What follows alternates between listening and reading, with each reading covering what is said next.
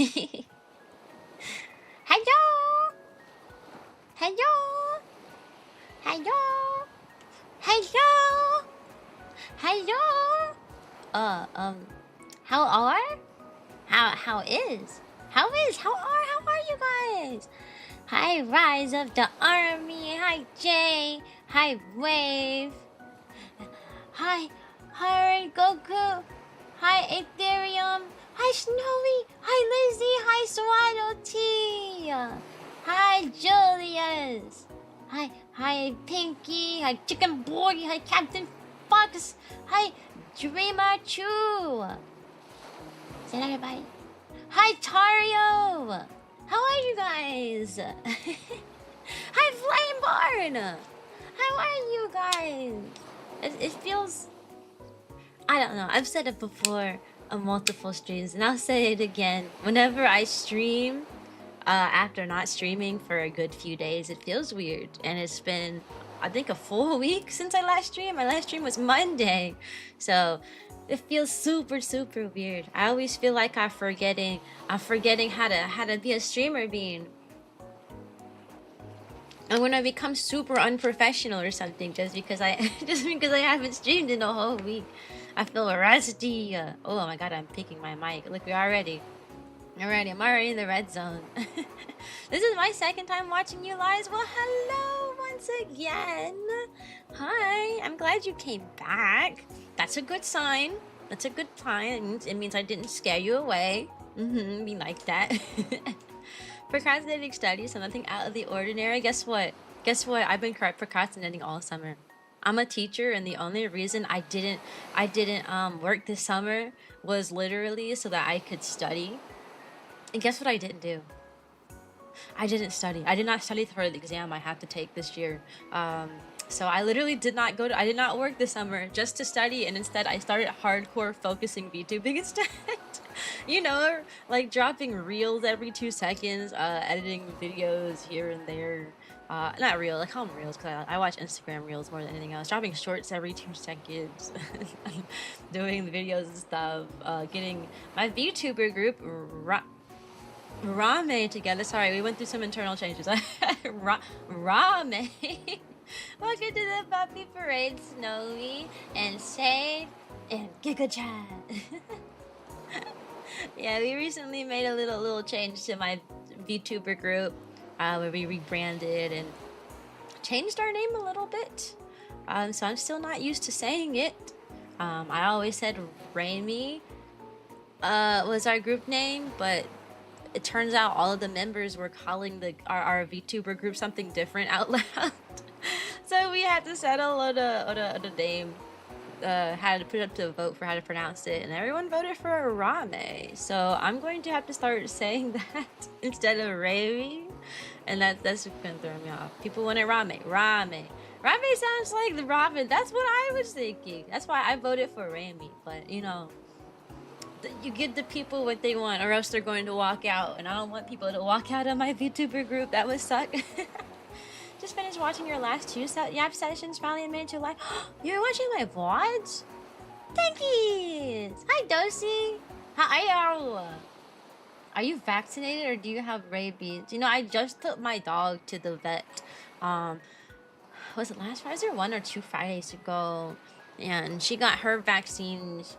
I'm a teacher, so I have to get vaccinated for everything before I go into the classroom. So of course I got my rabies shots. Of course I got all my shots. I'm a teacher. They're not gonna let a dog like me just wander into the classroom without all of my like immunizations and stuff. What, are you crazy? Cute voice though, 10 out of 10. Thank you. I watched Cherry stream the other day. Oh, I love Cherry. Cherry's so nice. I've actually known Cherry for a really long time. She was one of the earlier people I've met. I guess I've known Cherry since like 2022, I suppose. We were in the same D&D campaign. And during our D&D campaign, we were like, our characters were like the polar opposites. So like anything I do, her character was like, my character was like a rogue, you know. Sorry, the garbage truck is here, so you might hear that in the background. My character was like a a rogue that was super sassy and always talked back and always tried to do everything the sneaky way, and she wouldn't think too much. She just do. Don't think, just do.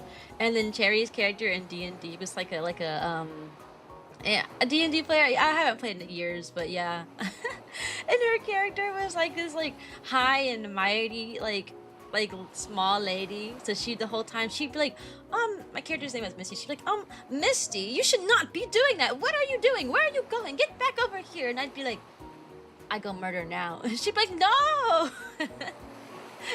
That's how I met Jerry. That's how I met Jerry, from being her fussing, our characters fussing throughout an entire D&D campaign that lasted for like a year and a half. It was so bad. It was so funny though. The teenage kid who thinks being upset is cool is your rogue. Yeah, actually, the one who like causes problem. When I play D&D, I like to play characters that do not mesh well with the rest of the party. Like, if I have to roleplay a character, I'm going to roleplay as somebody who causes problems. I've only ever played like 2 different characters, and one was like the emo rogue who just don't think, she just does, which caused problems for the party because they'd be like, okay guys, we gotta come up with the plan, and I'd already be like inside the building, you know what I mean? And everyone would be like, no. And then the other character I played, her name was Snow. She was a fire genasi, and I thought calling her Snow would be like ironic, I guess, since she's a fire girl and her name was Snow. It's because her heart was cold as snow, because she was basically like she had like a robot personality. Like, she was just like, the whole time she was like, oh, hello, it is nice to meet you. And she was like a huge follower of this one like god or something. But she kept murdering people. I don't know. She was just violent. She was violent. And also she like grew up in a cult. So like she didn't know the outside world. So the entire time I played that character, I was going around like, you need to speak with that person over there. Okay, I will burn the door down. They'd be like, wait, no, that's not what you do. You're supposed to knock on the door. And I'd be like, knock on the door? What do you mean? What is knocking on door? That's what I did the entire gameplay. But it was kind of hard, but it was also really fun because I had to keep track of things that the character had learned. So like, you know, once the knocking on the door incident happened, I had to remember next time, okay, we knock on doors because we learned that. But she didn't know anything. So every time we run up to anything, I'd be like, what is that? That thing looks like an enemy. I'm going to kill it. It'd be like a normal person walking by. But she had never experienced so many like different kinds of people, so like she didn't know. It was really funny. I literally, whenever I play D&D, I always play the character that causes problems. Can you give me some motivation so I don't quit fishing? I got you. I love fishing so much, so you should not quit fishing because I like it. Listen, fishing is really nice. You get to stare at the water, and while you're staring at the water, you can really take in all the nature. It's a good place to unwind. Maybe get some meditation in while you're waiting for some fish. Really get them deep thoughts going, you know, while you're fishing. And then you get to come, and then when you're done fishing, you get to come home with a lot of fishies, or a little bit of fishies. But even a little bit of fishies can be cooked into a nice meal. I always went fishing with my dad every year. I did. We would always go to the beach, and we'd go to the pier that was on the beach, and we would go fishing. And we would go fishing from sunset to sunrise. We would be out there for like 8 to 12 hours. And this was when I was a younger kid. As I got older, I realized I can't tolerate like sitting still for like 8 to 12 hours like I could when I was a kid. But like, it was still fun. Now I can go fishing for maybe like 2 to 3 hours before I'm like, okay, I want to go home now. But when I was a kid, man, I could be fishing forever, and be fine. As a GM, players like you are fun to have in group. Hey, you're a GM? We're kind of looking for one. I've been looking for one for a long time. I've been looking for a game master for a long time. I want to be the D&D group so bad.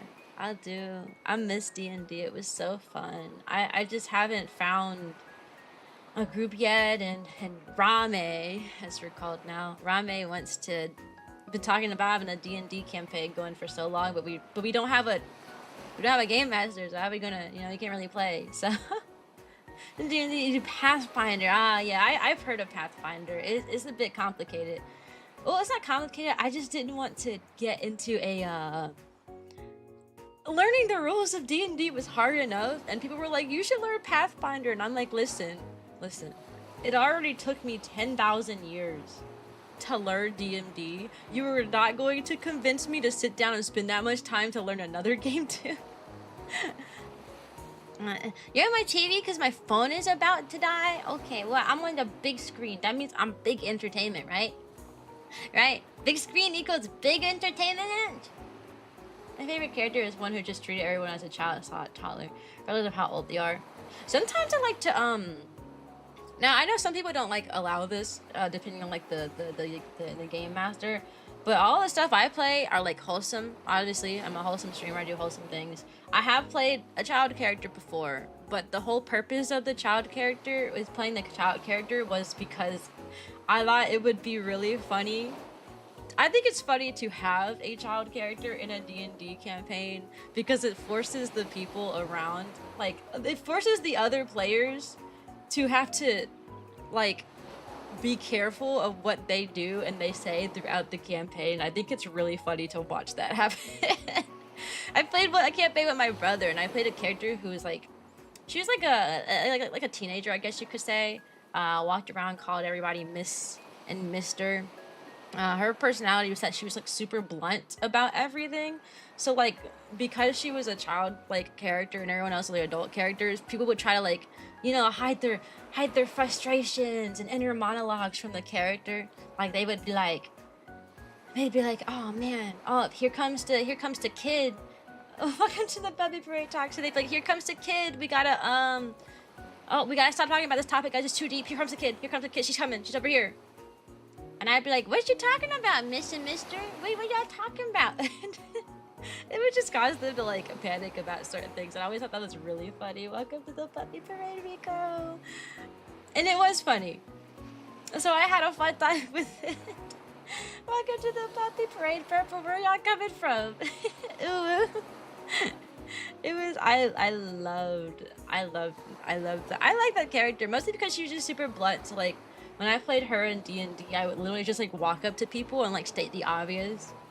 Like, wow, mister, you look like you haven't slept in 10,000 days. I can see those bags under your eyes as clear as day. But because my character was a child character, they couldn't say anything back. They'd just be like, wow, thanks, little one, thanks. And then if someone did try to say anything back, the party would get defensive, like, whoa. You do? Oh, this is a 14-year-old, right? Yeah, I like I like playing all different kinds of characters. I always play the characters that cause problems. Okay, if I don't cause problems in a campaign, then I don't want to be there. All right. Something tells me your channel elements of the kids. You channel elements of the kids you take care of. Yeah, that's probably very true. Although high tech bat. Hi, that's probably very true. I literally like. I guess you could say that. I've never thought about that, but I suppose that you're not wrong. That's how the kids are, so I guess so. Also, hi, Eth. You can call me Unc if you want to. I know I'm pretty old. I got the whites at the end of my hair. That's how you know I'm Asian, you know. Asian. Sending people to their god, yeah. I love D&D. Fallen, Samir, I don't know how to say anything out loud. Paladin.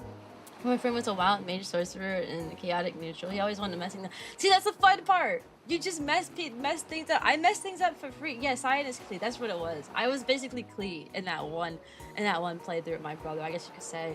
And nobody knew what to do about it. Like, it was also really awkward because my character was a fear and bulk. I don't know how to say these things out loud, but those like troll looking dudes. So even though she was like 14, like a kid, she was still like taller than the rest of the party. But like my brother kept forgetting that because of like how I was acting when I played. So he'd be like, oh, why are you hiding behind her? I'm like, hiding behind her. I am towering over this woman because I am still my people grow to be really tall. Okay, I am the tallest person in this party despite being the youngest. Orcs, they were fear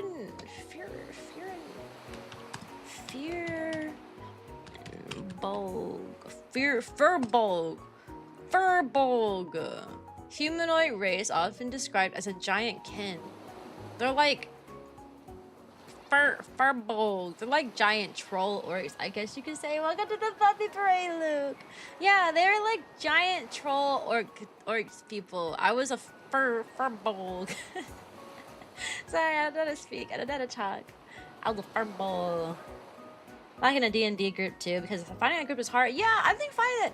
You know, back when I started VTubing in 2021, finding a D&D group was really easy. There was like a ton of VTuber groups just constantly going, hey, we're looking for members. Hey, we're looking for members. Hey, we want to do a D&D thing. That was the first thing I came across when I became a VTuber.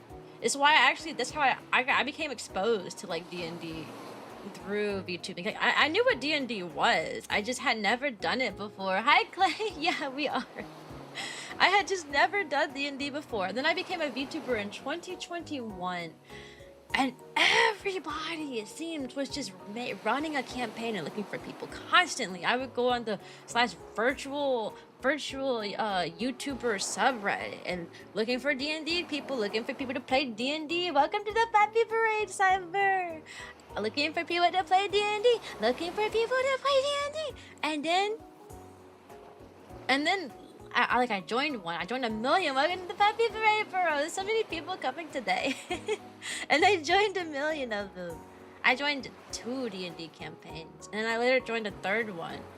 But now I feel like they're harder to come by. Like it's not 2021 anymore. But I guess that's because COVID is not like prevalent. Like we're all not like locked in our rooms anymore. I feel like maybe it was because we were all locked in a house, you know, because of COVID. So there's a lot more time that people could spend on DMing or becoming LDM or just running campaigns. But I guess now we don't have time for that, do we? Welcome to the Puppy Parade, Claire. You actually a voice actor? Claire, the voice actor. La Maldonado, very cute. Thank you. I'm a marching band dog. Don't let the hat to confuse you. I'm a marching band dog. This is a marching hat. I'm a shake. It's a shako. Shako. That's what you call marching hats. You call shakos. Shakos. I'm ready to go back to school next Monday because I want to continue hacking the school's laptop. That's literally my profile picture in school. Huh? What do you mean, Lyle? What do you mean? Welcome to the Puppy Parade play. What do you mean you're hacking the school's laptop? Well, also, hi, Jaden. How are you? I am a teacher, okay? I'm a teacher. I cannot on stream condone lacking a hacking. I said lacking. I can't condone hacking a school laptop. Also, hi, Lizzie. Hi, Play. The marching band hat, my nightmare. Boom! Marching hat. Now you see it. Now you don't, because it's very tall, and I'm also very tall. You go back to school on Wednesday? Man, I go back to work on Monday. I'm really scared. Hi, Aiden. I'm really nervous, actually. Since I go back so soon. Summer vacation never feels long enough, but I'm grateful to have a summer vacation. I mean, as an adult, most people don't get vacation time that often. Although I am a teacher. A fun fact, we don't get paid during the summer. I like to make that very clear on streams because I'm so tired of people saying that we get paid during the summer. We don't. I am a teacher. I don't get paid during the summer. I am technically considered unemployed from the months of June to early August.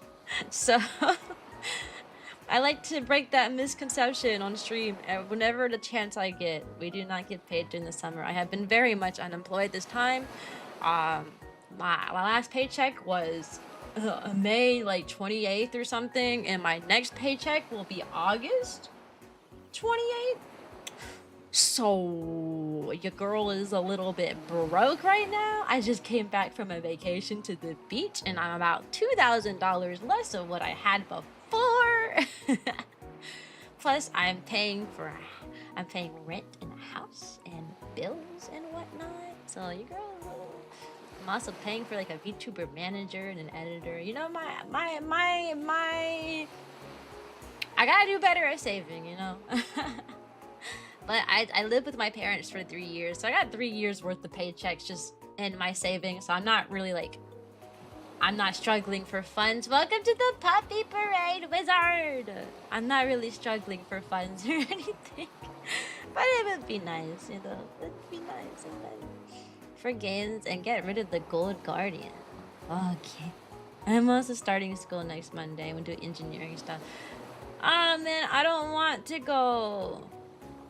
I don't want to go to work anymore. Sorry for the potty mouth, that's okay. Hi Cozy, I like your character. How do you do that?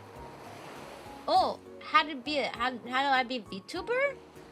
I had an artist. I paid for an artist on VGen. An artist, she drew the character, and then I sent the art off to somebody else, and they rigged it to make it move. And then you just take what the artist and the rigger did, you drop it into a software called VTube Studio, and now you got face tracking, and you can be your own anime girl. Yeah.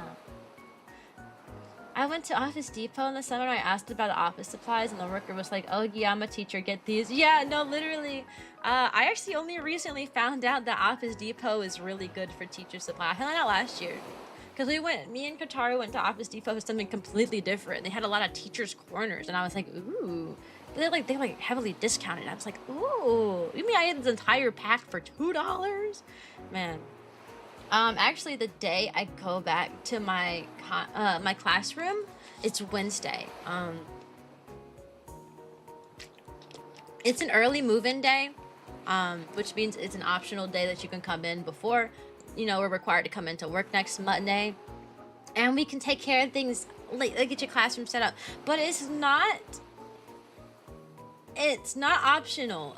I know it's quote unquote optional, and it's quote unquote an early move-in day, but think about it this way. My work officially starts Monday, right?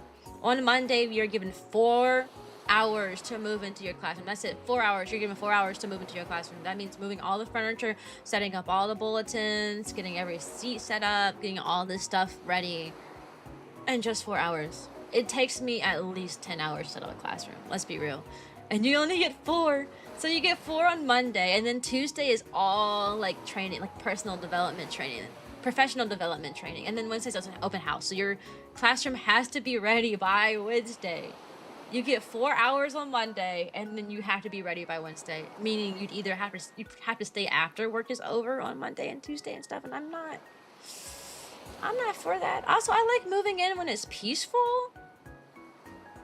When it's peaceful, like, but early move-in day is peaceful because you know you get multiple days. There's like 10 days you can move into, so you're probably not going to run into a lot of people, and I like that. Although I do have things to show off. I mean, I'm gonna go there and I'm gonna flash my ring to them and be like, guys, look what I have. I have an engagement ring now. I get to do that. Oh my, it's gonna be the first thing I do when I see my coworkers. I'm like, oh, hey girl. Hey, Miss blah, blah, blah. Look at my finger. What's that? An engagement ring. An engagement ring. Also, hi, buddies. Welcome to the puppy parade. An engagement ring. You know why? Cause my man done proposed to me. Did your man propose to you? No. Not just mine. Oh, it's okay. Look at my ring. You see? Look at that. That is the first thing I'm gonna do. I'm so excited. Also, my boy lover. Thank you for the hydrates and the stretching. Optional, not mandatory. If you don't show up, then you will not have a fun time. No, literally. If you do not show up, you will not be ready. I'm excited because I'm in my last year. You're in your last year of high school? Oh my gosh, good luck. Do you know what you're gonna do when you go to college? Or are you going to college? Some people don't. Some people go to like trade schools. Some people just go straight into the workforce.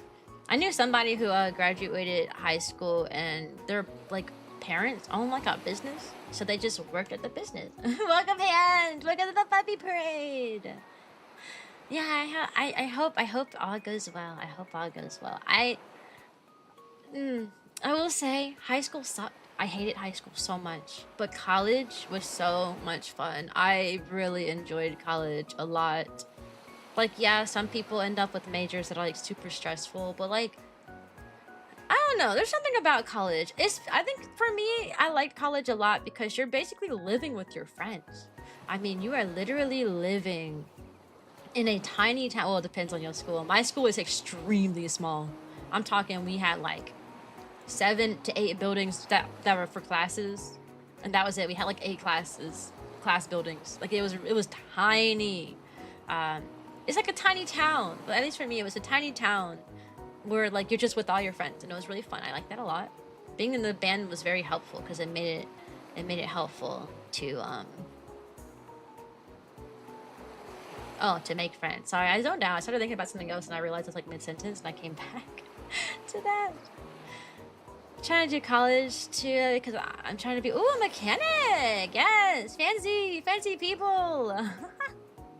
High school was more or less a pain. Dorms are nightmares. I can't relate. At my school, at our dorms, we were at my college. We were each given our own rooms. You only had to have a roommate your freshman year. Once you reach sophomore through senior year, you got your own room. Like it was a suite, like dorm, I guess you could say. Like you get your own room, but you share like a common area. You share like a also thanks for the raid, Yuki. Hi.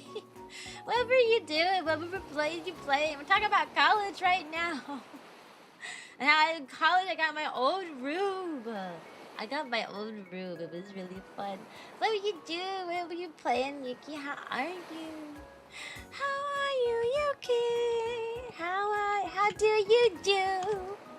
I like the song. I made that one just for you, Yuki. That's how cool you are. I had to make a song just for you. It's Cyan. It's Jova. Hello.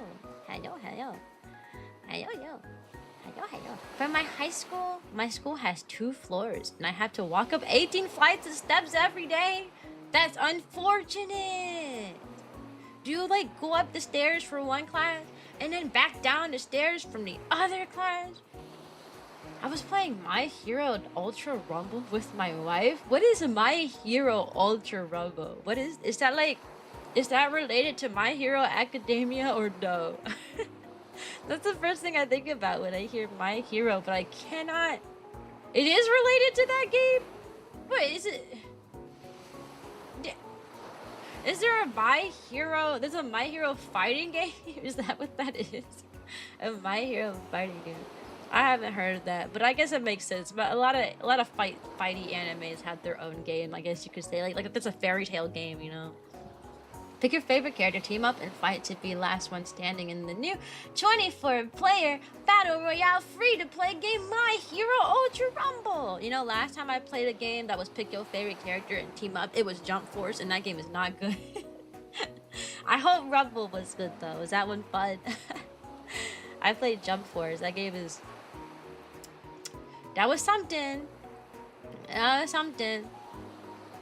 I've been living in a dorm for the past 5 years, and even shared utility rooms are a bit of a pain. Really? At my college, everything was so, like, laid back. Like, we all got our own individual rooms, and all we share a living room and a kitchen.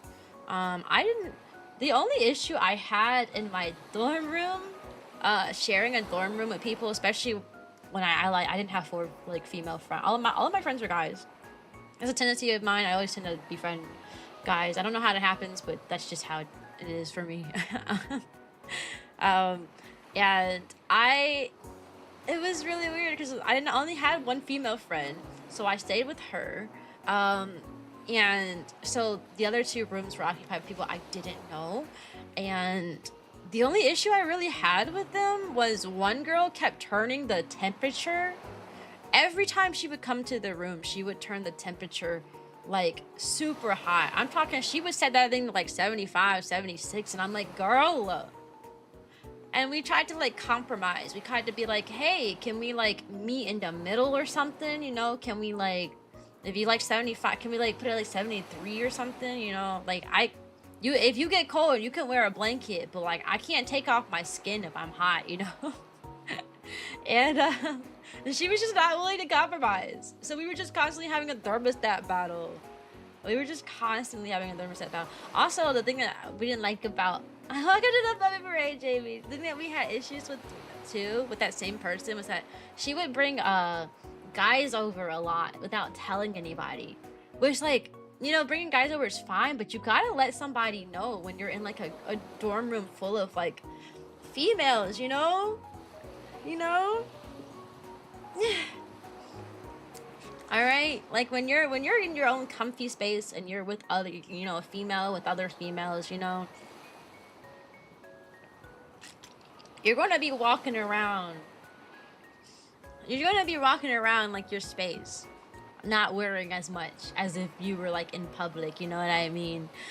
So that was a problem because you would be wearing like, I guess the best way to word it, you'd be wearing like the bare minimum basically, and you'd just be walking around your little dorm space, not wearing too much, and then the door opens and it's a dude and you're like, bro.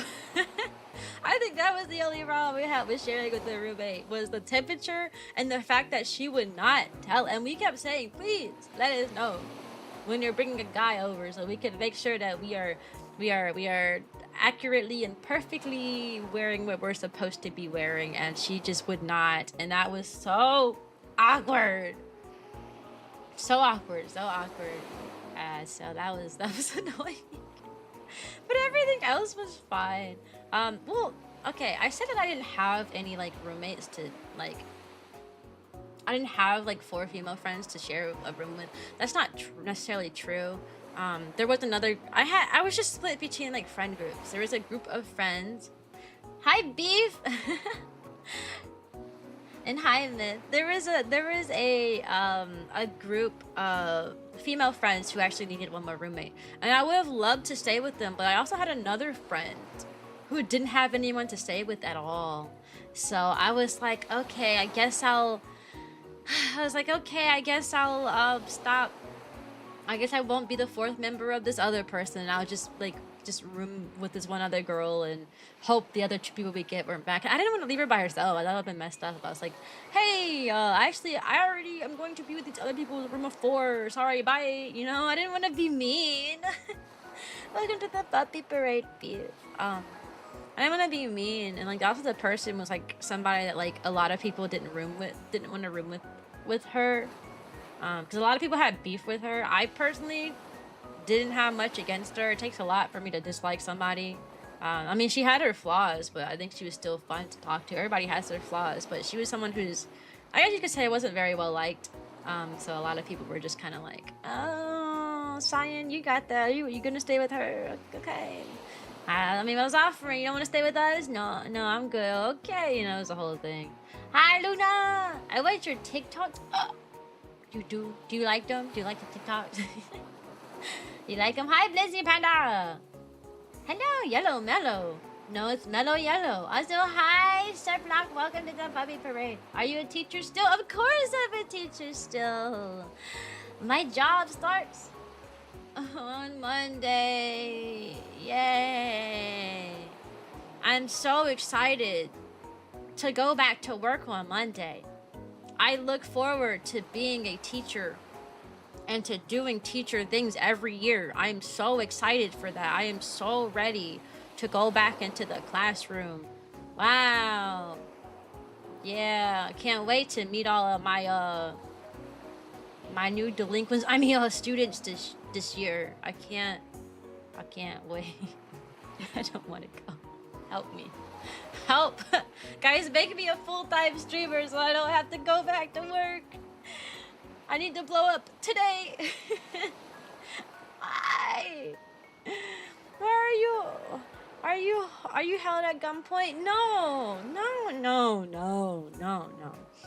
of course not. I love working with all the kids every year. It just makes my heart feel so full and happy. Working with the 5-year-olds that like to sneeze on everybody and cough on everybody and who don't know how to blow their nose, so their nose are always running and taking stuff from people, throwing things on people, always. Well, you have a TikTok? Yeah, I got a TikTok. Also, hi Audrey. Hi Tommy. Does anyone here play the anime horse game? Not yet, but I do plan on. I do plan on playing the anime horse game. Honestly, I do want to play it. It looks like fun. Sorry, that was really loud. Thanks for the raid, honey. How are you? What you do? How be? What play? How be? How are? What do? How be? What play? I do the shout out. You get typey type ASMR as I do the shout out. What do? How be? How are? The hive is here! Thank you. Thank you for the raid, friend. How are you? What you been up to? What do you do? I'm not. It's nothing but suffer. I'm still stuck in the same high school. I'm stuck in 12th grade. At least my school have an elevator, so a lot of times it just takes to pretend. I just take it and pretend to be handicapped. Well, how do you pretend to be handicapped? To go up an elevator. I need a demonstration. How do you pretend to be handicapped without being offensive? You just start limping to the elevator. I got broken arms. And I got a broken leg. And my head is broken. And my fingers are broken. And my toes are broken. That's John walking on, going to the elevator. Thank you for saying I still have headphones into the TV. Please don't squeal again. Okay. I won't scream. This time. I cannot promise next time though. How are you doing? I'm good. I'm back from vacation. I haven't even talked about vacation yet. I've been yapping about so many other things. I thought the first thing I was going to talk about was my vacation, but then we started yapping about literally everything. Guys, I need your opinion. Can you guys give me your opinion?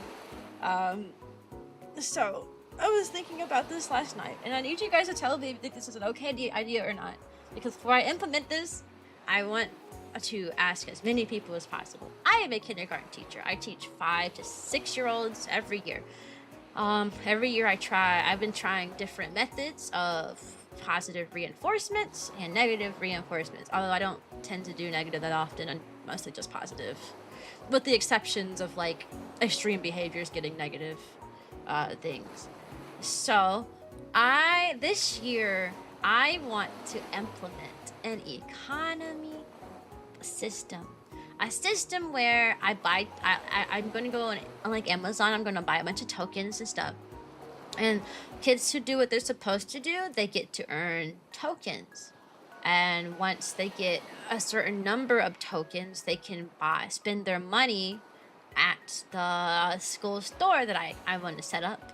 The school store will probably just be a storage bin with like maybe 3 different drawers. Like the top drawer, for example, would be like you need 5. The second drawer you need 10, and then the third drawer you need 15 coins. And so I want my students to be able to earn coins as they're supposed to.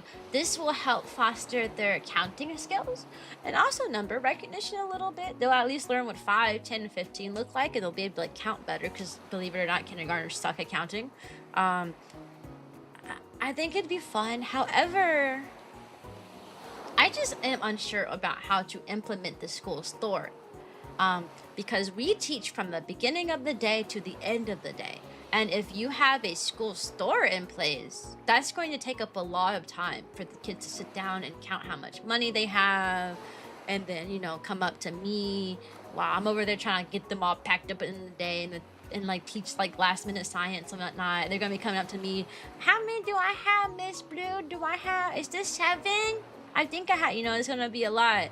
So I just don't know how to implement it. I was thinking of doing it in the mornings on Fridays. So like as they're coming in to the classroom, that's where they'll count their money and they'll like present it to me. They'll give it to me and like buy their toy and stuff.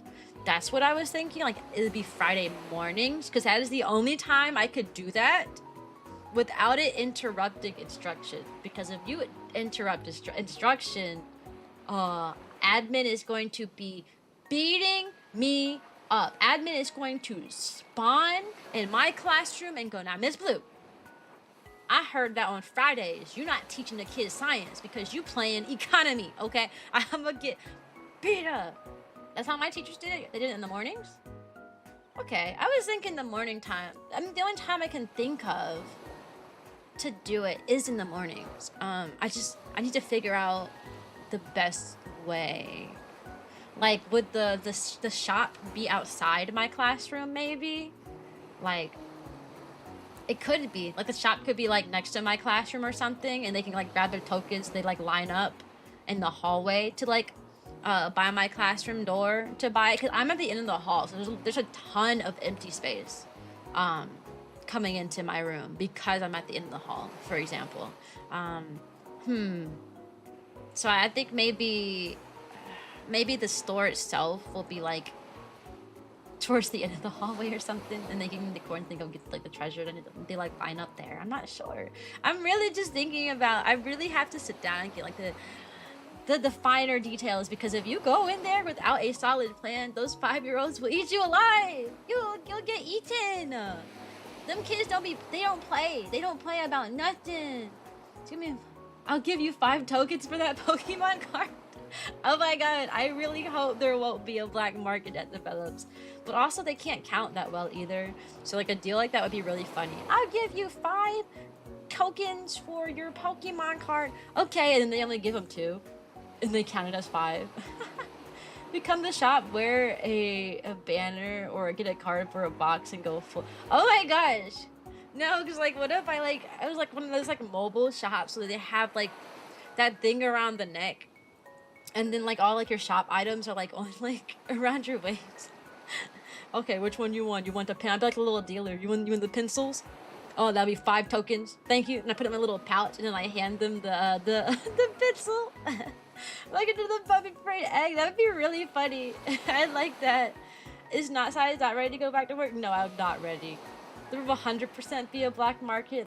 You will start doing trades and deals. You know, I don't know if I'm... Oh, outfit change. Okay, I don't know if I'm truly against there being a black market, because at least they're counting.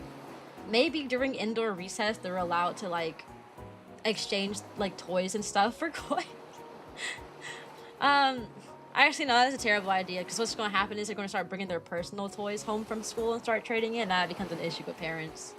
Parents be like, bro, I just bought you this like $10 toy, and you mean to tell me you traded it in with like 2 fake tokens for a $1 wristband? You know what I mean? Can't stay very long busy. Okay, but thanks for stopping by anyways. That's what happened at my school. Oh wow, this outfit is very pretty. Thank you. Till they start trading their own items. Yeah, I was about to say they're trying to start trading their own items. They're gonna be like, okay, here's my jacket for 10 coins. Okay, I'm glad we're talking about this, because that means that has to be in the rules. Okay, that means that it 100% needs to be in the rules of these coins that you cannot trade. Hold on, let me write this down. Hold on. Let me write this down when we're thinking about it. We'll be talking about this. Trading. Okay, we'll call this the coin economy rules. Classroom coin economy rules. 100% it has to be in place that they cannot trade coins for items outside of the shop. Punishment for this, because you need to have a punishment for every rule, or else it's not going to get through. Punishment for this would be maybe I take a coin or 2, maybe, right? Like if I see them trying to trade it with other things, I'm just going to take their money.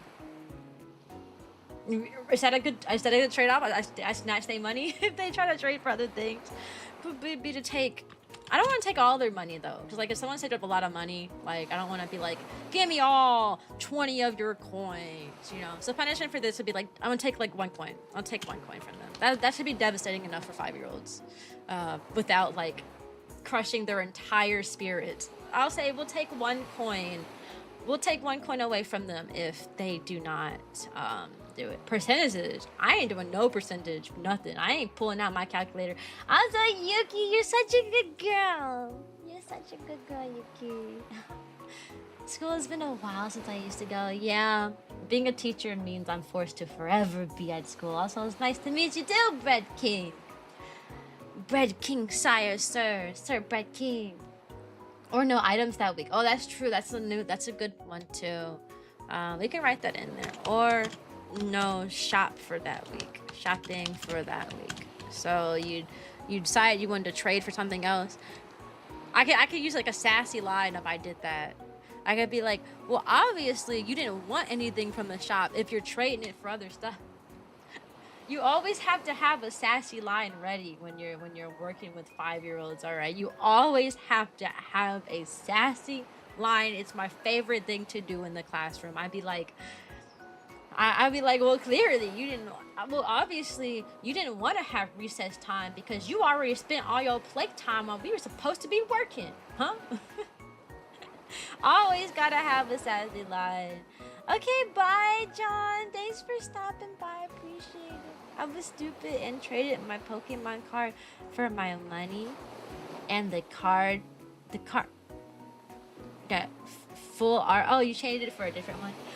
Welcome to the Puppy Praise Squiddy. Also, Pandice. I had to call you Pandice. We have 2 pandas here. Pandice. Your art is improving so quickly. Pandice, your art is so good. It's so good, and I feel like you're improving on your artwork at such lightning speed. Like, do you look back on the art that you made like literally less than a month ago and look at the art you look at now? Like, it's very different and it's very nice. It's very nice. I like it. I think middle school should implement recess. They do have recess in middle school. What middle school did you go to? I was a high puppet. Whistling puppet. I can't whistle. That's all I can do. That's all I can do. That's the closest whistle I can do. Woof! Welcome to the Puppy Free Summer and Mercenary.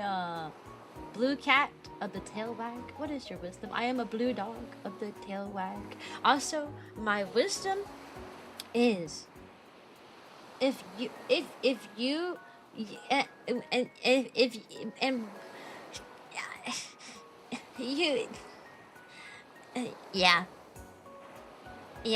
that's my wisdom.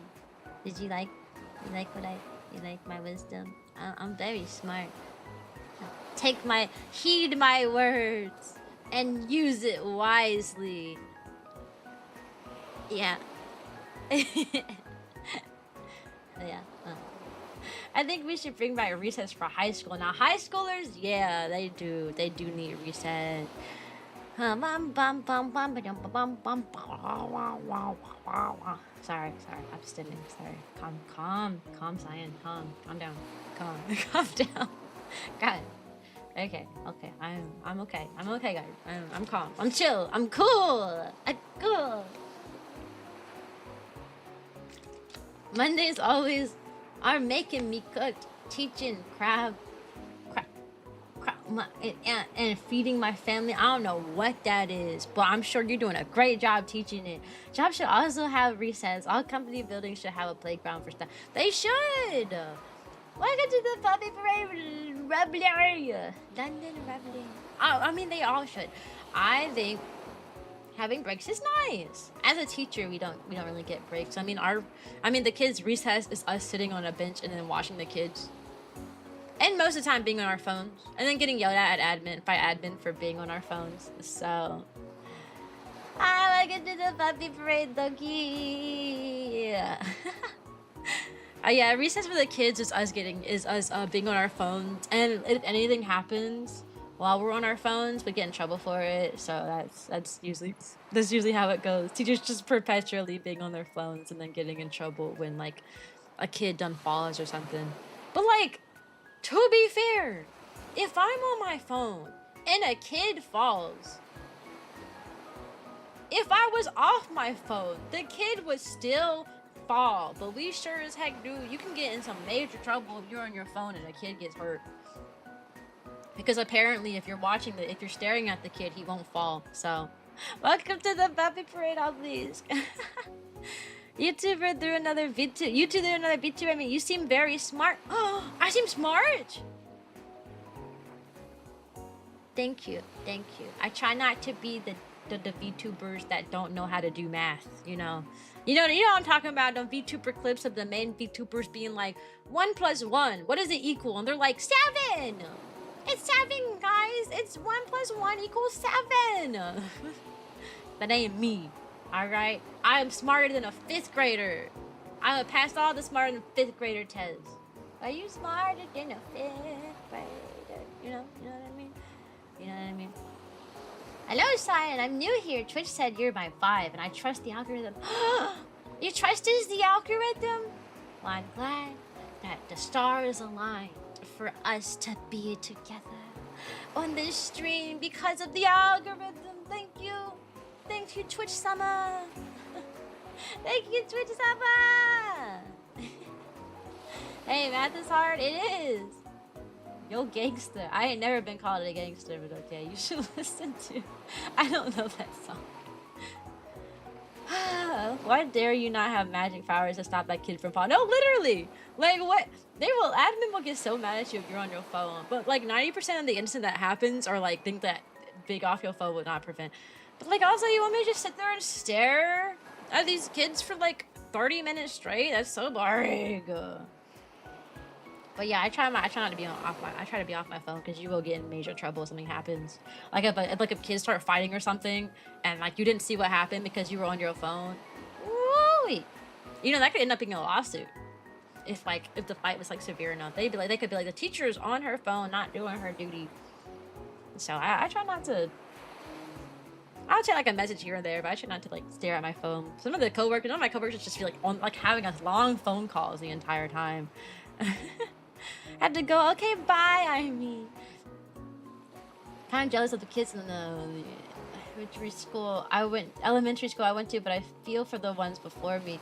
While I was there, they put in a nice new playground, but after I left, put in gym equipment for recess. Gym equipment. That sounds fun, though. That does sound fun.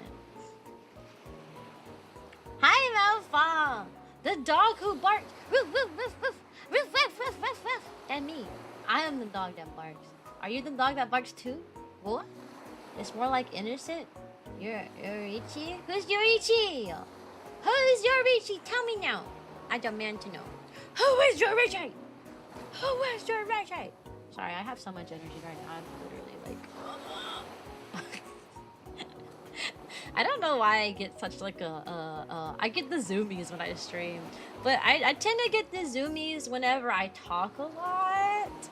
And I mean, that's what streaming is. It's yapping and yapping and yapping and yapping and yapping and yapping and yapping. And I think I'm pretty good at yapping. What do y'all think? Y'all think I'm good at yapping or... So I hate being the average husky. Yeah, there's a reason I'm a husky. And I didn't like brand myself as any other kind of dog, you know? Huskies, more like musky, because y'all stink. Ew. Y'all are stinky. You smell like poo-poo garbage. Chat is stinkers. A little stinky. For me, you are still fox. Whatever floats your boat. I can be whatever you want me to be. Want me to be a cat? Meow. You want me to be a fox? Oh. I actually don't know what the fox says. What does the fox say? I don't really know. Honestly, I had no idea. I smell pretty decent today, maybe. I don't. I'm stinky today. I smell bad. Like, I smell like a wet dog because I just got back from the beach. So, of course, I smell like a wet dog. Wet dog. Go wash away my blueberry stains. Yeah, go wash away your blueberry stain. Streamer zoomies and yapping is a staple for streamer. Anyway, it was nice to meet you. I gotta go look for a bit, but it was nice to meet you. Enjoy your streaming the rest of your day and night. Embrace the yapping and the zoomies. Bye! Thanks for the raid, honey, and thanks for stopping by. Honey, honey pie. Honey, honey, honey pie. I just took a shower. How can I be stinky? Well, obviously you didn't wash between all the cracks. in crevices. You're probably just missing one if you're still stinky out the shower. Okay. I knew a guy who stank so bad, and he would shower, and he still stank so bad. You see what I'm saying? It was in his pores. It was his pores that stank. I don't know. I have no idea. But anyways, I am a Twitch streamer first and foremost, meaning we have an incoming ad break in 50 seconds. During that ad break, it will be 3 minutes of ads. So if you see like, oh, ad 1 out of 12, do not be alarmed. It is a 3-minute ad break. I don't suggest sitting through that. I suggest during that time going to the bathroom and getting a snack. Thanks for the subscribe, doggo. Getting a snack. Getting some water, doing some stretches. Take care of yourself, because that's what I'm going to do. I'm going to put on the be right back screen for 3 minutes, and I'm going to go to the bathroom and I'm going to get some waters. Okay? So you better go to the bathroom and get some waters too. And I better catch you back here after the ads are over. Okay? Okay? Thumbs up? Yeah? Okay, I'll be back. Okay, it's 3 minutes. Okay, I don't suggest watching the ads. That's weird. Just go do something for 3 minutes. Okay, be right back, guys. Be right.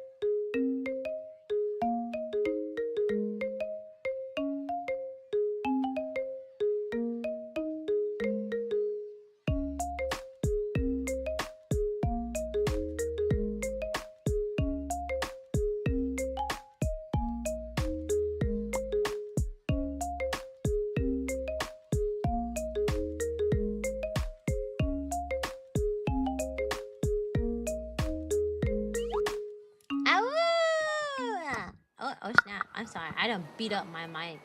I said I woo, and then I punched the mess out of that thing. Whoopsie, my bad, sorry.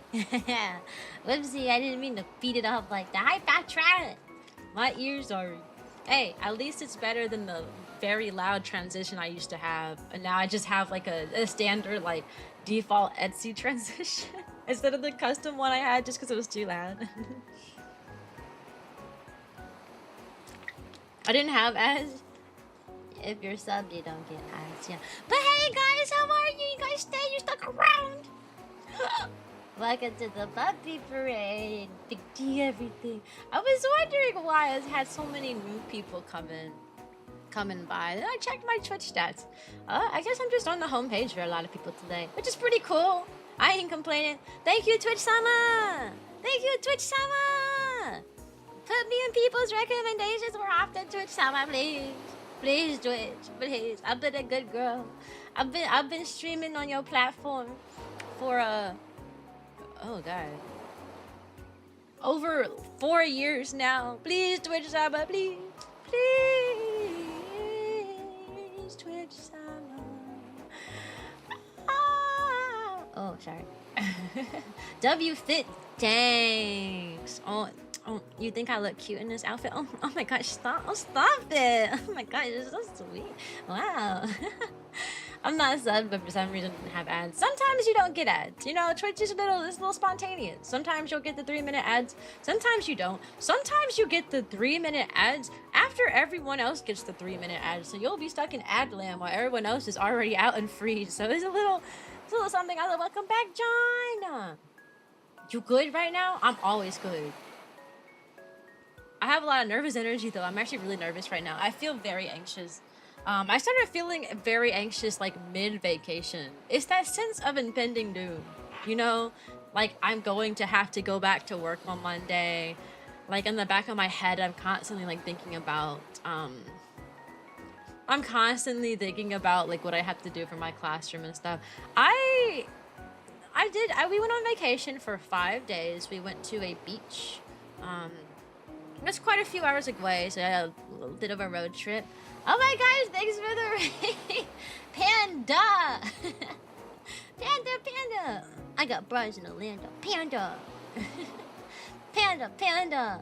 What do you have planned today? Yapping? I'm a yapper. What did you do, Panda? You're almost there, Panda. You're almost there. I believe in you. What did you do, Panda? You like my model? Thanks.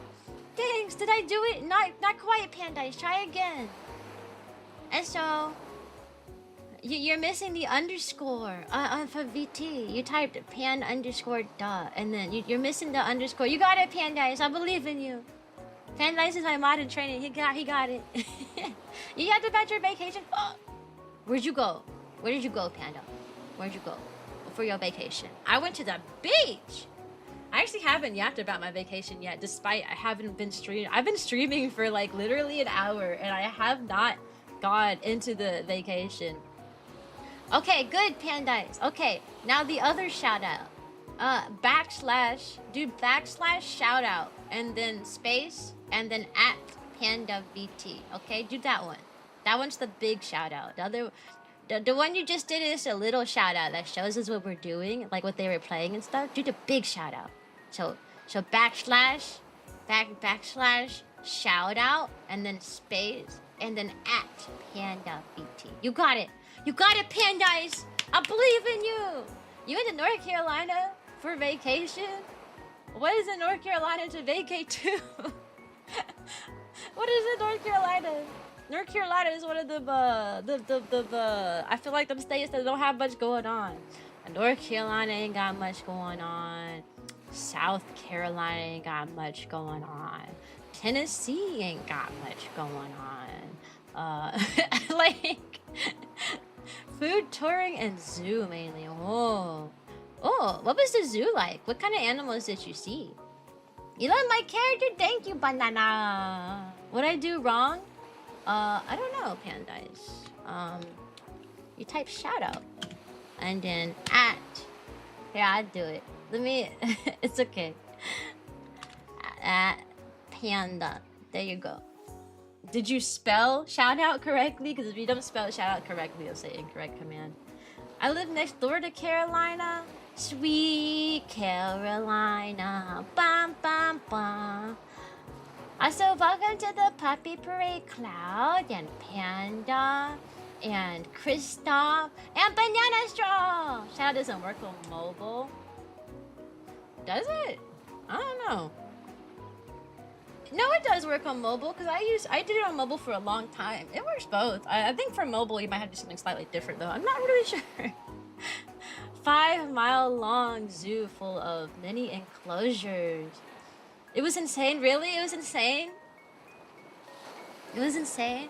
I want to go to a zoo. I've been to a zoo. I've been to a zoo, although I think the zoo was in a... I don't remember where the zoo was, actually. I just know that I went to the zoo as a kid, and it wasn't... They had, like, lions. I think that was the only thing I was really excited about when I was at the zoo as a kid. It's the only thing I remember is that they had, like, lions and stuff. That was the only thing I remember. I went... on my vacation, we went to the beach, okay? And at the beach, we did a lot of things. We did so many things, actually. What I missed, I just got back a quick call. Oh, nothing. We had like an ad break, and we came back and got a raid. That's why you missed. We had so much going on at the vacation, though. I am 2,000. Me and Kotaru combined are $2,000 down though, because we were spending, dude. We went on a Ferris wheel, which I'm afraid of heights. I just wanted to go on a Ferris wheel because I don't know, people say it's like cute and romantic to go on a Ferris wheel. People, I thought they said it was cute. They thought, I don't know. People say it's like romantic to go on a Ferris wheel. You're just supposed to kiss on top of the Ferris wheel and stuff. So I go with Kotaru, my fiance. I was like, oh, you want to go on a Ferris wheel? Ha. I'm afraid of heights. I don't know why I thought going on a Ferris wheel would be a good idea. I'm afraid of heights. High smoke. I am afraid of height. Beep. So I went on the Ferris wheel and I wanted to cry, and I was confronted with my ever strong sense of mortality, as one with anxiety always is. So I was just up there thinking about how I wish to be on the ground, because I have a higher chance of being alive on the ground than being in the air. Yeah. I don't know why I thought it was a good idea to go on a Ferris wheel, knowing full well that I have as strong as anxiety as I do. And knowing full well I'm afraid of heights. But I was just there. Oh my gosh. Oh, thanks for the rating. Nice, you got this, yes. Thanks for the raid. What were you doing? What were you playing? How are you? What are you? What you gonna do? You know what I mean? I was born in I went to the law school. Is this wrong? I don't know. I don't talk about controversial topics. You can believe what you want to believe, and you can believe what you don't want to believe. That's all I'm gonna say. Hi, good morning. Good morning to you. How are you? How are you? What you do? How be? We play lots of raids today. Yeah. There's so many people today saying hi, and I appreciate it greatly. All we're doing is yapping. Do not worry, Inked. Your shout out is coming. My mod in training is going. He got it. He got it this time. Go ahead, Pandice. Yeah. / shout out. I'ma crash out. It's not working. You got it, Pandice. / shout out. Space. At Inked Renegade. I believe in you. I believe.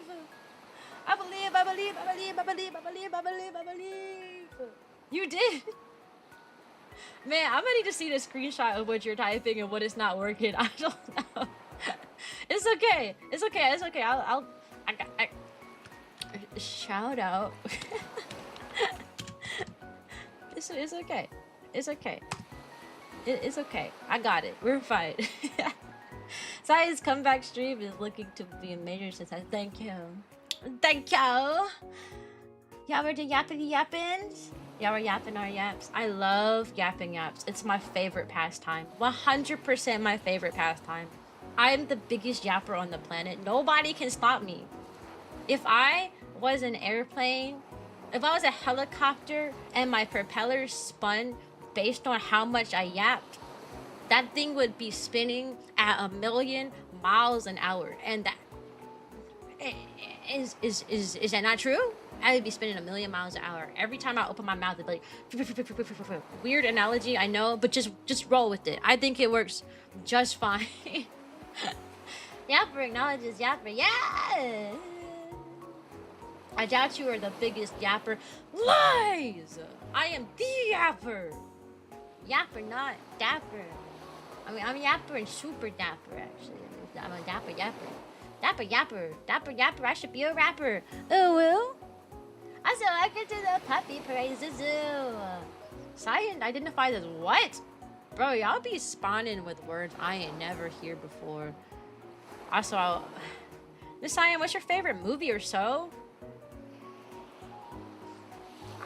I don't know. I don't be watching stuff that these days. I literally spend most of my days either watching YouTube videos or like I spend the most of my days watching YouTube videos or literally just thinking about VTubing things.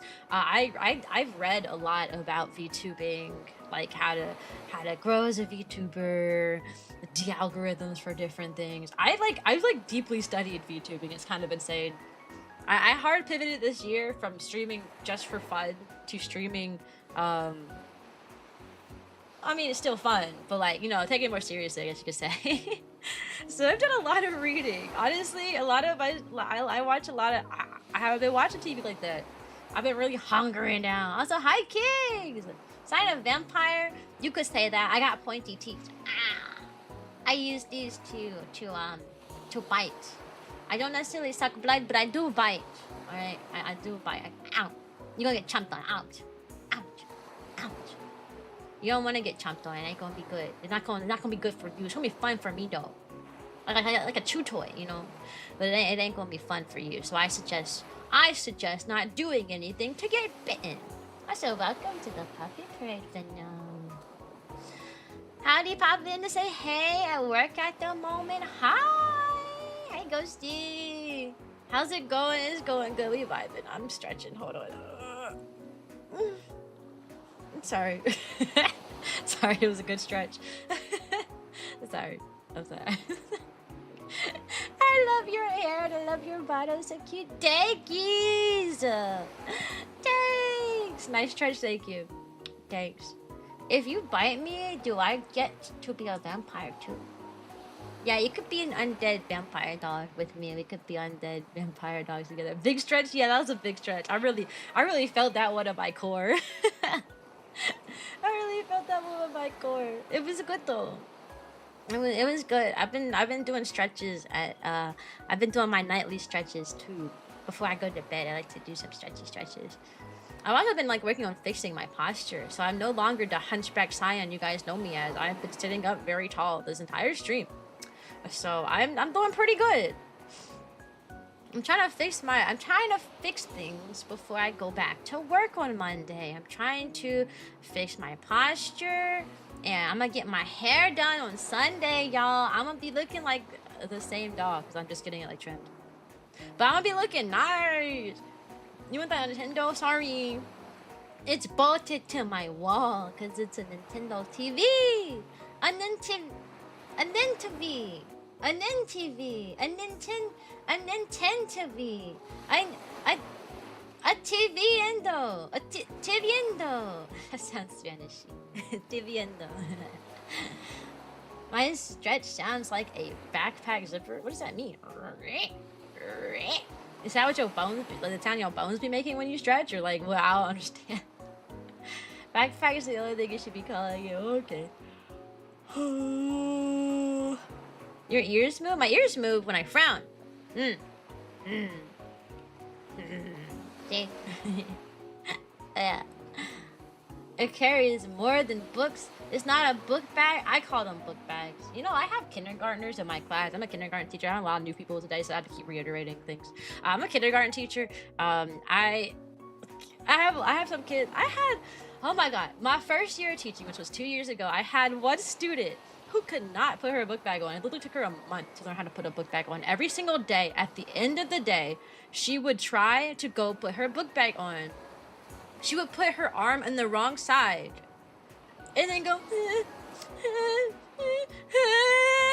I was like, girl, you cannot cry about a book bag every single day. This same girl who cried, she cried all day, every day, all the way up until January. I was actually, the whole, like, me and her whole family were very concerned about her mental well-being. I mean, this girl cried throughout the day for like August, September, October, November, December, January, for about 6 months straight. About 6 months straight, she cried every single day. So that was concerning. She's doing better now. Now that she's like, she stopped crying around like February, and like ever since then, she still hasn't been crying since she moved on to first grade or anything. But man, girl was stressing me out. Every time I look, she'd be over there crying. And admin would give me like admin was side-eyeing me every time they walk in the room and like do observations. Like, you know that student's crying? I'm like, yeah, I know she's crying. She doesn't stop crying. It doesn't matter what I do. It doesn't matter whether I let her sit in the comment corner, if I let her talk to her parents, she like do a little parent phone call, if I let her sit in a different room to like relax. It doesn't matter if the counselor talks to her. The counselor talked to her, and the counselor got her to stop crying. And then when it was time to leave the counselor, she started crying again. So it's like, what do you want us to do? I make my voice when I stretch makes a zipper sound. Oh, okay. I understand what you're feeling. Is free will real, Cyan? I think so. You have free will. Jingle, jingle, jingle. Why are we jingling stuff? I love my friends. I'm not gonna lie, I'm with my friends and watching you together. Oh, that's sweet. You guys are hanging out together. But Miss Cyan, that's for using a duffel bag as a school bag. Duffel bag. You know, I've seen a lot of things, so I can't say that's negative. I mean, there are kids who come to school with like suitcases that they use as book bags. Like I've seen a kid with a literal suitcase as a book bag. So it is what it is. I mean, as long as you can keep your stuff in there, you know what I mean? Did you talk to her in a calm way? I'm a calm teacher. I am a calm teacher. I all the teachers on the hallway, I yell the least. I'm not a yelling type teacher. All right, I am a use my stern voice if I need to kind of teacher, but I function on positive reinforcement more so than negative reinforcement. It's like, oh wow, everybody, look at what Billy did. Look at Billy's artwork. It's so cool. He took his time. He read in the lines. Look at how great Billy's work is, guys. Look at, and then everyone gets quiet and they start working hard because they want me to use it as an example too. You know, or I just glare at the student. Like I'm at a point, I would just look at them and I know what not to do, and they sit back down. Like I'm not a mean teacher. I'm probably one of the nicer teachers in the hallway.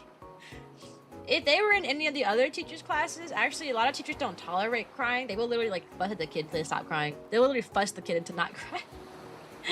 And I don't do that. So yeah, no, I don't know. It's just if you're crying in my class, you ain't going to make it in anyone else's classroom. Trust. I am the nicest teacher on the hall. I am the nicest teacher on the hall. That's just how it's always been. Some of the older folks look at me like I'm crazy because I don't be fussing at them like that. But like that, you don't have to. They're 5. A lot of times with 5-year-olds, a stern talking to and like a simple punishment is enough. Like you don't have to be like, Billy, I can't believe you did this. You really just gotta be like, Billy, now you know you weren't supposed to be doing that. Yeah, I know. So you're gonna sit out. Okay, I'll sit out. And then they cry in the corner. Like, that's all it really takes. Or 5. In college now, I want to be a teacher in Japan, an English teacher. That sounds like fun. You have a question? I have an answer if the question's appropriate and relevant to, like, anything. I would like to move to Japan. That'd be nice. I want to go on vacation. Kotaru wants to visit China. I want to visit Japan. So we're hoping that after we get married, our honeymoon can be international travel and vacation. Is the idea. But we'd have to really be saving for that. Because I don't know. We did just drop like a lot of money. And that was just to go to a different state for like 5 days, you know? So ever use the old cry some more, I'll give you something to cry about line? No, that is something that is a parent line. That is not a teacher line. I feel like if I said that to a child and the parent got wind that I said that, they'd be real mad. But my dad said it to me all the time. And all the time. Why is it always Billy has done something wrong? Because Billy is the first thing that comes to my mind. I teleported bread? Well, that's not really a question. You can put a question mark there. I teleported bread? I don't know. Did you teleport bread?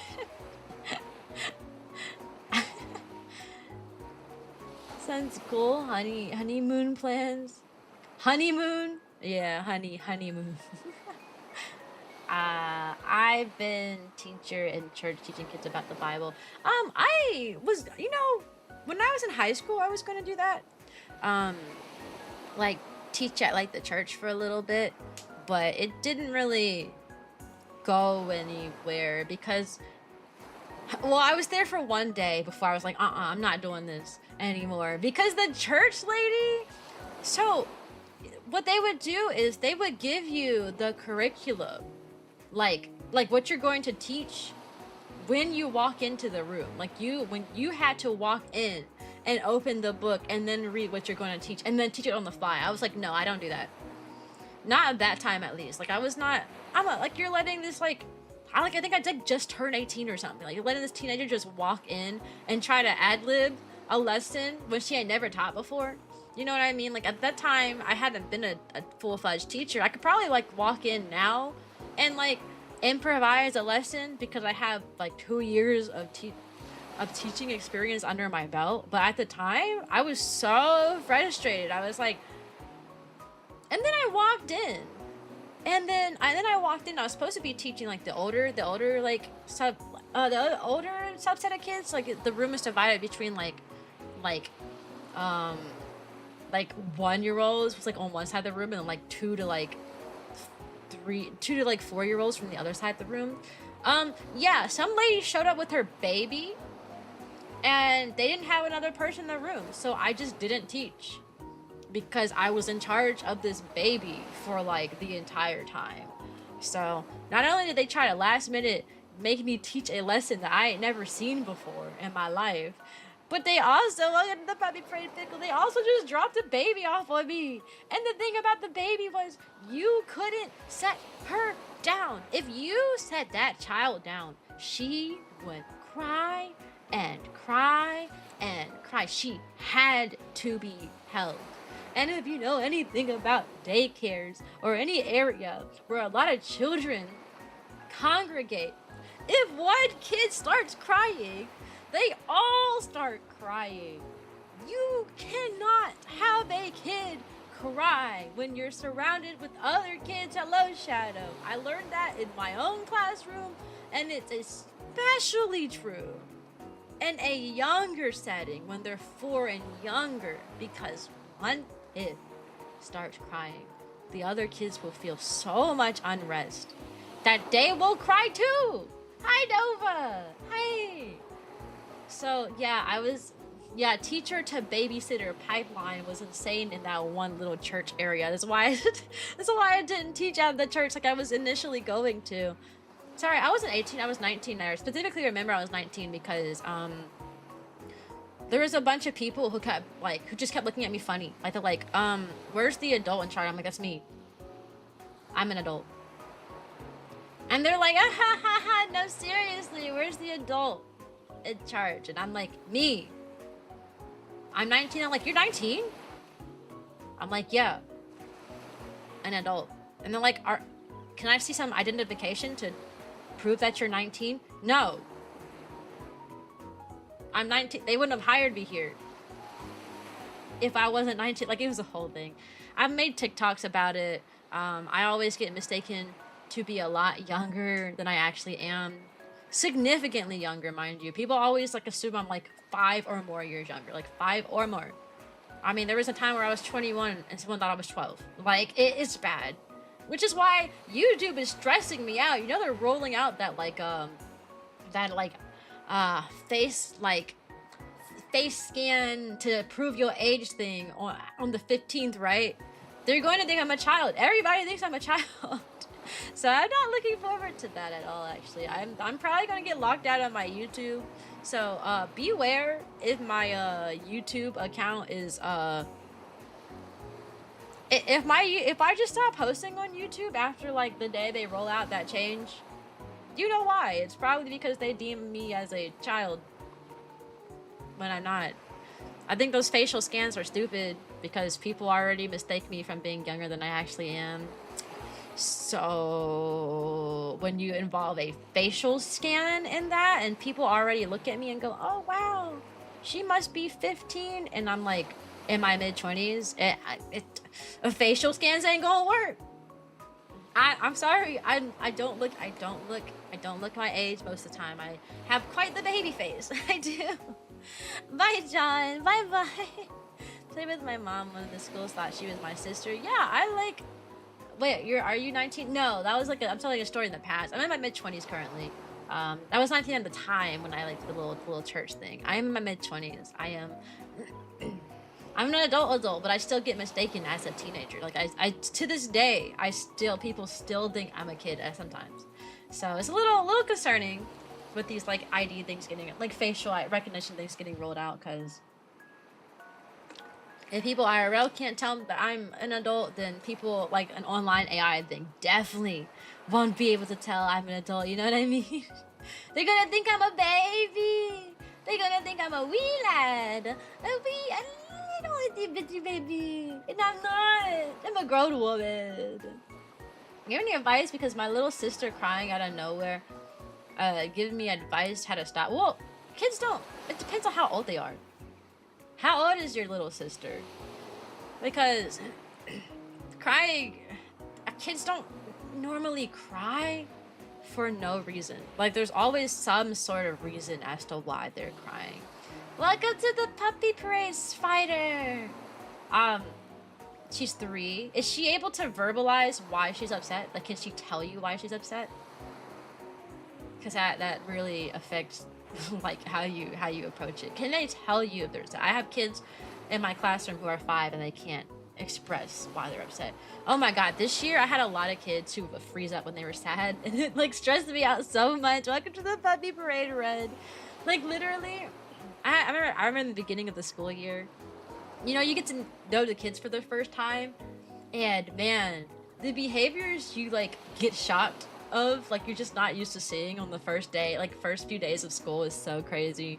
Like I literally had a kid who would like, she would do something she's not supposed to, and then when she would like, she had morals, right? Like she had a strong sense of morality, so she would do something she's not supposed to. You'd call her out on it. I wouldn't even yell at her. I'd be like, sweetie, you know you're not supposed to do that. I was like, good morning, Lucky. I'd be like, you're not supposed to be doing that. Tell him you're sorry. Just tell him you're sorry. You're okay. Like we make mistakes. Just tell her you're sorry. And she would freeze, and she would stand still in space, so she would not move. And it became such a problem because I'm like, we have to go to lunch, and I can't leave you in here by yourself. But she becomes an immovable force when she was like upset. It's insane. But not only one I guarding. I have more. Little sister, 2 years old. You can't like make a kid stop crying like that. I mean, there's methods, but it's mostly like important to figure out why they're crying. If a kid just like burst out and crying at random, as a teacher, I have to ignore them because I'm teaching 18 and 19 kids, and I cannot stop whenever a kid is crying. But I do like to sit down and have talks with them, ask them questions like, why are you upset? If they don't respond, I like to ask yes or no questions. But if it's like a kid who like just cries sometimes here and there, that's different. Honestly, to get a kid to stop crying, you just distract them. For example, we have little Poppet. You know, it's a little Poppet, like this little poppet things. You literally just push in the little bubble, and then you can push it out and push it in, and push it out. Those little poppet toys. That's a good way to get a kid to stop trying, to be honest. And you go, oh, look what I have here, and you're like, look what I have here. Look, it's a pretty butterfly poppet. Do you like butterflies? Yeah, you like butterflies? Oh, what about the color? This is the color pink. Do you like the color pink? You know, you start asking like basic questions like that. You can compliment something on them. Oh, I like your shirt, by the way. Your shirt, what's on that shirt right there? What is that? Oh, that's a picture of a butterfly? I like butterflies too. Did you know that when I was in school, we had, you know, you just distract them that way. And then once you're like done just talking to them, a small game helps. Let's play I Spy. Or if you have the poppets, you could be like, okay, look, I have a fun game we're gonna play. All right, ready? Boop. And you push one in. Okay, your turn. Now you push one in. And every time they push one in, you make a silly noise like boom. Okay, my turn. Blah. Okay, your turn. And that makes the kid stop crying really quickly. It's more like distracting them. You know, like how a lot of like Instagram reels and TikToks are all like jingle, jingle, jingle, jingle, jingle, jingle. Please don't swear.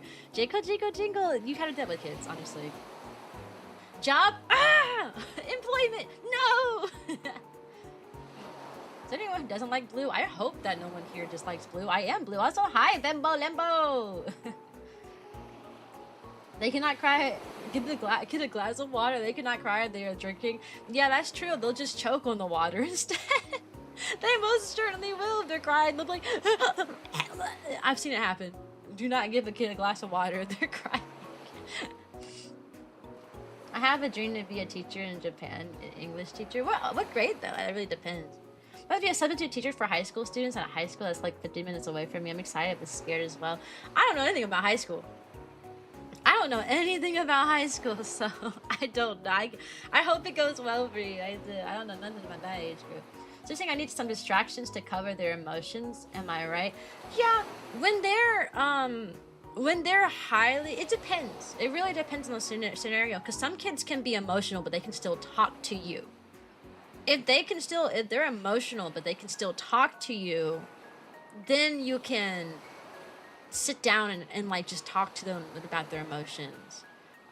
If they're emotional, you know, and when I say talk about their emotion, I mean like, you know, sit down and be like, you know, it's okay to cry, but you know, you have to tell me what's wrong because I'm an adult. I'm here to help you. If you let me know what's wrong, then, you know, I'll be able to maybe help you figure out ways to feel better, stuff like that. But if they're like frozen up and they're not capable of like talking to you, distractions help. One of my favorite things I like to do with younger kids is I like to give them a piece of paper, because a lot of times kids can't. It's kind of like how adults, when sometimes we're upset, or like teenagers when they're upset, we keep a diary. Like, you know, some adults or teenagers will like type out how they're feeling in like a diary so they can get it out of their brain. Kids can't write, but so an alternative to that is you can have them draw a picture of how they're feeling. A lot of kids who aren't willing to speak, welcome to the Bubby Parade. A lot of kids who aren't willing to tell you how they feel are usually willing to show you how you feel. So I give them a piece of paper and some crayons and a pencil.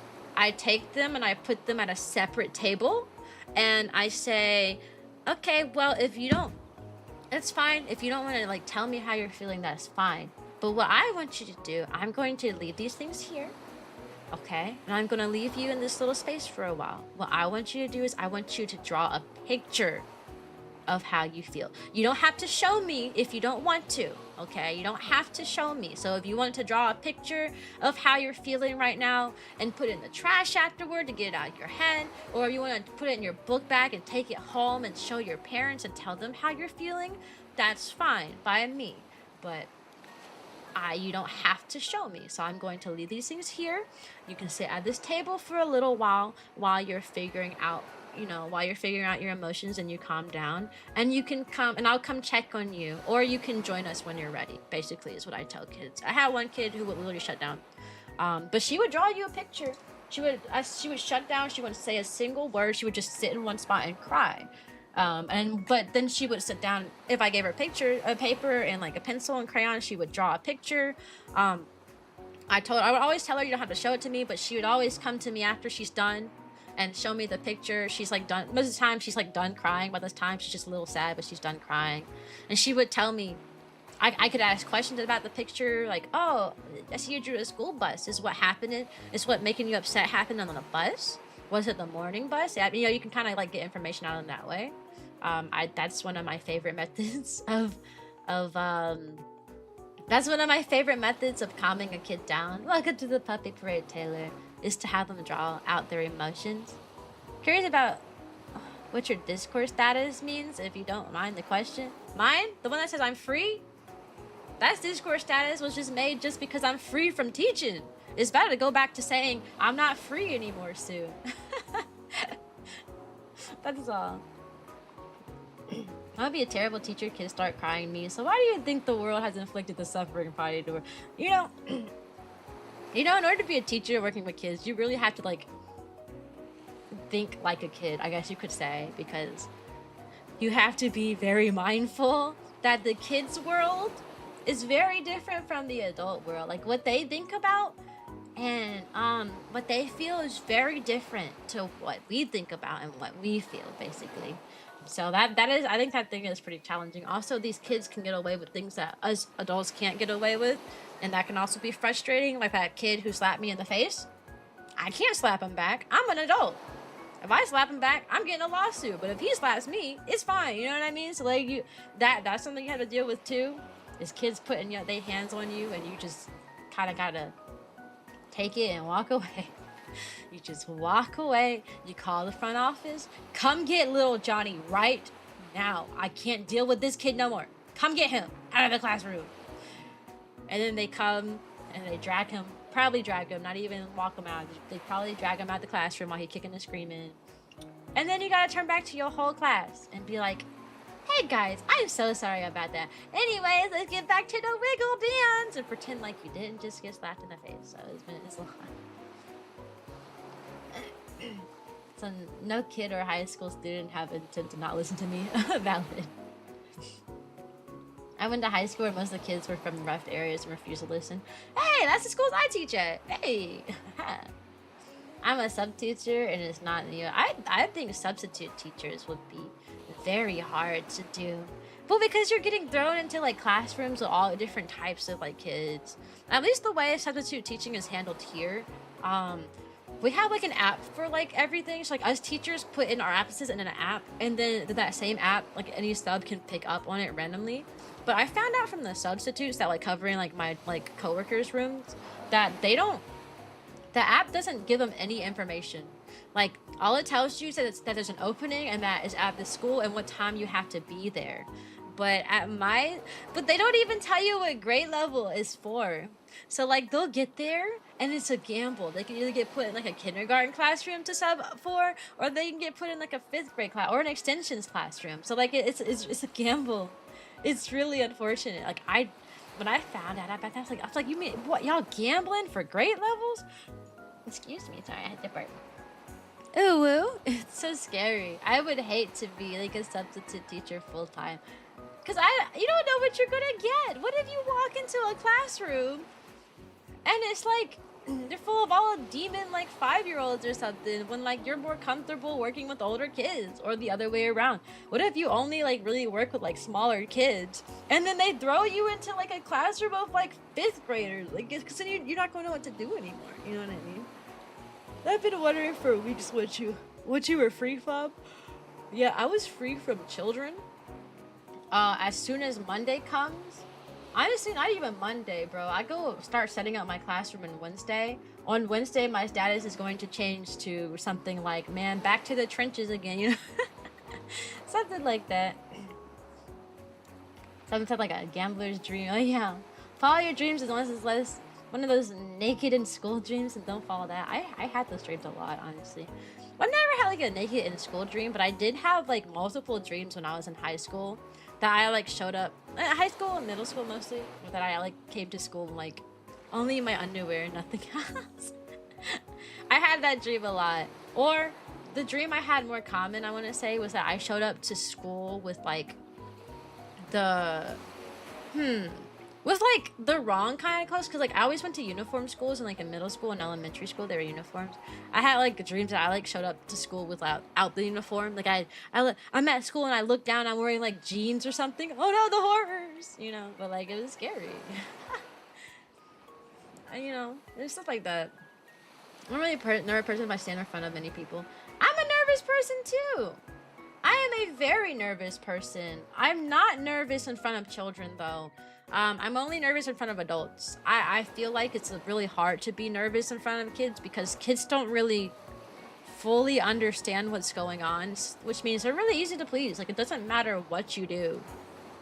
It really doesn't matter what you do. Like, I could stand in front of those kids and mess up so bad, and they'll just think it's funny and not care when they're like 5, you know?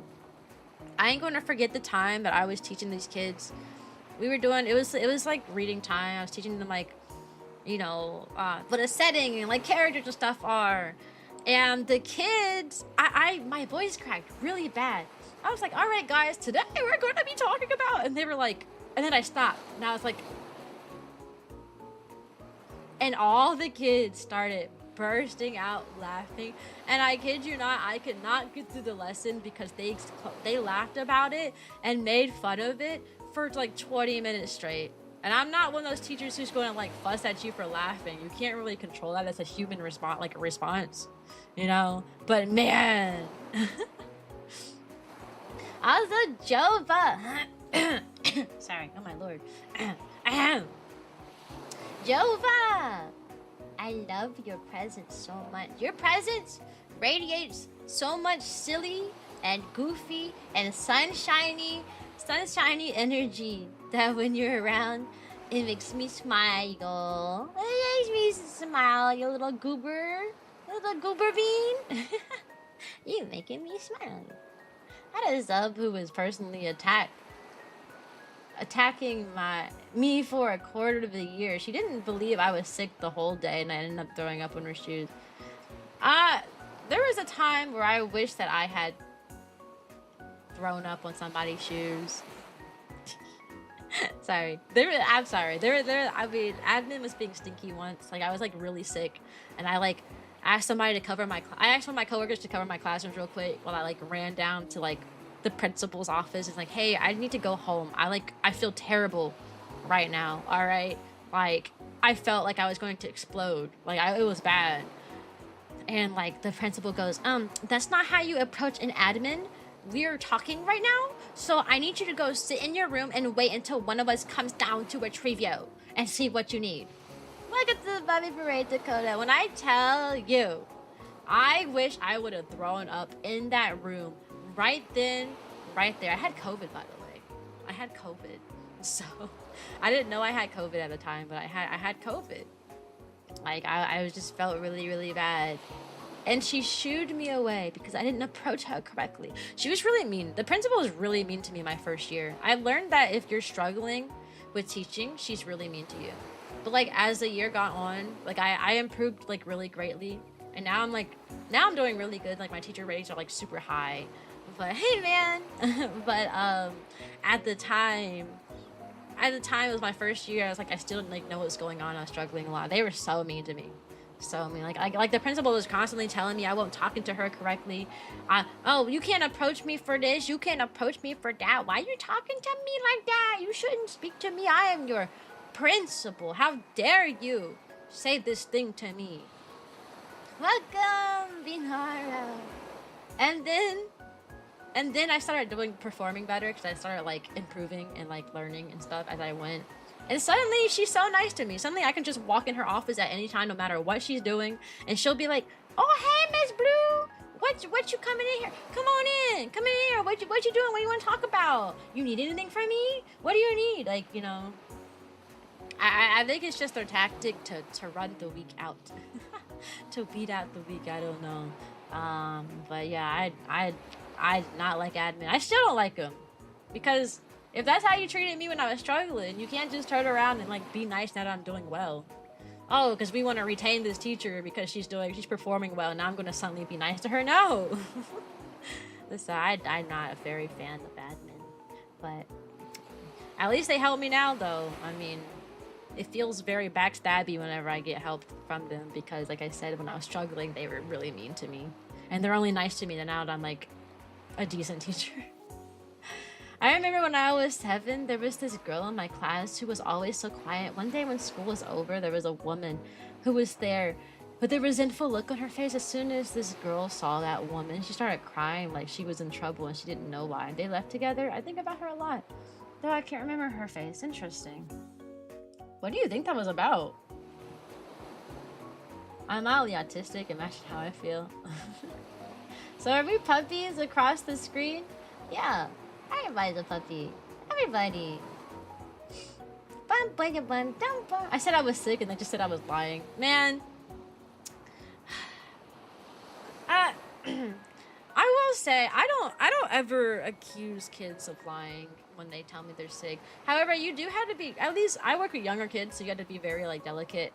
I can imagine, so from a teacher's perspective, I can see why a teacher would think that somebody is like faking being sick, because you do have a lot of kids who cry wolf, so it's really hard to determine whether a kid is truly sick or not.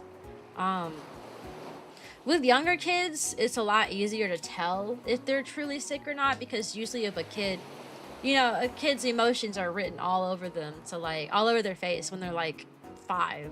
So like if they're sick, you'll know they're sick because they won't act like themselves. You know, they'll put their heads down. If they're a talkative child, they'll stop talking.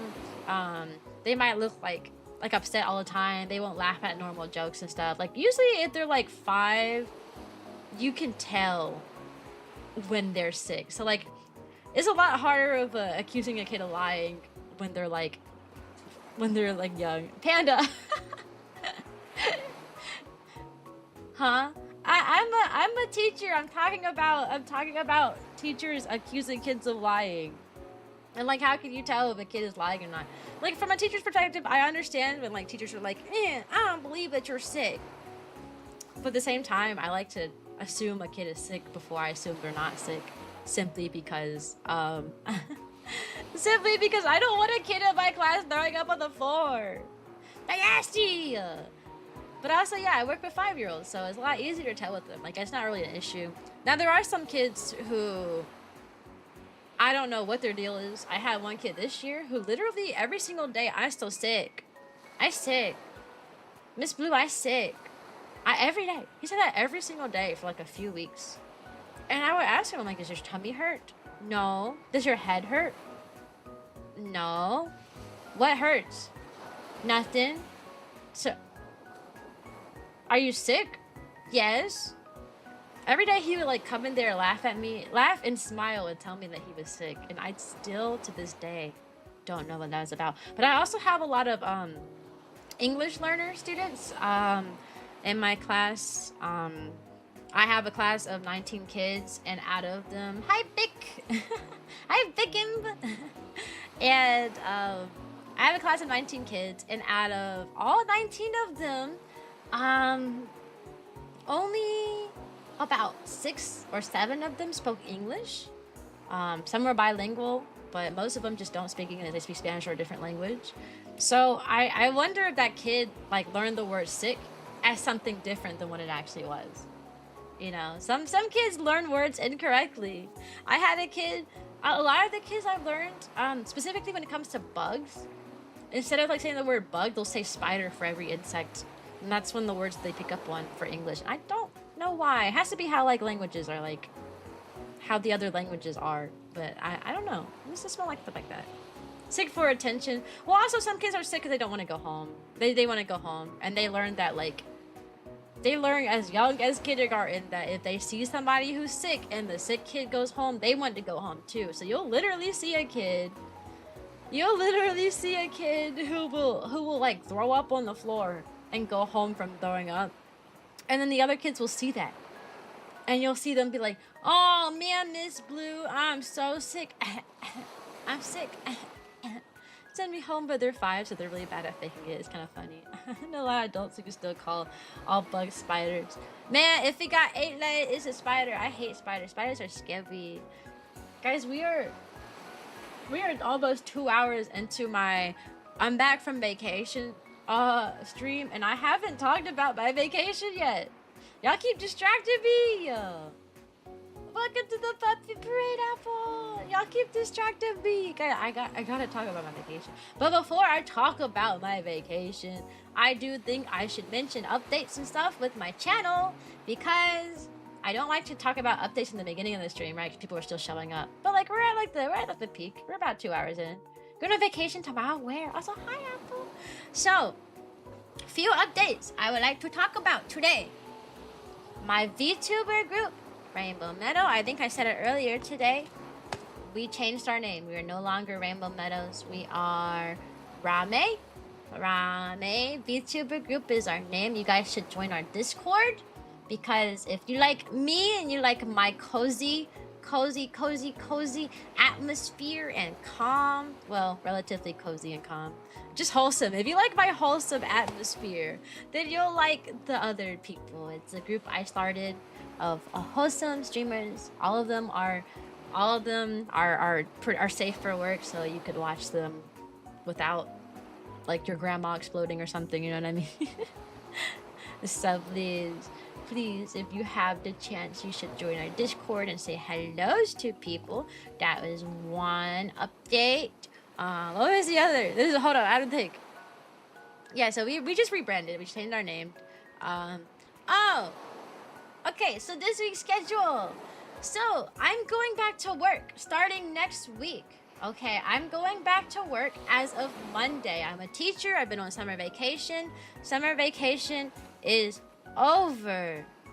Summer vacation is now over. So what we're going to do is I'm going to have to change the times I stream at, right? Because obviously I cannot stream at 11 a.m. Eastern time like I normally do if I'm at work, right? I work at a school. My hours are from like 7:15 to 3:30. So I'm not going to be able to stream at 11 a.m. anymore. I prefer streaming so early because I have a lot of viewers from Europe and other places in the world. But I can only accommodate those people during the summers. Now that the school year is starting back up, I will go back to my old time of streaming, which is 7 p.m. Eastern time. It's a lot later, and those people who are in Europe, I'm sorry. I'm going to be streaming at like 2 a.m. your time. Yeah, I can only really accommodate everybody when it comes to the summer times, but I will be going back to work, so my stream times will change. I will be streaming at 7 p.m. Eastern time. You might catch me streaming later, but you're probably not going to catch me stream earlier. So it's at 7 p.m., maybe 8 p.m., maybe 9 p.m., but I can't stream any earlier. I have to work, and when you have to work, you gotta take care of things. Like I gotta go to stores, I gotta exercise. I'm going to exercise. You know, it's a lot of things I have to do that I can't really. Yeah, hi Road, how are you? That I can't really do. So my stream times will move from 11 a.m. Eastern time to 7 p.m. Eastern time. It's a big jump. I will probably also get a big jump in viewers going down. And that's okay, but I have to keep my job. I cannot stream full-time streaming because streaming does not pay the bills, okay? But as a result, I may move one stream to the weekend, so I might start streaming like a day on Saturday or a day on Sunday, just so that I can get that early 11 a.m. Eastern time streams going, so that those people who are in Europe can still watch me, and they're not getting like completely booted out from me, like, so that no one gets completely booted out of my like stream schedule just because I simply am employed. So that is a big change. This week is a slight week of collabs. Today I do Yip Yap mornings where we're yapping all day. On Wednesday, welcome to the Puppy Parade, Daniel. On Wednesday, I am going to be streaming Mario Kart 8. Mario Kart 8 Deluxe with the community and with my friend Gumi Umi. So if you want to play Mario Kart, that one's at 7 p.m. Eastern time. That one's a later stream. if you want to play Mario Kart 8 with me and my friendsies, it should be open. It will be open to both of our community. You should come by and say hello with your Switch. Is it on Steam? No, it's on Nintendo. It's on Nintendo Switch 1 and the Switch 2. I'm gonna be playing it from the Switch 2. Hopefully there's no issues with it connecting as a result. Otherwise I gotta bust out the Switch 1 and I don't feel like doing that. We're gonna be playing Mario Kart at 7 p.m. Eastern Time on Wednesday if you guys want to play with me. And on Saturday, the Fairy Tail SMP server I've been eyeing back real heavily. On Saturday at 11 a.m. Eastern Time, I'm going to be playing the Minecraft server with Autumn and one other person if they respond to me in a timely manner. I've noticed that they haven't streamed in a while, so I'm not sure if they're like away from streaming, if they're still like on Discord and stuff. I don't really know what's going on with them. So hi Daniel.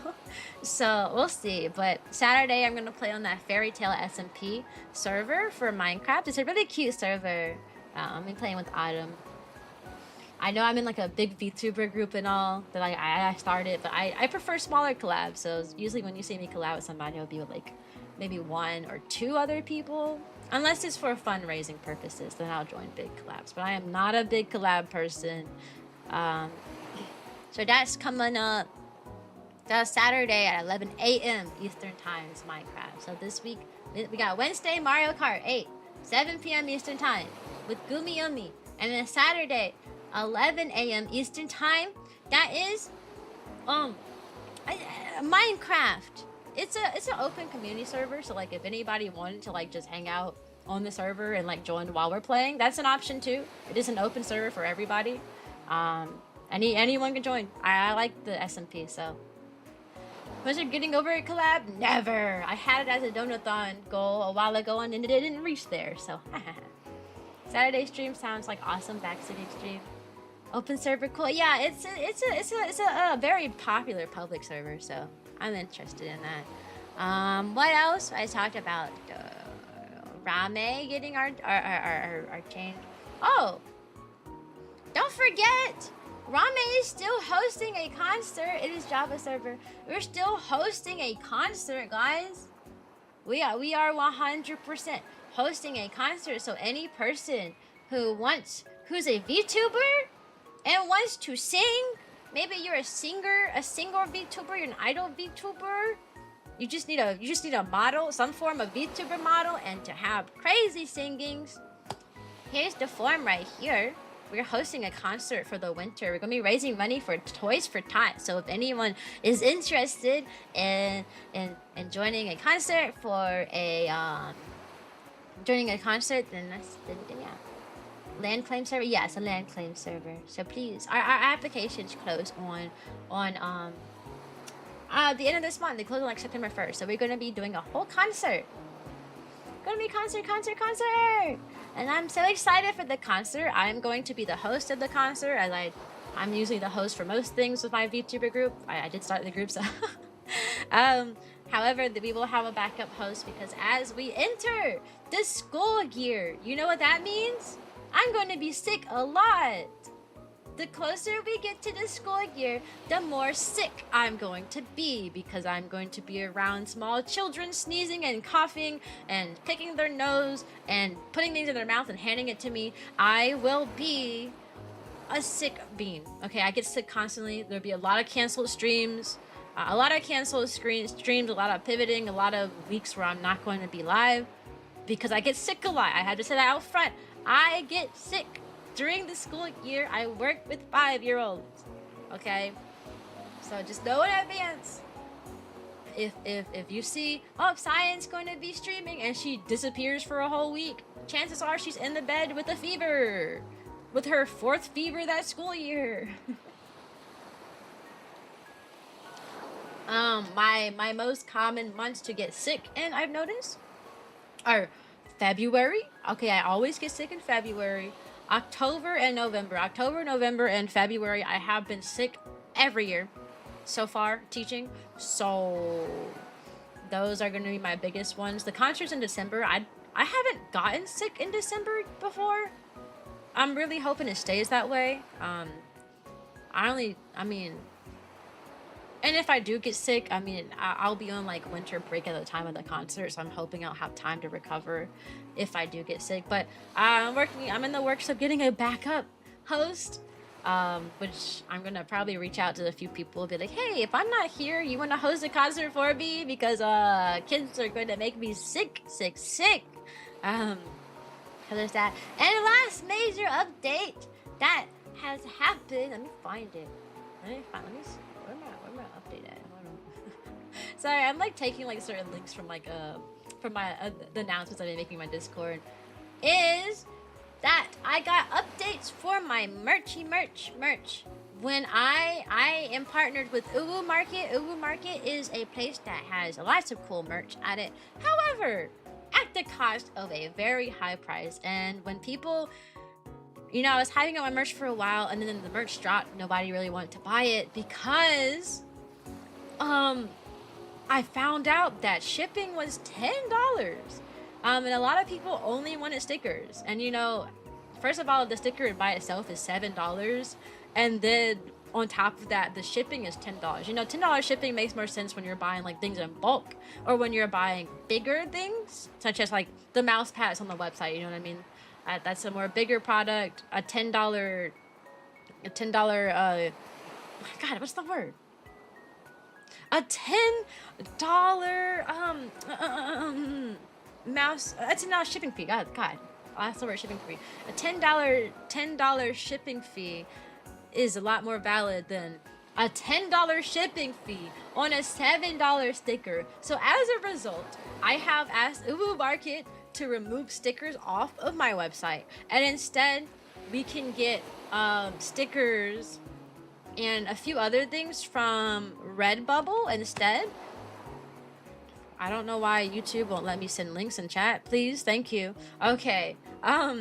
If you want stickers for a reasonable price, Redbubbles. There you go. The Redbubble is there for you. I might, if you guys want, I can get like a hoodie made on Redbubble. I'm not going through Uwu Market for that. They make amazing art on Uwu Market, don't get me wrong. I would love to have Uwu Market ones, but the price on those costs so much. And I know somebody who can get some pretty cool t-shirt designs made, who does it on Fiverr for like not that much. So, for not that much at all. So if you guys are interested in like a hoodie or something, I could do that. I'll put it on Redbubble so it won't cost nowhere near as much as like it would on Uwu Market.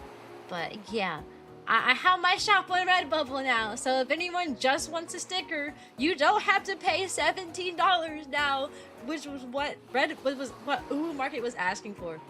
That's an insane price for a sticker. I wouldn't have had stickers uploaded if I had known that like the shipping fee for stickers would be $10 for a $7 sticker.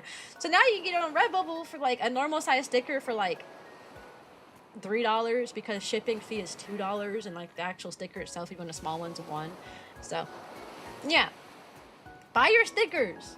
If you want the bigger merches and stuff, that's still going to be on Uwu Market. I have a jet tag, mouse pads, acrylic stands, keychains, and I got a poster up there. But if you just want a sticker, and maybe a hoodie if I add one later, then go to Redbubble, okay? But yeah, I know somebody does like a really cool design, and I think the price that he does the cool like designs for includes commercial usage for like selling stuff. So I'll probably look into that if people like really want like a shirt. Yeah, now I don't need to pay $17 for one sticker. Now I can pay $20 for 6. Yeah, a more valid price. I know. Or you could spend like $8 but on like a gigantic super sticker, like a huge sticker. Like this, I like the different sizings that Redbubble has. I really do. They're like gigantic. It's just Redbubble doesn't offer some things that like Uwu Market does for, you know, like I can't make I can't have a mouse pad or acrylic stand or a keychain on Redbubble, but I can have things like a mug or like a t-shirt or like a hoodie and stuff that can go up there. So we'll see. If you guys want a hoodie, I can get one made. It wouldn't cost that much. My army is growing. Another panda join the Discord. Yes, Let the RV grow. Grow, grow, grow. So I'm excited. I give the people what they want. Also, me personally, I also wouldn't pay $17 for a sticker. So like, you know, I'm a teacher. I'm on a teacher's salary. So I wouldn't do that. Okay. Anyways, so there will be an ad break in 1 minute. During that time, I'm going to step away. I'm going to go get a snack, and I'm going to go to the bathroom real quick. What I want you guys to do is take a break too. You know, get up, stretchy stretch, go do something for a little bit, and then maybe come back. When I come back, we'll actually talk about the vacation. This stream is called I'm Back from Vacation. I have not told y'all about the vacation. So I will actually talk about the vacation when we get back. How does that sound, guys? Does that sound good? Does that sound fun? I don't know what copium means. A good quality hoodie sounds nice as long as the image is not too large, in my opinion. Yeah, there's an artist on Fiverr who does... I've been eyeing down, honestly. Their price is not very expensive, and they make really cool art. Does it include and it does include commercial usage. So yeah, I probably will contact this person for a t-shirt. To be honest, they make really cool t-shirt designs. Anyways, be right back, guys. Also, it costs $0 to put stuff on Redbubble. It costs a lot of money to get stuff uploaded to Market. So. But be right back, okay? Be right. Show them after the ad break? Okay, maybe. Alright. Be right back, friends. Be right back.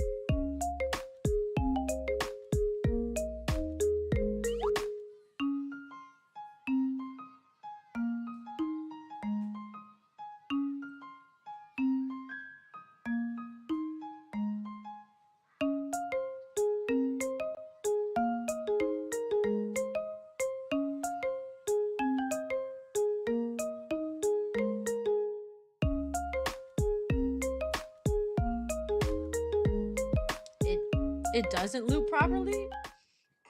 I thought it did. Also, hi. It doesn't loop properly? What? What's wrong with it? Does it just like does it loop like off a beat or like what? What is it? What? How does it not loop properly? Man, you're gonna make me have to listen to this. I'm gonna have to like after stream just like listen to like how is it. Also, hey, I came back like I said I would. Did you guys visit me? Or did you leave a me? You're not supposed to leave a me. Okay, I would have actually talked about, we are 2 hours in. I would have actually talked about my vacation. I'm clearly tell when the song ends and starts. That's funny. If I were listening to too long, yeah, I know. Welcome back on James. Hi, Aiden. Alright, let me actually talk about my vacation. What did you enter on? You entered on me coming back from my ad break and talking about my vacation. So, I went on vacation. Me and Kotaru went to the beach. We went to the beach. Hi, welcome to the Bubby Parade Firing. We went to the beach and we did a ton of things at the beach. I mentioned earlier, the only thing I talked about the vacation is the fact that we went on a Ferris wheel. And I almost cried. I actually wanted to cry the whole time, and it was really funny because I was just sitting here like, you know, like holding back tears. Hold on, let me close this. I was just holding back tears in my eyes the entire time. And Kotaro was like, "Are you okay?" And I was like, "Yeah, I guess." And he was like, "Okay, good." And he started taking pictures. I was over here panicking the whole time, hoping that like Kotaru would comfort me, but like nah. He brought his professional camera that he had. Oh, let me fix my posture. I'm actually sitting on my legs. I need to stop doing that. His professional camera that he had, and he was like, "I'm not missing this moment. I'm going to take as many pictures as I can." So I was like holding on to my seat, like I was holding on to my seat for dear life in this slow Ferris wheel, like panicking, and Kotaro was just like, and he looked at me and goes, "Smile for the camera," and I like give like the saddest like smile ever, and he was like, "Okay, now this time smile, but look less shocked." I was like, "Okay, I'll try."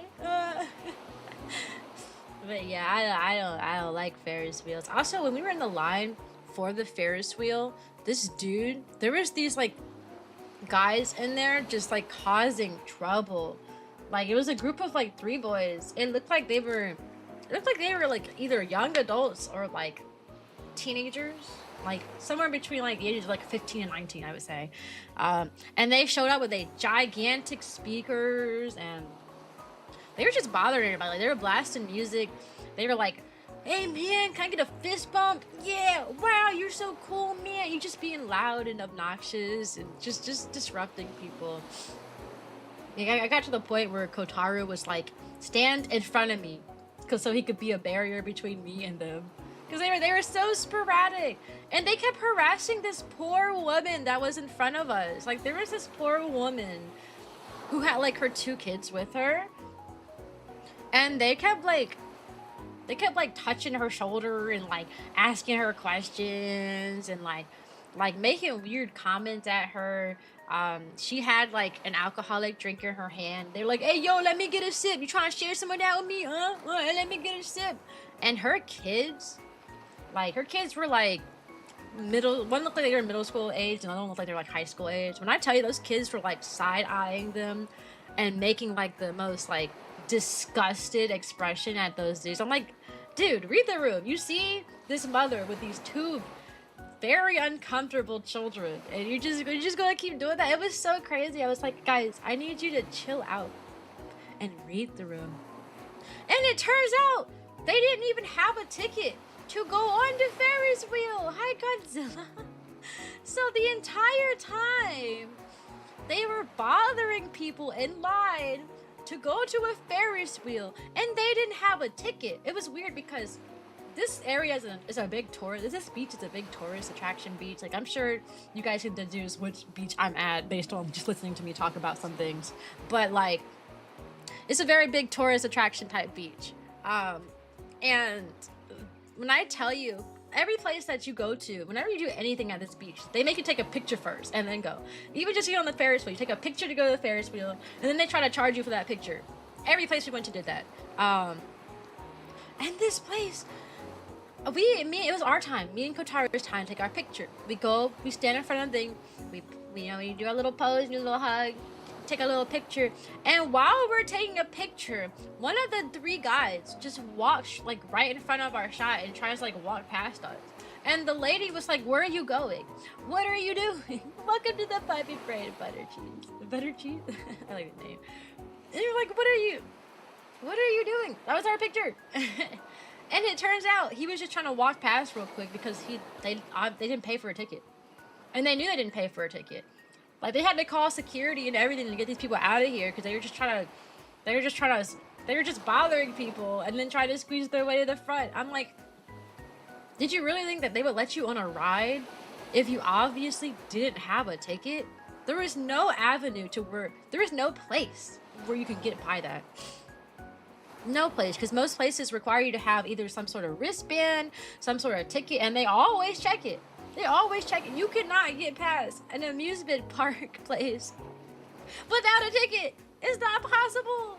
Little crazy people. Also, welcome back, John. Little crazy people. Did that happen? That was really awkward. Honestly, I found the whole thing to be amusing, though. I think these things are silly. I was just grinning the whole time. I thought it was really silly. But Kotaru was really annoyed, and some of the other people. I don't know. A little bit of chaos makes me grin. I just thought it was a funny situation. I was like, these people are being weird. What weird guys. So yeah, that happened at the Ferris wheel. We also went to the aquarium. And I showed some pictures on like Twitter of the aquarium. But like, they had stuff that I didn't expect. They had sloths at the aquarium. However, it was hard to see the sloths because we're at 300 in the Discord. Let's go.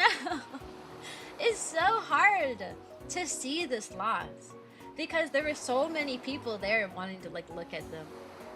But like, sloths are like really slow. They're really slow, and like, I don't know, they don't do much. So like, we couldn't even see the sloths because so many people crowded. And if you wanted to like be in the room with the sloth, it costed $100 per person to go see the sloths up close. $100 per person. And they weren't even doing anything in that room. First of all the people that were looking in, you're just gonna be in the sloth exhibit with the sloths in there. You don't get to touch them or nothing. You're just sitting in the room with them. But since the sloth area was so crowded, if you had paid $100 for the ticket, everybody would just be staring at you with the sloth in there. Because you're in the exhibit with them, and everybody was crowded around. I was like, oh my god, that is so awkward. I thought they were gonna like have a separate room for like the $100 like meetup. No, they just put you straight in the exhibit while everybody stares at you, while all the hundreds of people crowded around trying to look at the slots stare at you. You are the exhibit now, okay? You are forefront and center. $100. You so sleepy today? I've been really sleepy. That's because I went on a long vacation. We did a lot of moving, a lot of things. Sound like a scam? Yeah, man. Hey, it wasn't worth it. He also had penguins.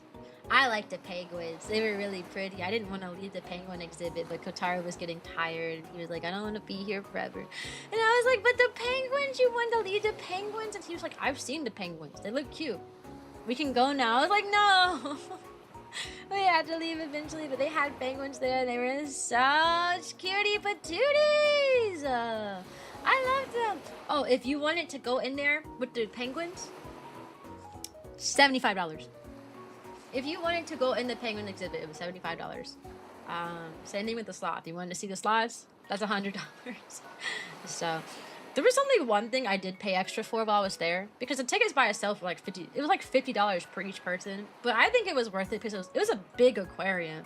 I've been to an aquarium in like my local aquarium, and it was kind of small. Like, I spent like $20 per person to look at a small amount of fish and then go home, you know. But this aquarium being massive, like, really warranted the the $50. Was it an emperor penguins? No, they only had one type of penguins, like some African penguins. I don't know specifically the name, but it was African something penguins.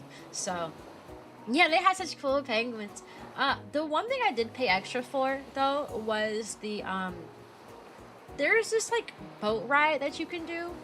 It's a tiny boat that like floats over the shark exhibit, and it has a glass floor. It has a glass floor, so you can look down and you can see all the sharkies down below you. That was the only thing I paid extra for. That one was only $10 extra per person.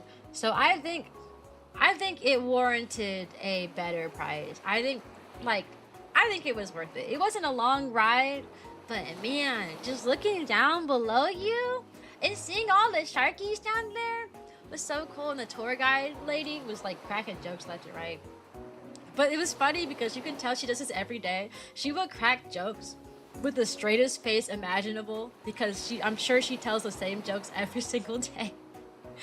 And the people, there's only like 10 people allowed on the tiny boat at one time, and the people in front of us were from Quebec, Canada.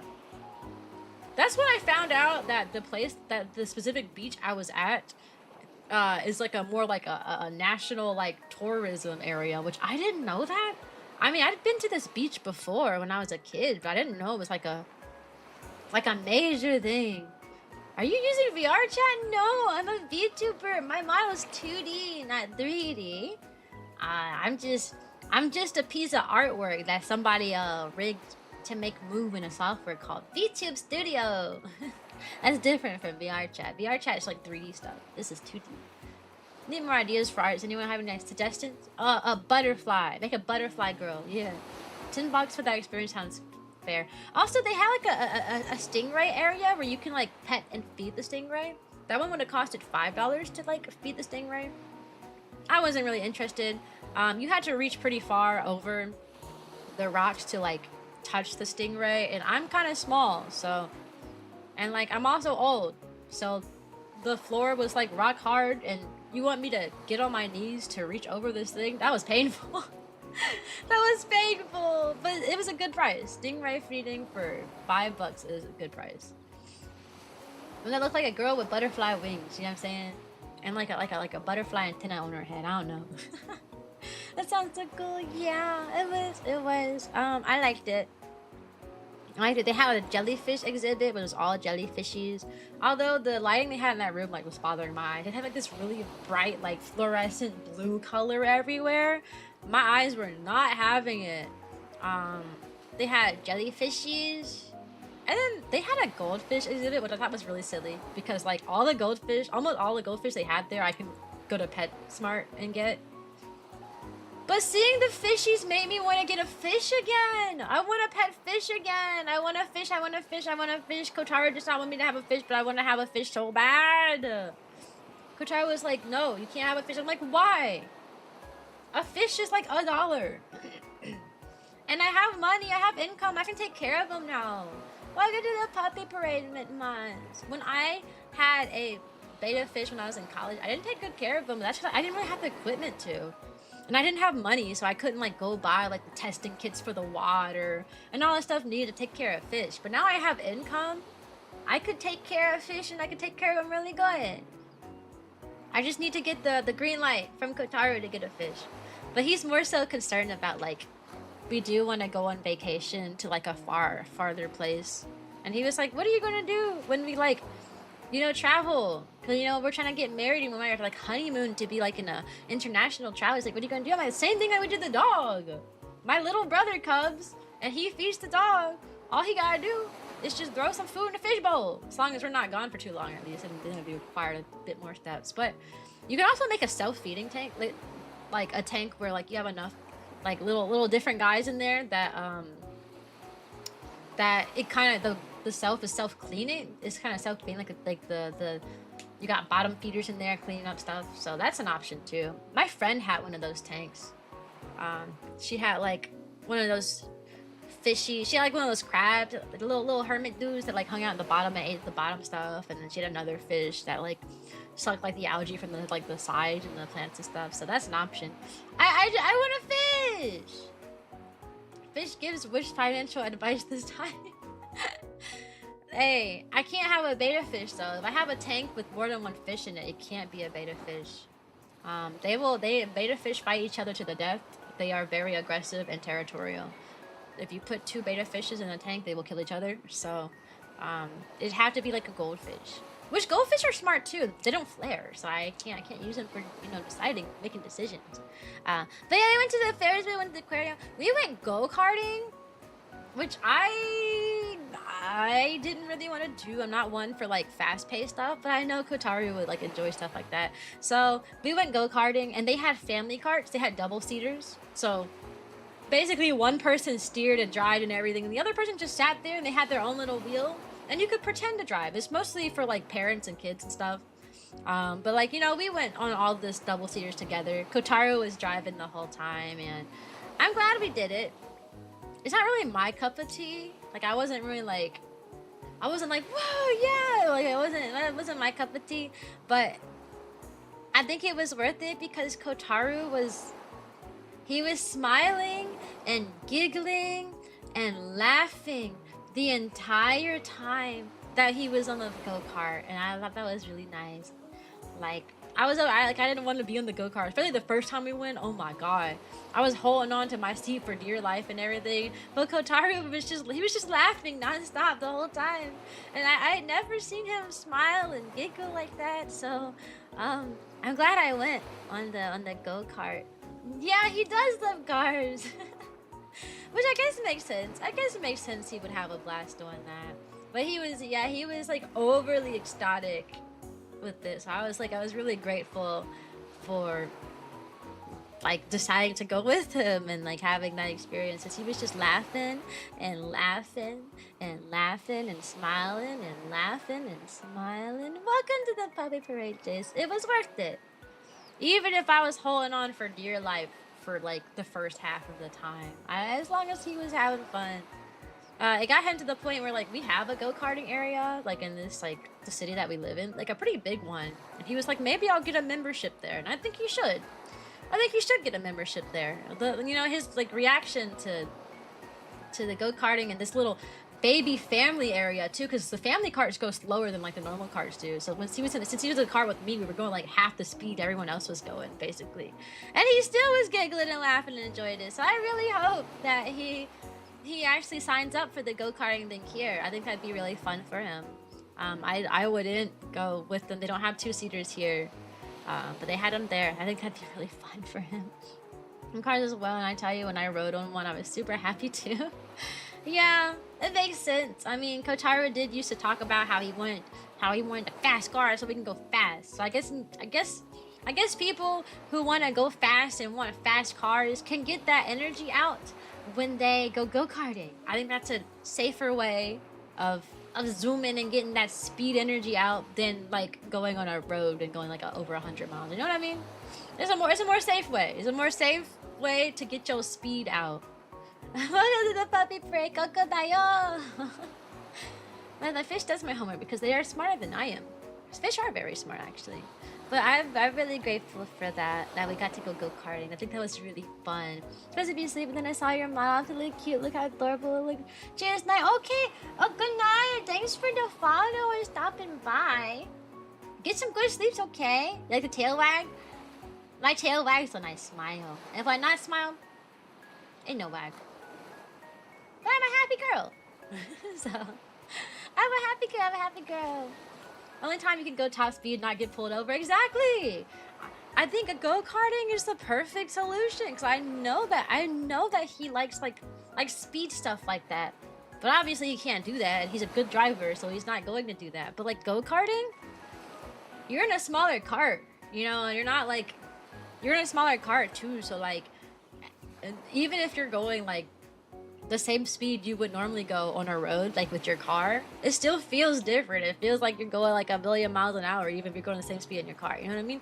I think that's a perfect thing for him. I'm gonna look at the prices, see what he does. Maybe I'll buy him a year-long pass for his birthday. That'd be a fun birthday gift. My birthday gift to you is unlimited gold carding for a whole year. I wonder how much that costs though. Cyan tail petting win? You can pet my tail anytime. Oh, they had this circus show. This circus show was so cool. It started off kind of like really slow. It wasn't necessarily a circus. It was a performance. They didn't call themselves. They don't call it. They call themselves like I don't remember the group's name honestly. It's not necessarily a circus. It's just a performance. I don't know. But it was really fun. It started off like really like kind of tame, you know. Like the first performers, they were like dancing a little bit. They did a little dancing, and then the second performers came out and they it was like this girl with like a little ring, acrobatics ring, and she was just holding onto a ring and like doing spins and stuff. That was cool. The nice guy came out and he was like juggling. He was juggling with the yo-yo. Like he had like this like string, and he was juggling stuff with the string, and I was like, wow, that's cool. And then it just, you know, it started off kind of like, okay, that's cool. That's pretty cool, you know.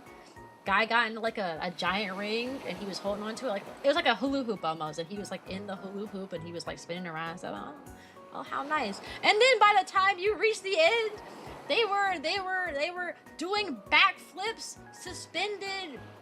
They were on these giant spinning balls of doom very high in the sky, doing backflips and handstands on it and hoping to not fall and die. Man, did that show progress. Like it literally, I was like, oh, this is a cute little thing. I love this show. And then by the end, I was so anxious. I left that place feeling so nervous.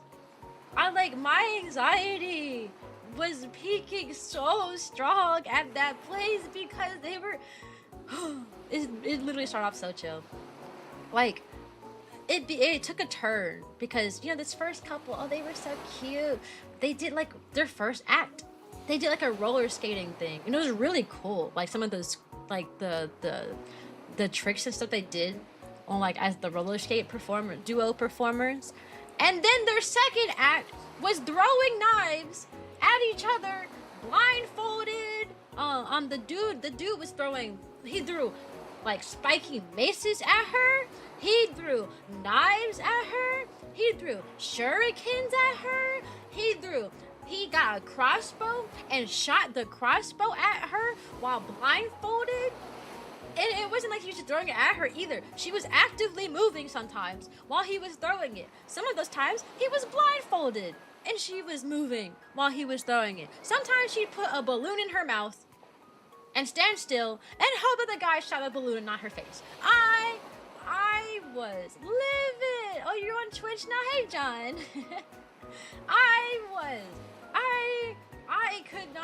I could not. And then one time she was in like a spinny platform. So she couldn't stand still. She was on the spinny platform. And he was throwing knives at her on the spinning platform. Because the goal was to hit like certain parts of the platform without hitting her. Oh my Jesus. I can't even describe to you the giant spinning wheel of death that they had in the sky. Like, at best I could draw a picture. I can't even just like I cannot begin to describe to you the spinning wheel of death. Let me see if I can draw a picture actually. Hold on. We go. I need to convey this to you guys. The spinning ball of death that these crazy people were just on. I was like, what is y'all problem? Hold on. We're gonna draw this.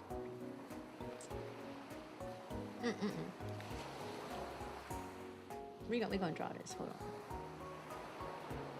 on. Okay. Let me see. I don't actually have a drawing app, so I'm just gonna use like Canva. I don't have a drawing app, so we're just going to use Canva. If that's okay with you guys. Okay, let me see. It was insane, bro. I'm not crazy. I need to convey this to you guys properly, and there's no good way to do this. Oh yeah, let's move this. Oops. Okay, perfect. All right, we can go there. All right. The spinny wheel. Oh, my background music stopped. Hello. Hello, come back. Hello. Oh, it's awkward now. I would hum the background music, but even though I hear the song on loop 24/7, I actually don't know what it sounds like. Pew, pew, pew, pew, pew, pew, pew, pew, pew, pew, pew, pew. There it is. All right, cool. All right, let me describe to you the giant spinny wheel of death that these people were on, okay? So I need, I'm gonna just use this. This is the best I got. I don't actually have a drawing software on this new PC yet. Sue me or don't sue me. I don't care. Look. So I was at the circus. I was little circus people. This is what the death wheels sound look like. It had a big platform like this that was holding it up. Okay, we got a little hold up thing. Then we got big wheel of death here. And then it connected, boop, boop. It connected to this big spinny wheel of death. And this whole thing, so these little circles, they spun around. These little circles, they spun around, right? This is spinning. This is spinning, right? And you know what else was spinning? This whole platform was spinning. So while these small circles were spinning, this whole thing was also spinning. So this is also rotating. Everything on this thing is rotating. These little circles are spinning. These little circles are spinning. It was cool and all when the guys were like inside the little spinny things. They were doing cool little tricks in here, running up and down. Whee, you know? It stopped being cool when bro climbed out of when they would climb out of their little hole and get on top of it. It stopped being cool when they got up here.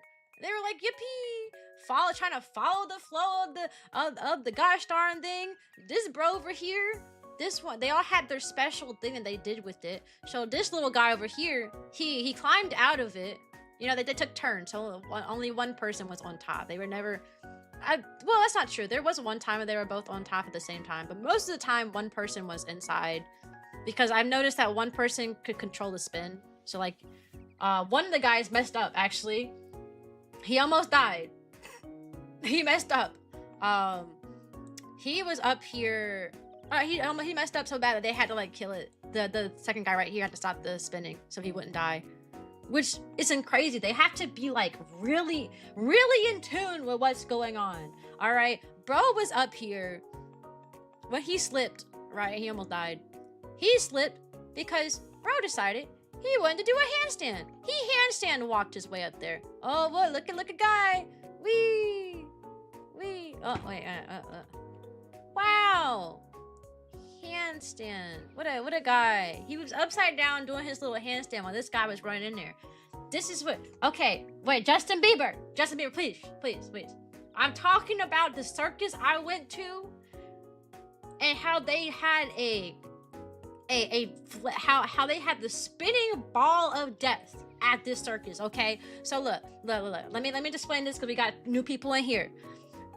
This was one big ball of death and another big ball. It's like a spinning wheel right here. All right, they would come into the spinning wheel. Sometimes they go on top of the spinning wheel, and this whole contraption spin. Right? This dude decided he wanted to do handstands on top, and guess what? He lost his grip. Bro almost died. So this guy had to do the kill switch. He had to stop the thing from rotating, so bro didn't die because he almost slipped and fell to his doom. Okay, but he said. After it was over, he was like, oh, okay, you guys want me to try one more time? And everybody in the crowd said, no. And he said, I'm gonna try it anyways. So he got back on his handstand, and he actually did. While this thing spun around, and this thing also spun around, he did the handstand. Okay, he comes back in here. He comes back, you know that they take turns. He comes back in here. Oh, I don't know why that leg got on. He comes back in here. Oh, wow. Next guy, it's his turn. He decides he wants to get on top of this. By the way, this is really high in the sky. Okay? It's really high in the sky. Like, if they fall, they gonna break their neck. So, he was real high in the sky. This one decides he wants to get on. It's his turn. My time to shine. He gets on top. And he starts jump roping. He starts jump roping. He got his little jump ropes. He starts jump roping. Why? And he was so happy about it. He started jump roping. Look what I can do, like doop, doop, doop, doop, doop, jump rope. Okay, I did my jump rope routine. All right, time to switch spots. So bro goes back in here, right? He gets back in here. Now it's this guy's turn. You know what he does? He gets on the top, and he starts jumping. Instead of just walking around the circle, he decides he's going to do a massive jump. This is him cannonballing on top of there. Cannonball. He decides to do a massive jump where he jumps where this thing's all the way up here, and he lands once it's like all the way down here. Because remember, this thing's spinning. All right, he waits till it gets all the way. He jumps all the way at the top, and he lands once this thing is all the way at the bottom. And this thing is spinning at like crazy speed, mind you. Oh my god. Oh my god, it was over. I was like, I cannot. As to why anybody would decide to do this, I don't know. How do you get into this? I don't know. But you know what I did know? I told Kotaru, I said, that looks kind of like fun, actually. You know, I would love to get into acrobatics. If I could just, you just re-updated Twitch. Oh, welcome back. If I could, do like acrobat school, I would probably do that, to be honest. Not the crazy like flaming balls of death like we have here. No, I would probably do like, you know, those people who have like, you know, you have this thing from the ceiling and you got this like this little ring, and like you can either like swing from the bottom of it, they'd be like wee, swing from the bottom of it, or a lot of times they like sit in the ring and do like cool spins and like cool little flipsies and stuff, little spin, or they'll do like some real cool like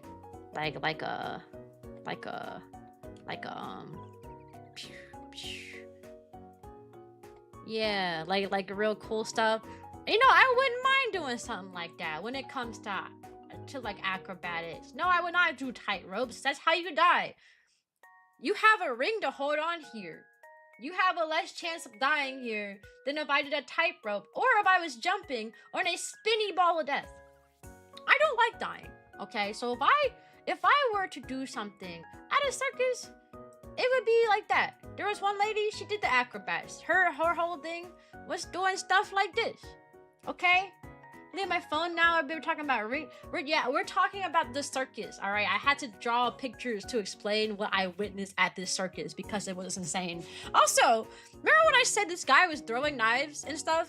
So the thing that stressed me out the most, all right, I cannot describe this to you. I have to draw a picture. Here comes lady friend. She was pretty and she was cool. You know, it's her job. Her job is to look pretty and to look cute while this guy throws knives at her. You know, perfect job. So she's standing here. Sorry, she didn't have a smile. She had to be serious and look cool. So she was like, yeah. And she was standing here, right? Standing right here. The platform she was standing on was a square. So let's try to 3D. I'm gonna try to make this look as 3D as I can. Oh, to make this as 3D as I can. Please note that I am only an artist when I feel like being one, and right now it's not one of those moments. So she was on this red platform. Let me think about how I want to draw this. Okay, she was on this red platform. I want to make this like kind of show. The platform was like this, right? You had this big little yeah, good one, Cyan. You got this big platform look like this. Neuron, color that in. All right, it's a box. It's like a a box with like sides here. Let's try to boop. She was inside this platform. There we go. That looks nice. Yeah. She was inside this little box. Yeah, that looks 3D enough. It gets the job. It gets the point across. All right. She's not very 3D though. Her foot's out of there. Here, let's fix that. No. Let's fix that. Sorry if I'm ignoring chat. I'm being an artist right now. All right. I can't art and communicate at the same time. It doesn't really work well for me. All right, we had there. She's in this 3D looking box thing, right?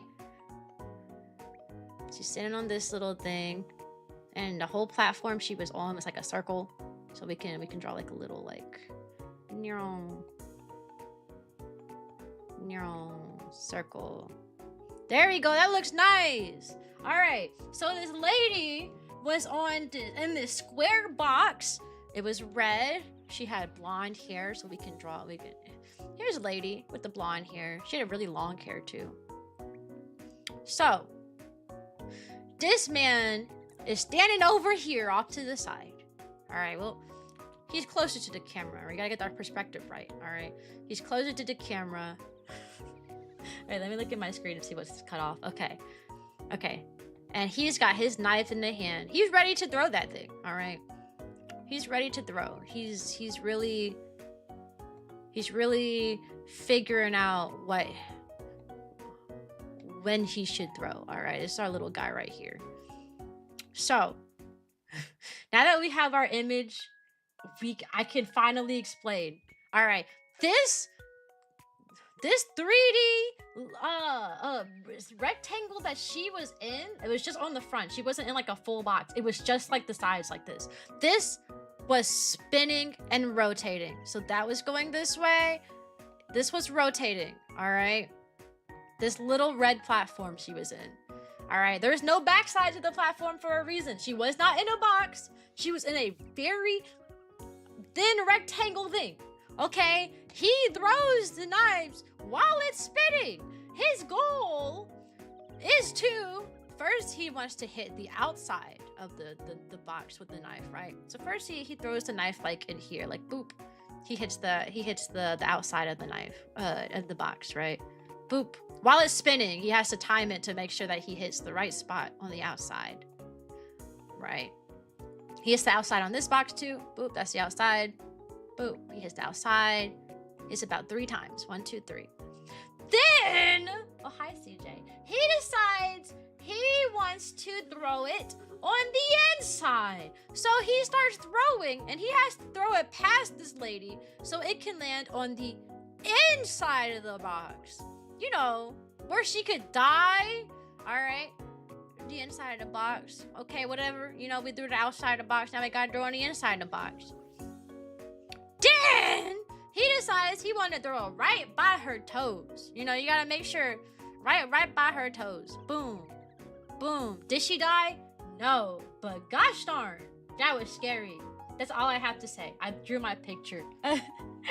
This is the only way I can describe what I witnessed at the circus. It was a spinning box of doom, and he was throwing knives at it and hoping she doesn't die. How do you practice this? Genuinely speaking, how do you practice this so they don't die?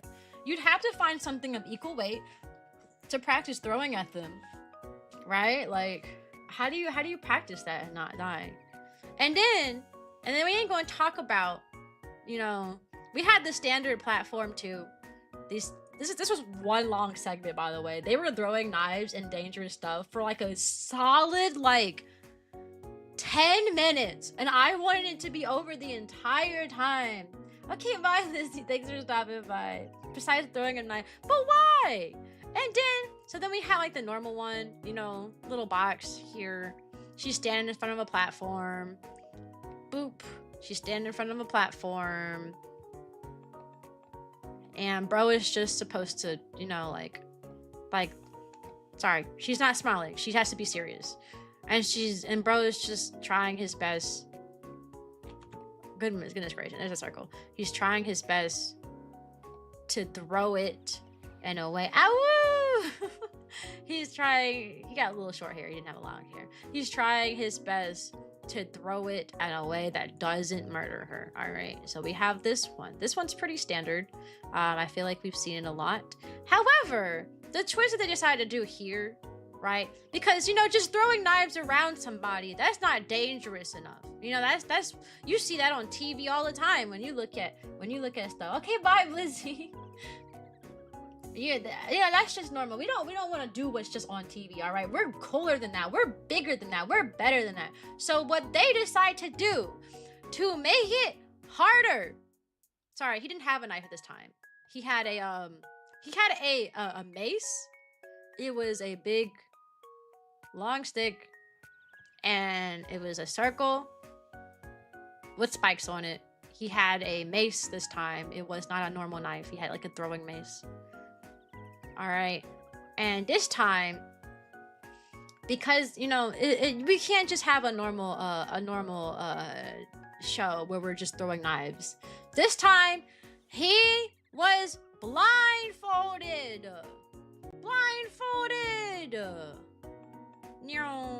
Blindfold on his face. Don't know what's going on. Did I hit her? Did I not? We'll never know. And it was the woman's job to guide him to not hit her. She would be calling out commands. She was like, left, right, left, a little more down, slight left. And she would freeze and go, okay. And then he would throw it. Whenever she'd say, okay, he would throw. It was kind of crazy. It was insane, all right? Left. Anyways, that was my experience at the circus. I think that was the craziest thing I saw. Other than like the people trying to obviously murder each other with like throwing stars and crossbows and knives and the giant wheel of death in the sky. I think that's pretty much everything. Before this circus, it was insane, absolutely insane, y'all. Like when I say that I was sitting over here like panicking for them. Oh my god. Oh hi Lag, how are you? It was bad. I was just explaining my circus experience. All right, I think that's all I need to draw a picture of. I think everything else is like pretty much self-explanatory. But there you go. Just in case you were curious about my my circus experience, well now you have it. You have my circus experience. All right. And then the last thing we did, okay. At the vacation, like I was talking about like when we did the beach, we went to the circus, it was a long thing. We also went to like this outdoor like mall area. It wasn't called a mall, but like it was so cool. It was like a tiny town. Like instead of like, you know, traditional buildings and stuff, everything at the mall were in tiny houses. Like they were all shaped like they were in tiny houses. So like it felt like instead of shopping, you're going to like a tiny little city. Why does my lip keeps leaving me when I talk? I don't know what that's about.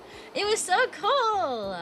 Like I went to go get like cookies and stuff in there, and like you go in this tiny little shop. Now the place just looked normal on the inside. Like on the inside looked like a normal like version of the store that you would see. But like it was inside this gigantic like little house. It was so cool. Every store was in a different house.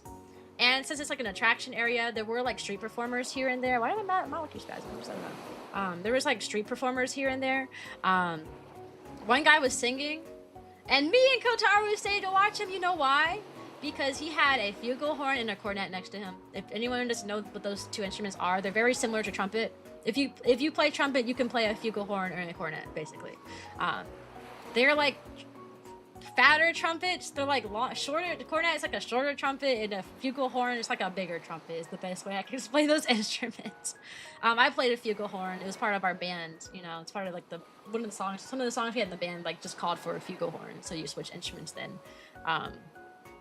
Why are my lips doing that? Every time I talk, I look over, my like lips are like spazzing. But we stayed to listen to him perform because as two trumpet players, two people who played trumpet for like a million trillion years, obviously we were going to stick around to see if bro could actually play or not. you know, we just had to see. He had, when he did start playing, why are my lips leaving me? What is this? Why does it keep doing that? What is that? What is I'm like mid talking and I look over and my bottle's lips are like running away. Hold on, let me do a quick fix. Hold on. Okay, hopefully that fixed it. Alright, so we stuck around and listened to the dude play. And when he played, he had a really nice tone. I'm sure if you didn't play an instrument, you'd be like super impressed because he sounded nice. It's just he didn't do anything impressive, and we were really hoping that he would. One thing about instruments, like if you just play like a normal song that someone sings, for example, chances are the music is really easy because, you know, when we sing, most of the time when you sing, you hold notes for a long time, or like you stay on one note for a while you're like singing like a verse or something. So like playing those, most songs that require singing don't translate well to playing an instrument. It's just really boring to like play the melody of a song on your instrument most of the time. Like it's super boring. And that's what bro was doing. He was just like, he put out a trumpet and the cornet, and we thought he was gonna like go crazy, do some crazy solo or something. No, he was just playing the melody on this instrument, and I was like, dang, I could do that.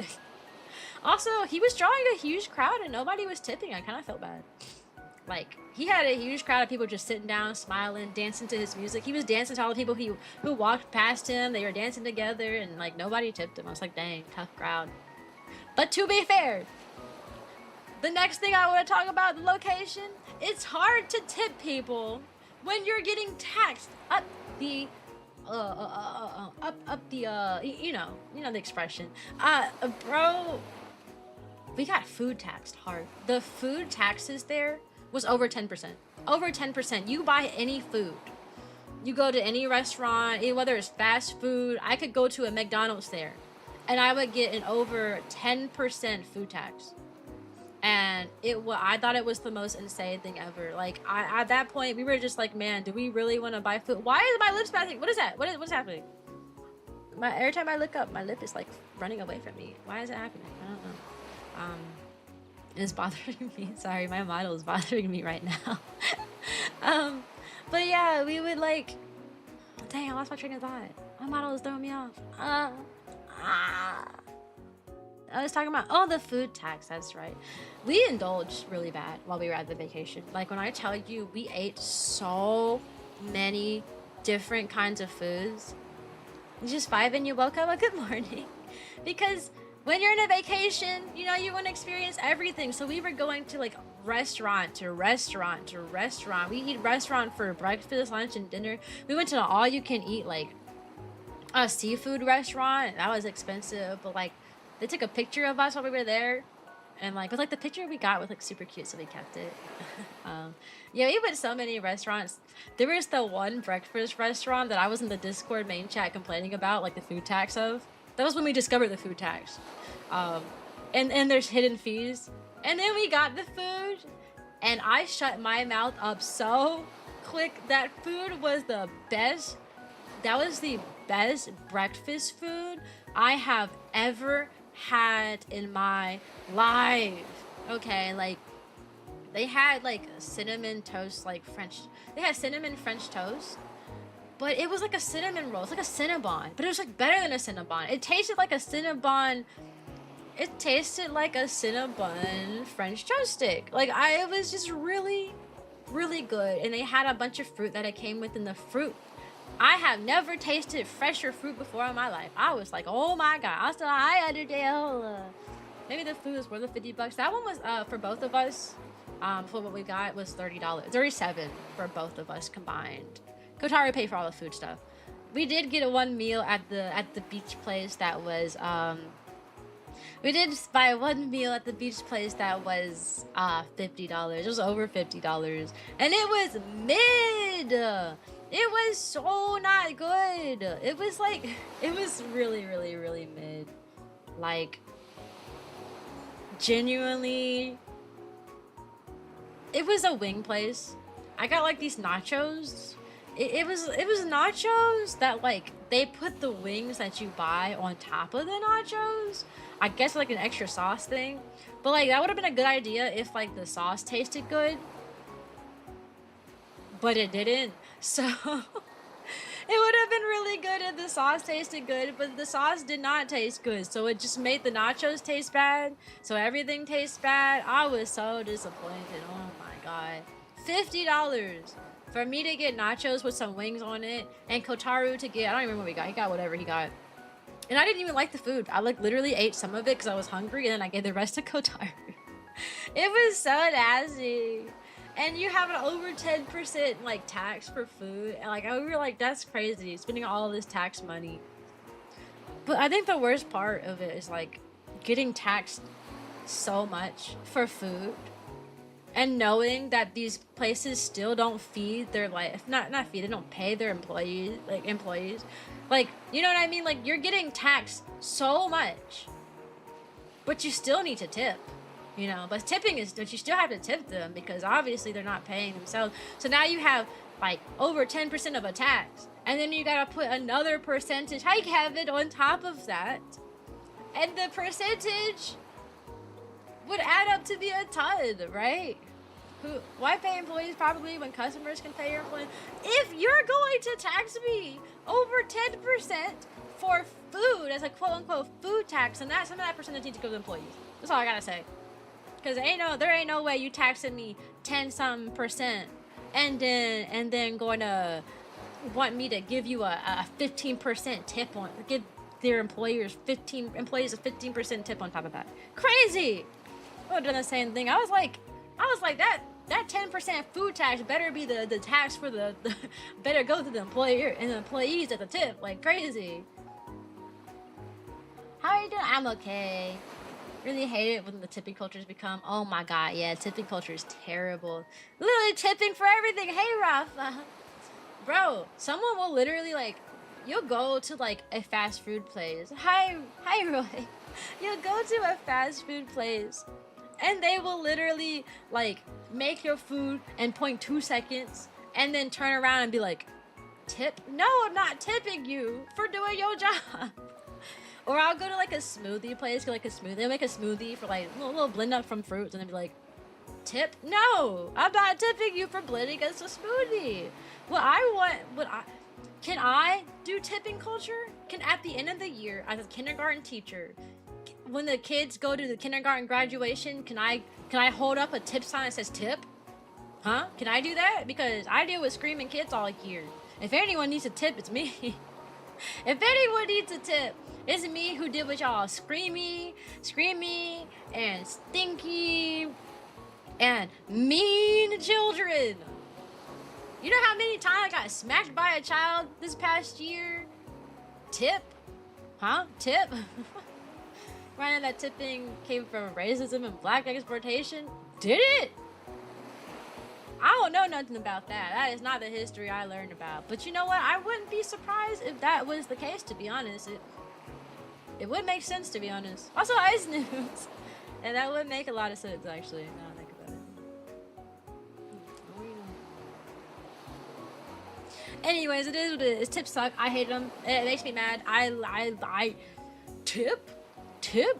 How about you tip me for, I had a kid this year who destroyed my classroom about 5 different times. And he destroyed the special needs classroom every single day. He only destroyed my classroom every like once a month. Tip? Tip? Can I have? That kid slapped me in the face so hard, my glasses went flying across the room. Tip? Can I have a tip? Tip? That's what I gotta say. All I gotta say is if someone should be tipped, it should be teachers. I'm over here getting beat up by 5-year-olds. Tip? Yeah, tipping is different than what it used to be, because tipping used to be for like good service. Like you would tip if you got good service. Now I've noticed like my parents would always tip if the service was good. For example, like you go to a restaurant and like the person seats you, they come in and check on you, you know, they make sure you're situated, that if you need refills, they're like on it with the refills and stuff. That's what you tip for.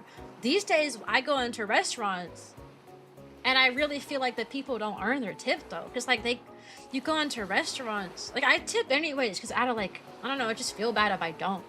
But like I feel like they don't earn it like they used to. Like they used to work for a tip. Now they'll come, they'll take your order, they'll give you your food, and they'll leave. You'll never see them again. And if you want to pay for your food, you have to track them down half the time. So many times we had to flag the people down for basic things, for refills, for like a packet of like I don't know, some more syrup, some for the bill. Tracking people down for the bill is the most annoying thing. Actually, they will not. They just won't come back to give you the bill, and I'm like, hello, we've been here for a long time. Now you got to get up and go search for them. Like I feel like a lot of places don't earn the tips anymore. Anyways, it's Twitch. We got a 3-minute ad break. I will put the be right back screen on. We can finish talking about tips after the ad break is over, okay? I'm gonna go eat more of my brownie for 3 minutes. That's what I've been doing during my break, so. Be right back, y'all. We'll finish talking about tips.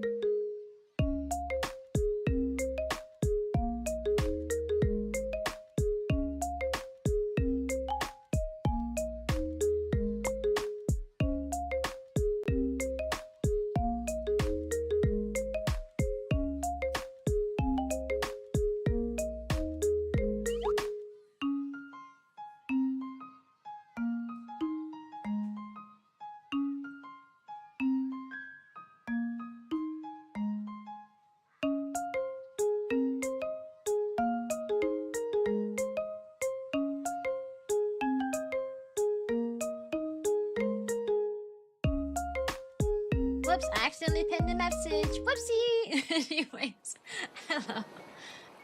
Hello. Yeah, usually I'm an introvert. I usually end stream when I stop wanting to talk, which usually tends to happen 3 hours in.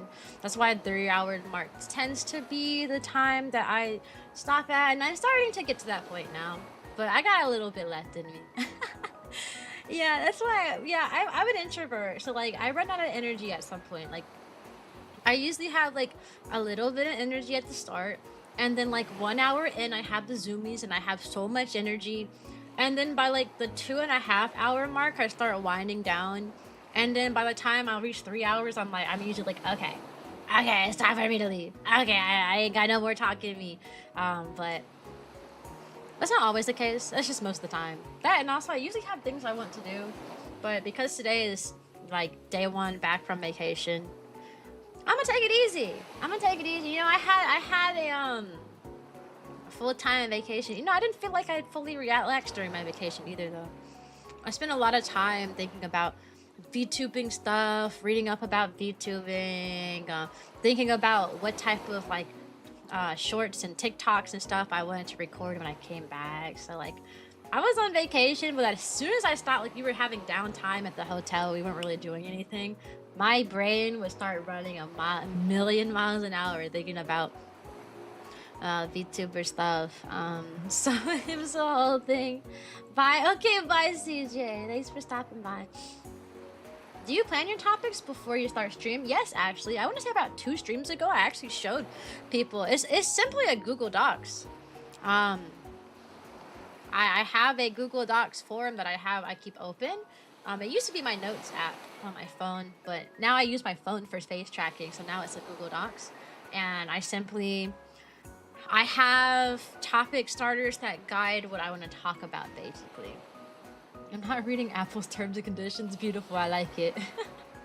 Yeah, I do have a just chatting doc. There's not much up there. There's like small bullets up there on what I want to talk about when I go into stream. And that's more so there for me in the event that I run out of things to talk about. You know, chat is not always going to be popping and rolling. You're going to have days where you have less viewers and less people in chat than normal. And you need to be able to talk regardless of how many people are talking and how many people aren't. So as a result, it's nice to write down some big talking points, major ones that you know that you can talk for a long time. I always write down events or stuff that happened recently that I would love to talk about. Like my just chatting doc right now of things to talk about says at the top, I have 1, 2, 3, 4, 5, 6 bulletins, main bulletins. Top one says nervous because last week of no work, right? I'm starting work next week. I'm a little nervous about it. My economy system in my classroom. I'm a teacher, and I talked in the beginning of the stream about the economy system I wanted to implant in my classroom. Vacation, I have bulletins under here of like what I did that I could talk about. And I just went down the line when I talked about vacation. Studying for a class, I haven't talked about this yet. Collabs this week, I talked about that. And merch updates, that's all. That's all on my little just chatting list right now. Bye, oh bye Johnny John. Capitalism, corruption's on your classroom. Yeah, I'm having an economy system in my classroom. I'm gonna give kids coins for doing good. They can like spend it on like toys and stuff. That's what I'm thinking. I hit stream and then wing it. It's a lot easier to wing it when you're playing a game because the game can do a lot of the heavy lifting. Like if you don't know what to say, you can always, oh, well, I like this story in this game. This is my favorite character in this game. This game reminds me of this other game. Wow, the sky looks very blue and pretty. Look at how pretty the game is. Oh, the music's so nice. You can carry your talking a lot, but when you're only doing just chatting, you have nothing to carry yourself with. Sometimes chat will say things that can spark a new conversation. Sometimes they don't. Sometimes you end up with the whole stream of just chatting where you only have lurkers. So it'll be like you have 30 viewers and nobody's speaking to you. That happens. And sometimes your chat is popping and people have a lot of things to say that you can feed off of. It really depends on the day. So like, no matter what, I think if you're doing just chat, like if you want to get into just chatting, I think having just a little notes in the background of things that you can talk about is pretty nice to have. It makes it a lot easier. You don't have to ad lib, and it doesn't get awkward if like you don't have those awkward silences of you don't knowing what to say because you already have it written down. Makes it so much nice. Gameplay streams is usually easier than just chilling and chatting. Gameplay streams are 100% easier. I don't do them anymore as much though. I mean, I like to give people what they want. You know, whenever I stream a game, it's been like this for ages. Whenever I stream a game, my viewers disappear. I'd be like, okay guys, we've been chatting for a bit. I'm going to go play this game, and everybody disappears. So to prevent that, I just figured at some point I was like, maybe I should just do just chatting, since people don't seem to like it when I game. But to be fair, I'm not very good at talking while playing. I mean, I can talk while playing, but like my focus and what I say becomes on the game strictly, instead of like random stuff that like people can relate to. And I think that's what the difference is. Because I'm a yapper even when I play games, of course, but now it's more like, when I'm playing a game, it's more focused on the game. And not everybody likes the game, so not everyone's gonna want to hear me yap about the history of Kirby when I'm playing Kirby Air Ride, you know what I mean? Like, so that's why, that's one of the reasons why I only do just chatting. Because, yeah. You realize the outline of your model is a dark maroon. That's a cool color decision? Yeah, I think it's pretty cool.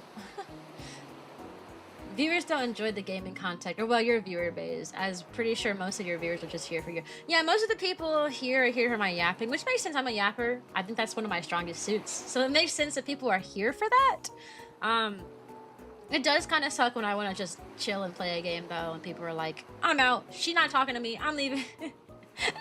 But to kind of counteract that, that's why I've been playing a lot more open games that is more open to talk to, like to talk during the gameplay.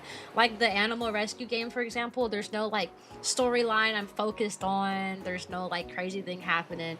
I'm not like on a mission to go like get this or get that. It's just like I can stop what I'm doing at any moment in that game to talk, basically, and there's no penalty. That's the type of stuff that I play now. Welcome to the Puppy Parade, Mixmaster! So that's what I've been focusing on, games like that. I think that's a good balance, so that I can get my little gameplay in when I just feel like playing a game and relaxing, and I can also like still get my yapping and people don't leave me. People don't leave. Please don't leave me, please. But yeah, I mean, I used to play farm sims. I tried to be a cozy streamer for the longest time. I branded myself as a cozy streamer for the longest time, where I would play Rune Factory games. There's a farm sim. I'd play Rune Factory. I'd play Stardew Valley. I'd play Fields of Mystery. I tried to market myself as a cozy streamer, but that wasn't necessarily going anywhere. I think when I was a cozy streamer like 2 years ago, I had a bit more success then, but that was because I was streaming. That was because I took a gap semester at college, so I streamed 5 times a week. I literally was streaming 5 times a week for 2.5 hours or 3 hours each day. I mean, you can grind the streaming thing out. Like, you can, if you stream enough times, chances are someone will come across you. You know what I mean? But I'm employed. I can't do that now. You know. I need to do a bit of Rain World propaganda. Yeah, I know. So that's why I like to play like more chill games, ones that you don't really have to talk too much about. You know, still keep that like just chatting like aesthetic without like, you know, hardcore focusing something.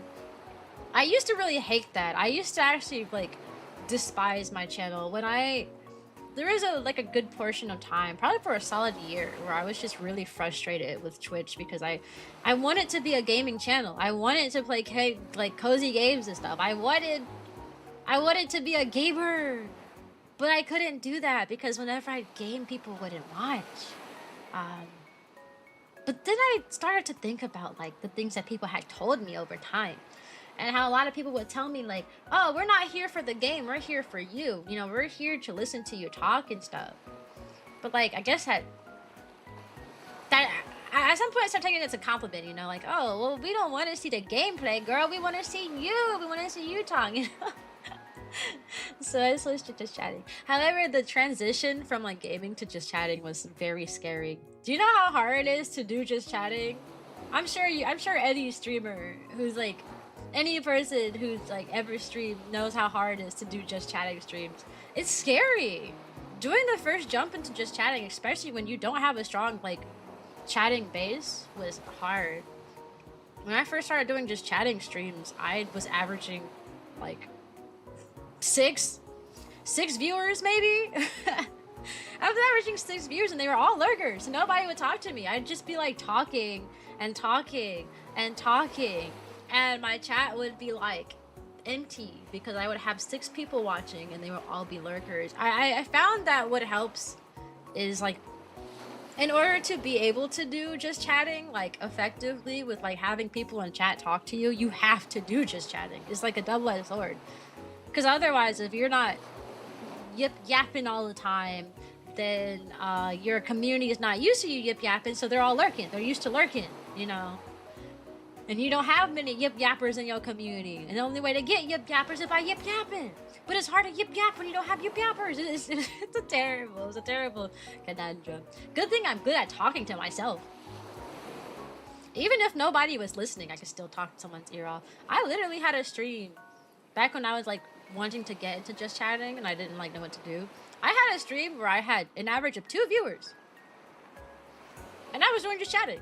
When I tell you I talked for an hour to myself, because 2 viewers means I'm viewer number 1, and there's 1 person lurking. So I was talking to 1 person who was lurking in my chat for literally an hour straight. No one said a single word to me for an hour, and I was just and it was kind of therapeutic, low-key, because like I was in a really bad mood that day, and I just wanted to talk to literally anybody in the world who wanted to listen to me. so I yapped and talked about life for an hour to like nobody. Good times. Streams are my social interactions. You know, I literally feel that, because like if I didn't have my VTubing career that I've been working towards, I wouldn't have anybody to talk to. I don't have friends outside of like online friends, which I'm sure some people consider that sad, but like it gets my social needs met, basically. If I tell Kotaro this all the time, because Kotaro doesn't really stream. He doesn't really talk in the Discord anymore. He used to be super active in the Discord, but now his priorities are elsewhere. So now, you know, Kotaro talks a lot about how he wants to get into like hanging out with his friends more. You know, he's like, I don't talk to anybody. I need to hang out with my friends more, and I'm gonna do this. And I'm like, see, I don't have that problem because I have streams. Like, I'm like, man, I need to talk to anybody. That's when y'all come across those like midnight streams of mine every blue moon. That's like, I need to talk to somebody right now. I'm starting stream. Like, streaming is all my social interactions. And before I was a streamer, I started watching streamers, and they were my social interaction. But now that I am a streamer myself, I don't really watch VTubers that much. I watch like my Rame, which is my VTuber group. I watch my Rame people sometimes. You know, it's my job to check in on them. But that's about it. I'm mad 'cause I want to change my profile. Now you got a few active people in chat. Yeah, the circle is the circle of ya, and then yapping and yapping. I keep thinking back to the short where you were talking about a dream with ketchup and mustard, and you show the 1 viewer chat. And you know what's crazy? I made that short like in May. My channel has grown so much. I started posting shorts in early May, and my channel has grown like a lot. My viewership has grown. My following has grown.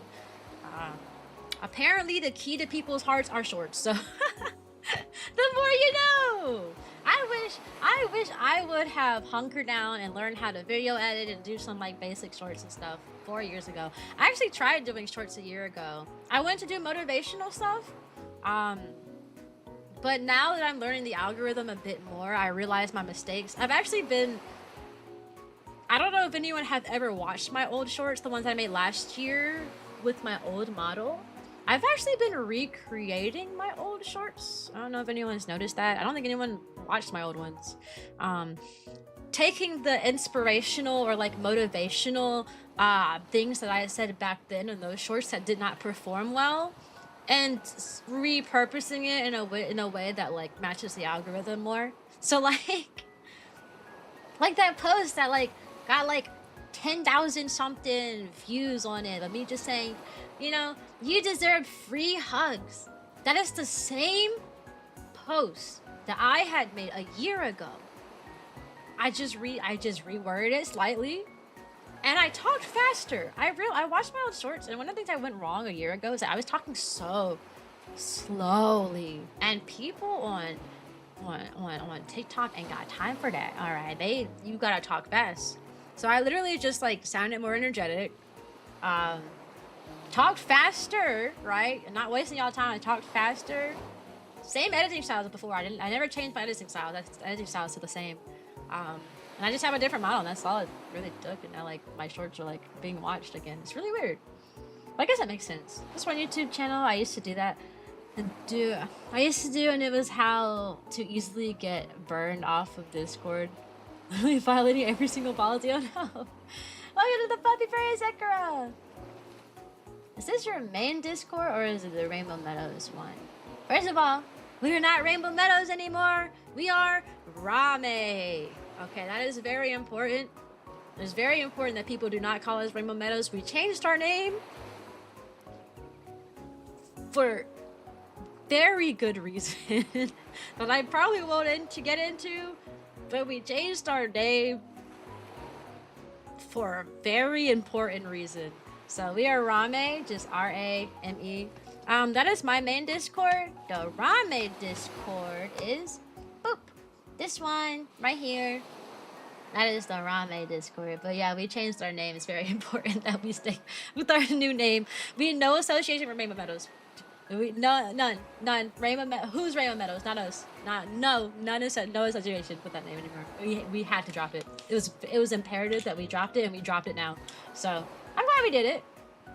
Okay, it's very great. Welcome to the Puppy Parade Skate. What happens in that Discord group? You know, it's funny because a lot of people joined my Discord and like give people have been like what's the word? Boosting my Discord. But I feel like the Rame Discord, why are you black? Because I was born this way, I guess. I don't know. I feel like the Rame Discord should be the one that gets boosted. We host game nights in there.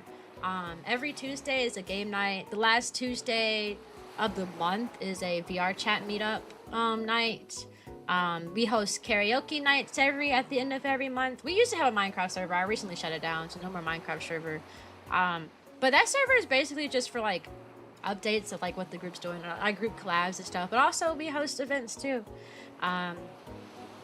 Like Debug and Mink are in charge of and Black Cat are in charge of the game nights, and Autumn is in charge of the karaoke nights and stuff. We'll probably have some movie nights here and there. Yeah, we'll probably have some movie nights here and there. I'm just not really sure.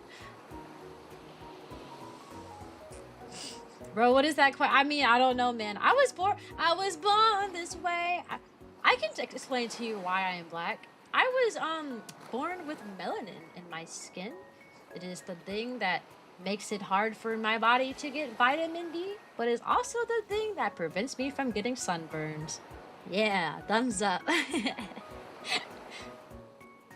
I need to consider hard if I want to join there or not. There's no pressure. We just host events in there sometimes. I've been meaning to come to one of them. I just be forgetting when they happen since I'm not really in charge of that. My role as like the owner is to do everything else behind the scenes. So there's more smaller things like game nights and stuff I don't keep up with. I forget they exist half the time because I'm too busy running our social media page and all this other stuff. Max, thanks for the raid! Hey friend, what'd you do? How be? What were you doing? What were you playing? How are yous? What do? I'm a dog, look. Glad to see you popping in my recommended channel. We'll watch your vids and learn how to yap from a professional yapper. I should make yapping classes. How to yap 101. Hi, Max! I wanted to do educational VTuber videos and make those. I just don't want to spend the time to do that. Educational videos require educational work. I would have to like plan stuff in advance, you know. I'd have to like sit down and like make like slides and stuff to go with everything. And my slides look ugly. Ugly. Everything look ugly I make. My graphic designing abilities. Nah. How to yap 101 sounds like a wonderful short series. Yeah, that would be funny actually. Why is your tail moving so fast? Because I'm smiling. Pandice did it. Yes. Good job, Pandice. Yes, Pandice did it. My mod is evolving. Yes, everyone follow our friends Max. Saw your name and decided to raid because you look awesome. Oh, thank you. You're looking awesome, I bet. Mixed master. I'm already loving this one. I'm glad. I'm glad. You're gonna do a backflip? Yeah! Do a backflip! I said backflip. I'm the one that should be doing black flips. Get it? Cause I'm black. I don't know, man. I don't know, man. That good? Yes. That good. God, y'all making me lose my train of thought. What was I just talking? Oh yeah, that's right. The educational stuff. Yeah, I would love to do an educational series, but that requires effort. I like things that don't require effort because I'm employed. Oh, I'm employed. And as an employed woman, I have things better to do. But at the same time, I would love to. I don't know. I'm so conflicted. I just don't want to sit down and make slides. I don't like making slides. If I could just... I was about to say if I could tell somebody to make slides for me, but then I still have to type out everything to write in the slides, so I might as well make slides myself. It just requires a lot of effort. Educational series with barely any effort? That's not my style, though. I feel like if I want to explain something, I gotta explain it, you know what I mean? Like, I need to make sure that I don't miss a single thing. I'm a very in-depth person. I will write, like, a 10-page essay before I go and wing something, you know? I don't know. When it comes to the education, I just don't want to miss anything. There's so many.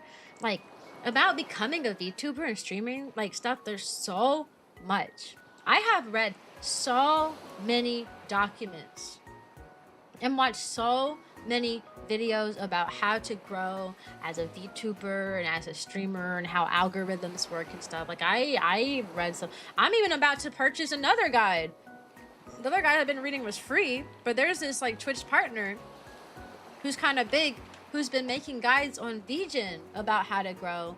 And I'm probably going to purchase her guide. She has like a VTuber workbook, and it has like 4 different things, 4 different like guides things. And for the month of August, it's on sale for like $8. I kind of want to read what she has to say. You know what I mean?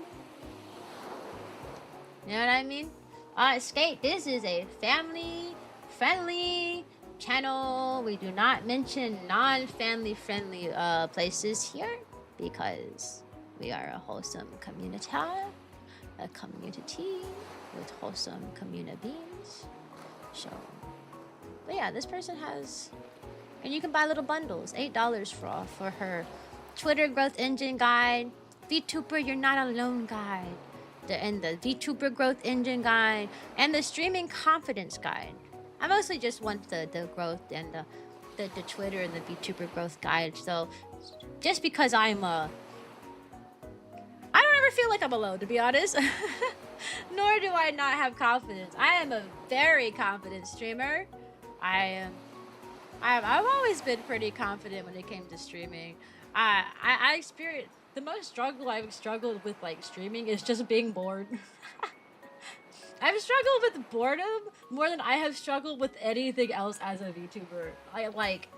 I've never been like, oh man, No one's watching me. I must suck at a streamer. I've never experienced that. If anything, I've streamed and been like, man, no one's talking. I'm bored. I'm gonna end my stream. Confidence is not a problem. Also, bye, Aiden. Best seminars I have been attended to speaker only had Google Slides with blank white slides with some text on each slide talking about stuff. The slideshow was made 20 minutes before. I mean, you're right. I could do that. I always feel like as a VTuber, because you see all these like pretty cool graphics and like crazily good design stuff, that I feel like everything just needs to be like perfect and everywhere. But you're right. If I were to do an educational thing, especially because I already have my overlay, which my overlay itself is colorful, I probably could just get away with doing like a white background and like a few bulletins here and there, to be honest. It won't be interesting to look at, but I just look at me. I'll just make myself bigger on the screen so that you have something to look at. Oh well. Oh hi, look a fan. Just teach people with mostly how you present and just supporting bulletins. Yeah, I mean, if I do something, I'd only have supporting bulletins too, because that's how I was taught how to present anyways. With like, I was in a pretty advanced program in high school, and we were not allowed. You had like a minimum like word count that you, a maximum word count that you could have of slides. So like you were like, each bulletin had to be like either a single like word or like a really short sentence of like things to talk about. And so that's how I was raised.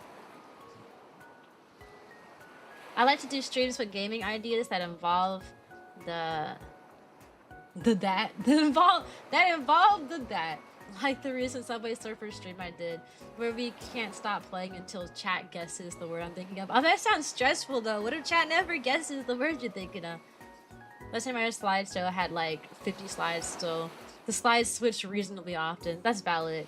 Love it for you to do a stream like that.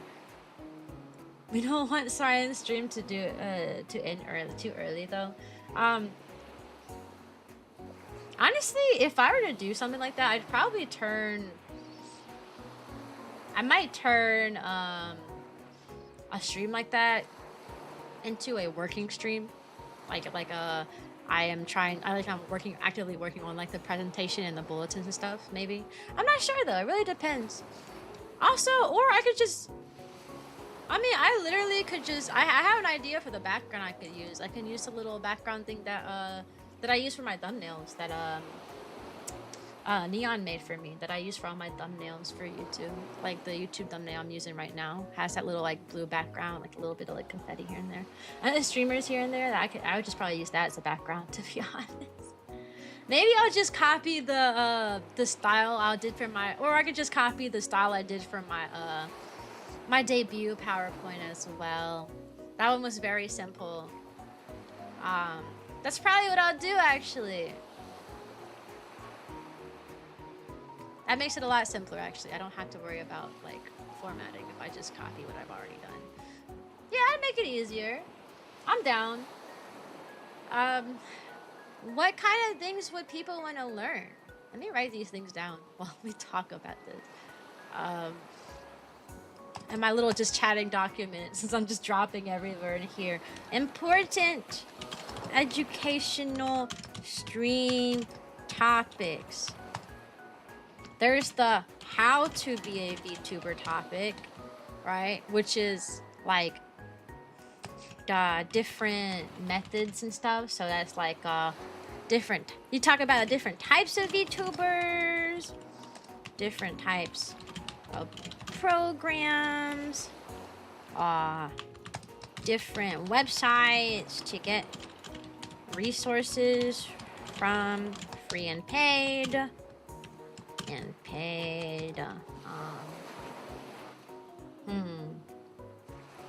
What else would you need to learn in how to be a VTuber stream? Different types of VTubers, different types of programs, different websites to get resources from. Got free and paid websites. Is there anything else to like just how to be, like just straight up just how to be a VTuber? Just how do I get a model? What do I do? Tries a face tracking program.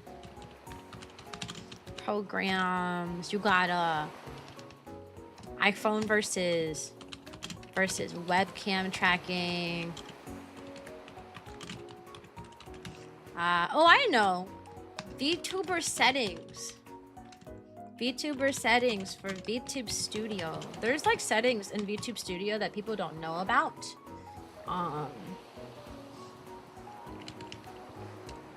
That people don't know about that really affects how your model moves. Like you could get like a really, really, really good rigged model. One that like moves so well and so cool.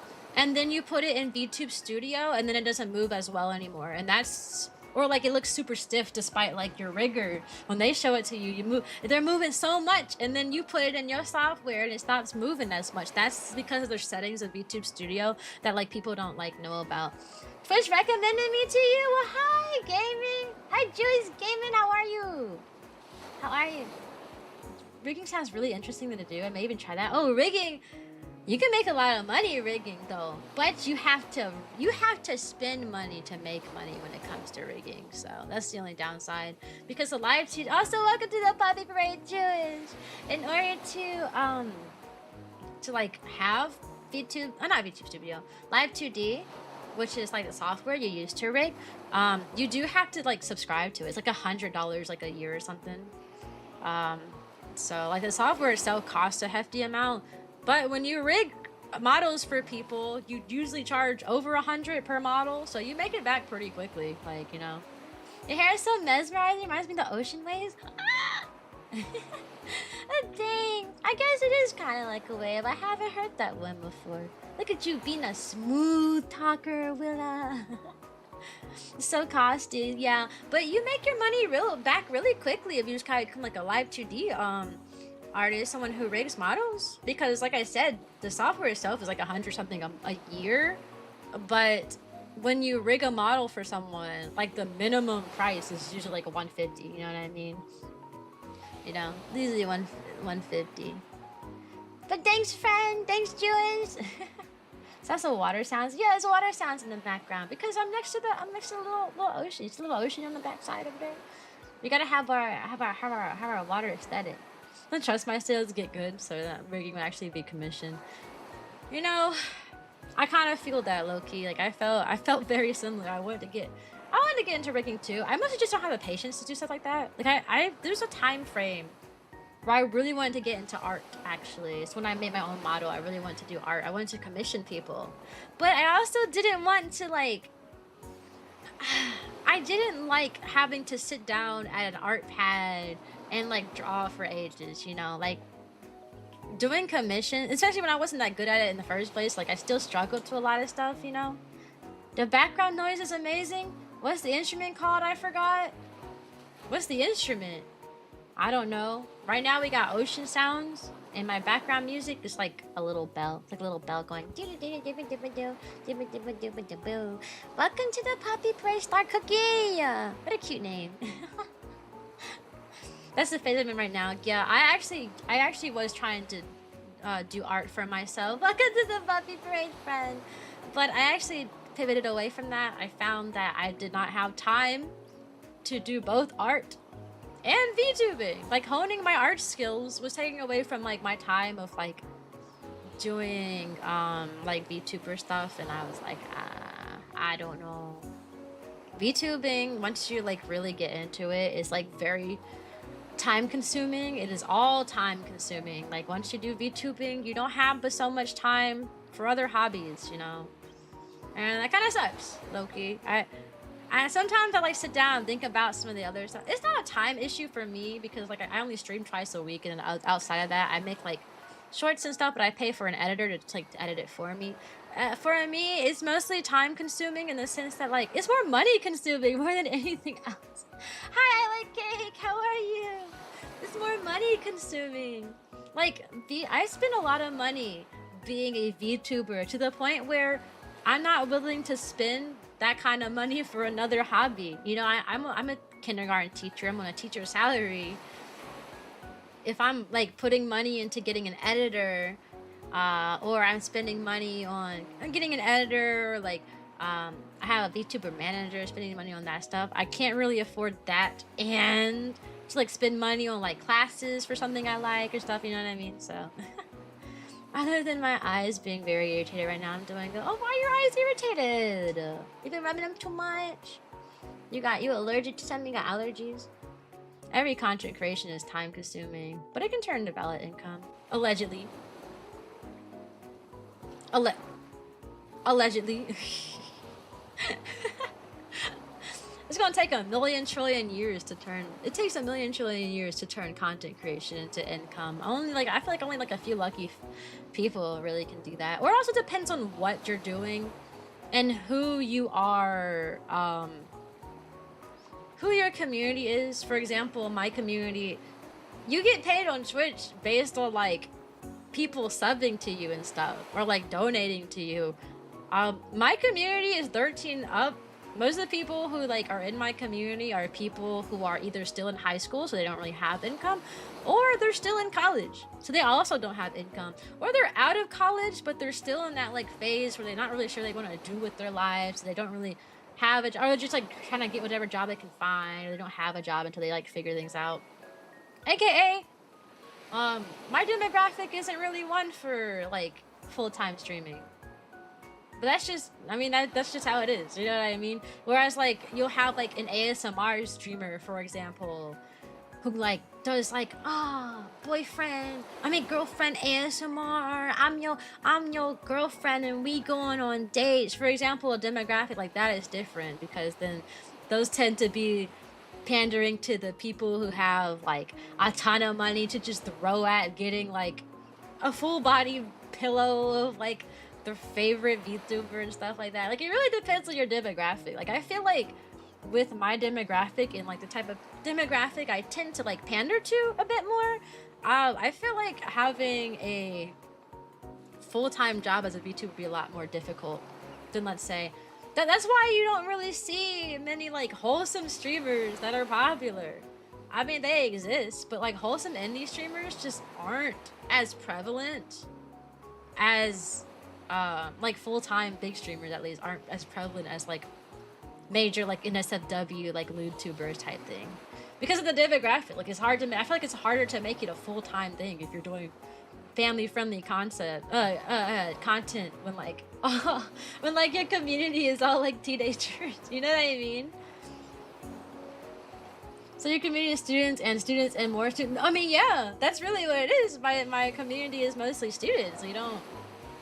And then most students don't really have an expendable income to be throwing at VTubers, you know what I mean? So I feel like even if I were to like grow super large, that wouldn't really necessarily change anything. Because yeah, NSFW pays well. SFW just not. Why is my face keep spazzing? Stop! What is that? I don't know what's causing that. It's happened like multiple times. It's driving me insane. Why is my face freaking out today? This has never happened before. What do I do about it? Did it stop? Okay, well, it's not doing it now. I don't know what to do about it. The most chaotic, wholesome ones are more popular, like Fillion or Chippy Doki. But, yeah. But even so, they're not that wholesome either. They're like relatively wholesome, but they're not like full like PG-13 wholesome either, you know what I mean? Like, they still do some, I still see clips of them doing some wild things. Or like Fillions is quote-unquote wholesome, but she also collabs with a lot of people who aren't wholesome. So she'll have a lot of clips of like somebody else that she's streaming with will do something like really inappropriate and crazy, and she'll be like, whoa, don't do that. But you know what I mean? That's not full like wholesome then, if you're collabing with like, if you're actively collabing with NSFW people and making that content. She's basically made a lot of content of like other people doing crazy things, and you're going, whoa, guys, you can't do that. This is a wholesome space, you know. That's still content, it is, but it's not wholesome anymore once you go in there, you know. Once you get over there, it's not wholesome. I only stream, welcome to the Puppy Parade, I only do collabs with people who are fully wholesome, so we don't have issues like that. I used to collab with whoever I felt like, but then I was running into problems that Philly was running into.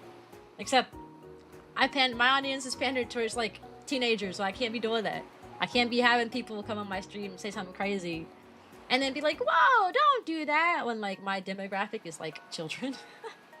You know, as someone who is big into war history and strategy, then your demographic, yeah, I don't know what that means.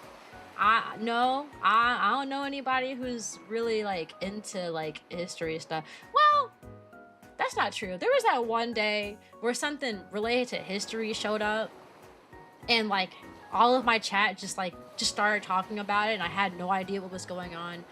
My chat is like, y'all are like really knowledgeable about the most random things ever, so I'm sure somebody in here is a history like person, and it won't come out until a history topic pops up in the most random way possible, and the entire chat just takes over. That's happened before. That has happened before. Remember that? I ain't gonna forget the time we were talking about dinosaurs, and then every person in chat just happened to know every single dinosaur and everything about dinosaurs. They were like, no, I like this kind of dinosaur, not this dinosaur. Well, that dinosaur has. I'm like, why do we know this? I don't know. It's gonna pop up. We're gonna mention one random history thing, and all the history people are gonna spawn. That's just how it goes. So we'll find out when we find out. We will find out when we find out who in the community likes history. Fillion's audience is probably teens too, but older than yours more likely. Honestly, my audience isn't that much of teens. Hi, Jaku-sama. My audience is actually, the majority of people who watch me are between the ages of 18 and 25. That's my biggest demographics. My biggest demographic is young adults. I do have like some older adults who watch me, and I do have some teenagers who watch me, but my primary demographic is young adults. People in their 20s, basically. People in their 20s. But despite that, even though most people who watch me in their 20s, like, I'm a teacher, okay? I am a teacher. I think it's very important to protect children. I don't care if the kid is a teenager. Oh, we swear in our high school. Oh, we use curse words in my high school. We can use it here. Oh man, well, I see this stuff in my high school all the time. Don't care. This is a safe space for kiddos, for teenagers, for whoever wants to watch. And I think that's very important. And I hate seeing that argument of, oh, where they're teenagers, they see that stuff at school anyways. Don't care. I don't care if a kid is 14, 15, or 16. They are still kids, and I think it's still important that if you know that you have a demographic, not necessarily if you just happen to have a demographic with kids, but like, I actively advertise my channel as 13 up, you know what I mean? So I think it's important to protect all the kids that watch me, regardless, even though the majority of people are like adults. Like, I still am saying, hey, I'm 13 up streamer, so I should protect the 13 up, you know what I mean? Like, instead of being like, I'm wholesome, and then like not. But it's a little different. The difference between like your demographic just happening to be teenagers and like you're like actually like making content for teenagers to watch. I make content for anybody to watch, so. Middle Ages and antique areas are still selling as well, of course. Not quite a lot of world wars and mainframes. See what I'm saying? You see what I'm saying? You'll find somebody. You'll find, literally, if you have any interest, you will find somebody. We got somebody in here who every time they pop up in chat, they don't talk about me or anything else. They talk about trains. So if you like trains, you can go to Last. Last likes trains, and she's always here. We have a person for every topic. We got if you like bread, there's somebody who comes in chat. There's multiple people in chat named Bread. I bet you they give you the history of bread. I got somebody who comes into my chat once a week or so and drops a fact about rice and leaves. They dropped a history fact about rice. Like once a week. You got everything, Eric. You got any interest? I guarantee you mention it, people gonna spawn. People gonna spawn. You heard bread? Do you know the history of bread? I'm quite multi-knowledgeable. I'm not. I can tell you about all the recent drama happening in the Vtuber community before I can give you any facts about any real world stuff. I can tell you which YouTuber just recently got ran off the internet. I can't tell you anything about history or science or anything. But man, do I have all the juicy drama. But you know what? You sell bread? That's really cool, actually. I like that. But you know what? It's fun, so I don't mind it. I don't mind it. I literally... Tell me this much is better. No, I don't even know what that is. I don't even know what's going on. Welcome to the Puppy Parade guy. I can tell you anything about Michael Jackson or Sonic. I can tell you a lot about Sonic. Or probably Mario too. I'd be watching them long, in-depth videos about like analyzing Sonic games I had never played before. And the history of Sonic and stuff. Oh my god. Yeah. I'm very knowledgeable about like working with kids. Like if you got a question about like someone earlier was like, what do I do for this kid who cries all the time? I could probably give a little advice for that, but like that's about it. That's about it. A 5-hour stream? What time is it? 3 o'clock? Maybe. If I don't get bored. I'm not bored yet. Maybe. If I don't get bored. I do need to end by like 4 o'clock probably. So I wouldn't really go past 5 hours if I could talk for 5 hours. But that's simply because there's things I'd like to take care of before Kotaru gets home. There's certain things that I like to take care of before Kotaru gets off of work, and once 4 o'clock hits, starts pushing it, you know. My top 3 most played games are Europa. You know, I've seen that game, but I haven't played it. You're probably like Crusader Kings then, Crusader Kings and like Civilization games. Chill Dog? I read that as Chili Dog in my head. Chili Dog. Now we were just talking about Sonic too. Chili Dog. Hi, Adi. How are you? How are you? Oh, what were we talking about anyways? Oh yeah, just knowing things. Crusader Kings clean. I have Crusader Kings 3. I never got into it. I played Crusader Kings 2 a lot, and then I didn't really. I don't know. I played Crusader Kings 2 a lot, and it was kind of complicated. I kind of stopped playing it. Then I started playing Crusader Kings 3, and then it got really complicated because I didn't even fully understand the second one. Then I started playing the third one. Now it's like, man. So it was really important that I just stopped playing the game. I didn't know what was going on. I can play Civ though. Civ 6, not Civ 7. I haven't touched Civ 7 yet. I've heard things about it, but I heard Sonic in the preview. I clicked. Sonic! Sonic Heroes! Sonic Heroes! Something, something, something, something, something! Wah, wah, wah, da, ba, ba. Welcome to Puppy Parade. I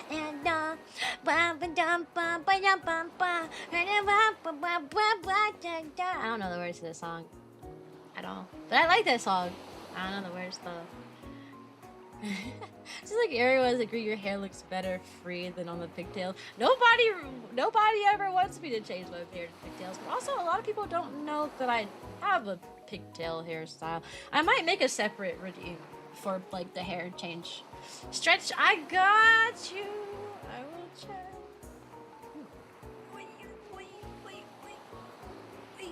That's my stretch sound. Sorry.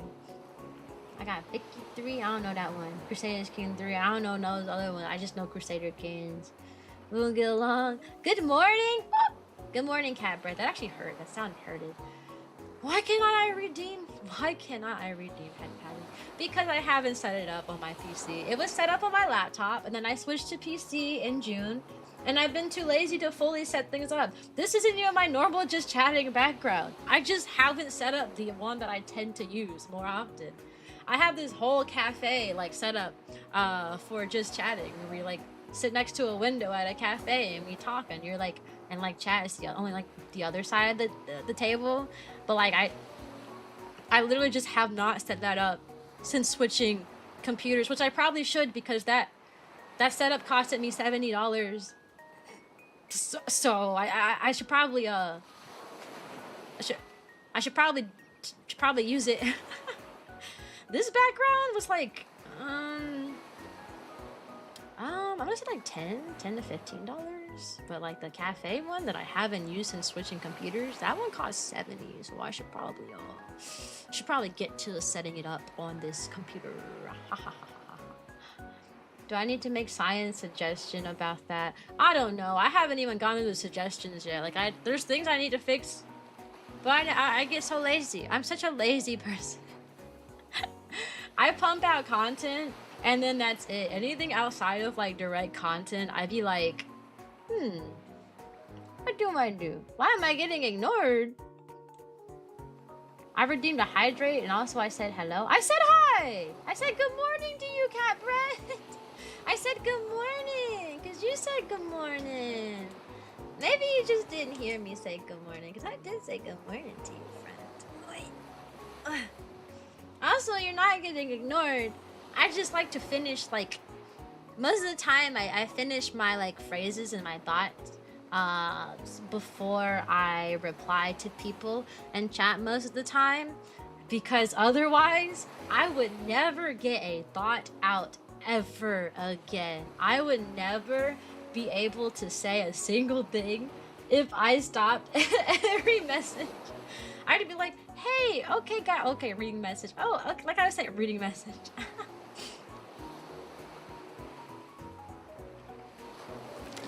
Also, be nice, Kate. Be nice. Don't make people sad. Be nice. Everyone in this chat is very important. Be nice. Right? Even as a joke, you gotta be nice to people. No mean comments and then say, just kidding. Because some people take that seriously and now they're upset, he said. And we don't want anybody to be upset, he said. So be nice, okay? Even if you're joking, just be nice. My cat is assaulting me with love.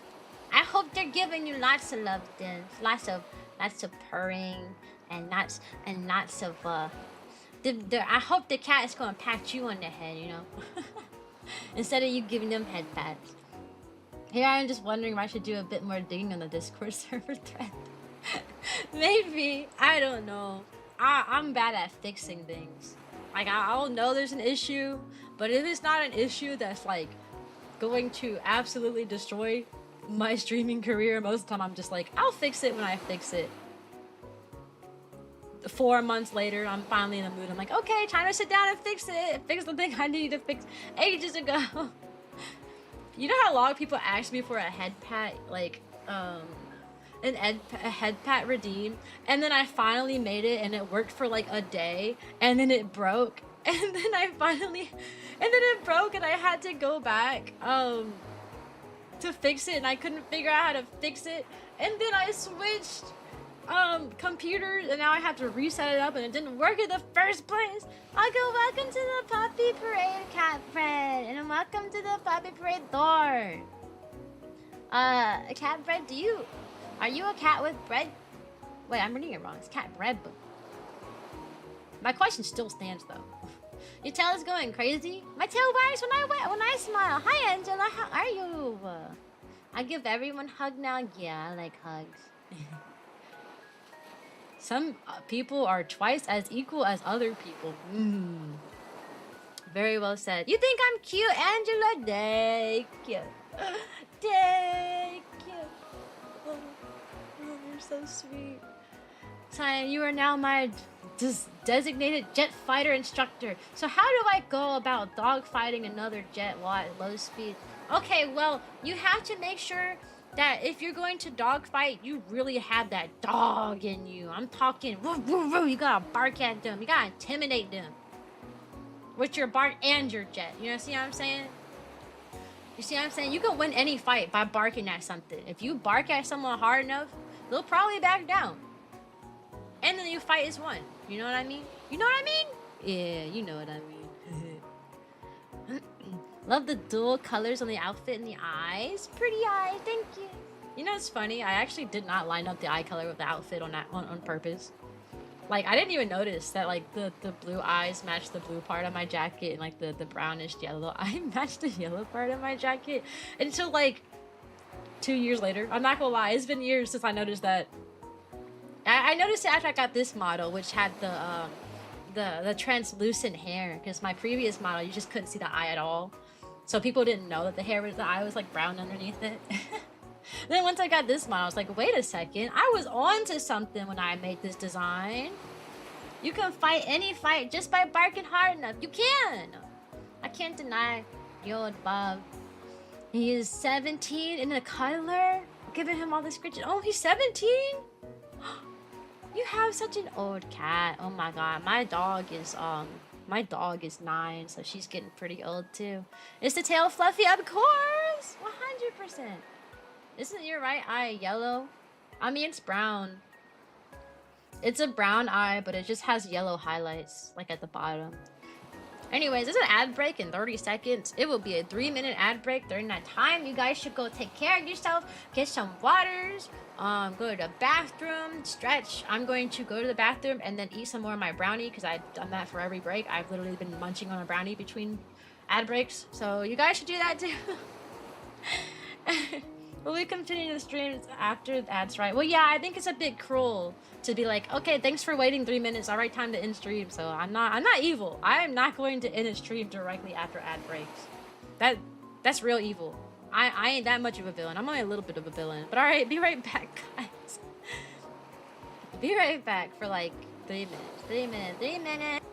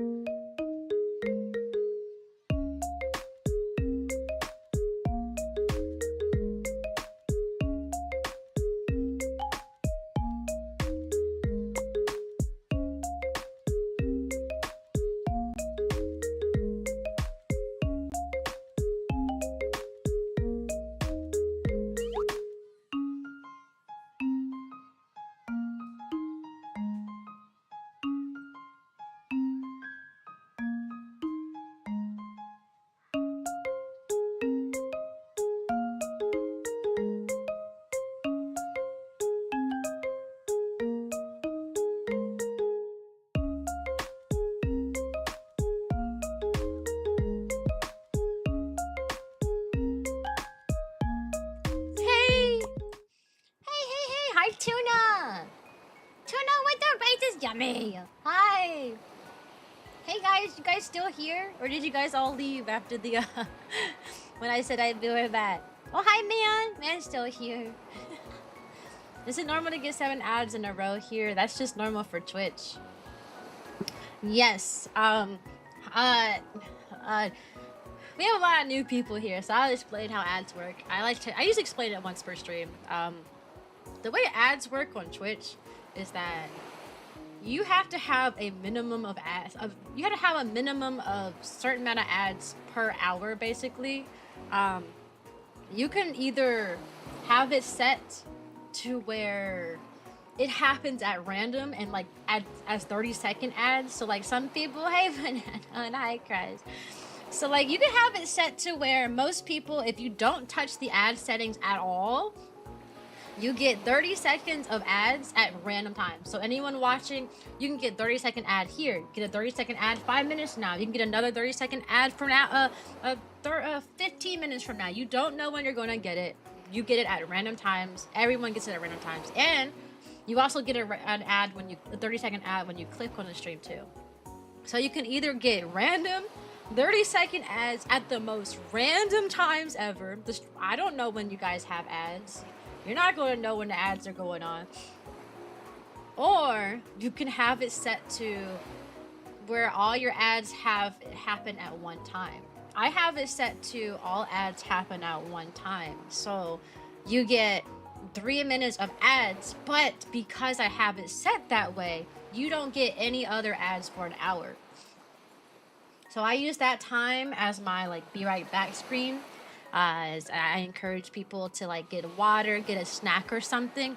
That way the ads aren't so invasive. You know, we can take a 3-minute break. I can go to the bathroom. I can stretch, do whatever I need to do. Stand up, walk around a little bit.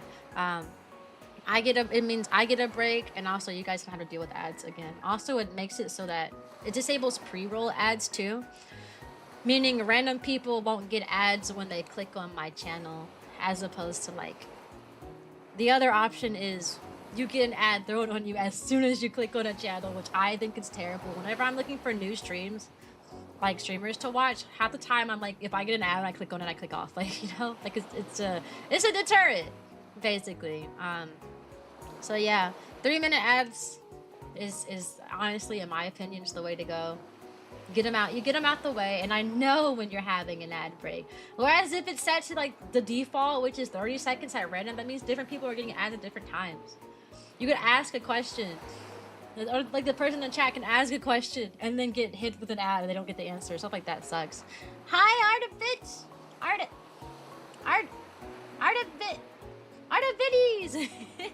Hello, Artivities. How are you?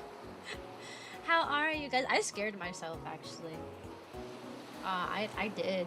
I don't know why this stream is doing so well, but it is. I've said it before. I hide my like stream stuff, like stats and stuff, when I'm like live because I've had times in the past. Also, hi Great Lake, where I had like I was stressing myself. I was stressing myself out over like, oh, not enough people watching. Oh, nobody here. So to avoid like. And to avoid issues of like getting myself sad or like any other emotion tied to like what's actively going on, I hide my stream stuff. But every now and then while I'm streaming, like during the direct back breaks, I check it. And oh my lord, I don't know why this stream is like popping off like it is. Welcome to the Puppy Parade, Jiro. Welcome to the Puppy Parade, Tread Dragon. I really don't know what's going on. I think Twitch is just hard pushing my content today. And I don't know why. I didn't even do nothing. I'm just sitting here minding my own business, and I think Twitch likes me. I don't know why. Welcome to the Puppy Parade, Artivities. Yeah, I got you recommended. Is it just like recommending me to like a ton of people? That's so insane. I mean, I've been in like the recommendations queue for like a handful of people, but I don't think I've ever like been recommended as much as my stream is getting recommended today. I'm almost afraid to end it. I feel like if I end my stream now, I'll never have a good stream like this ever again.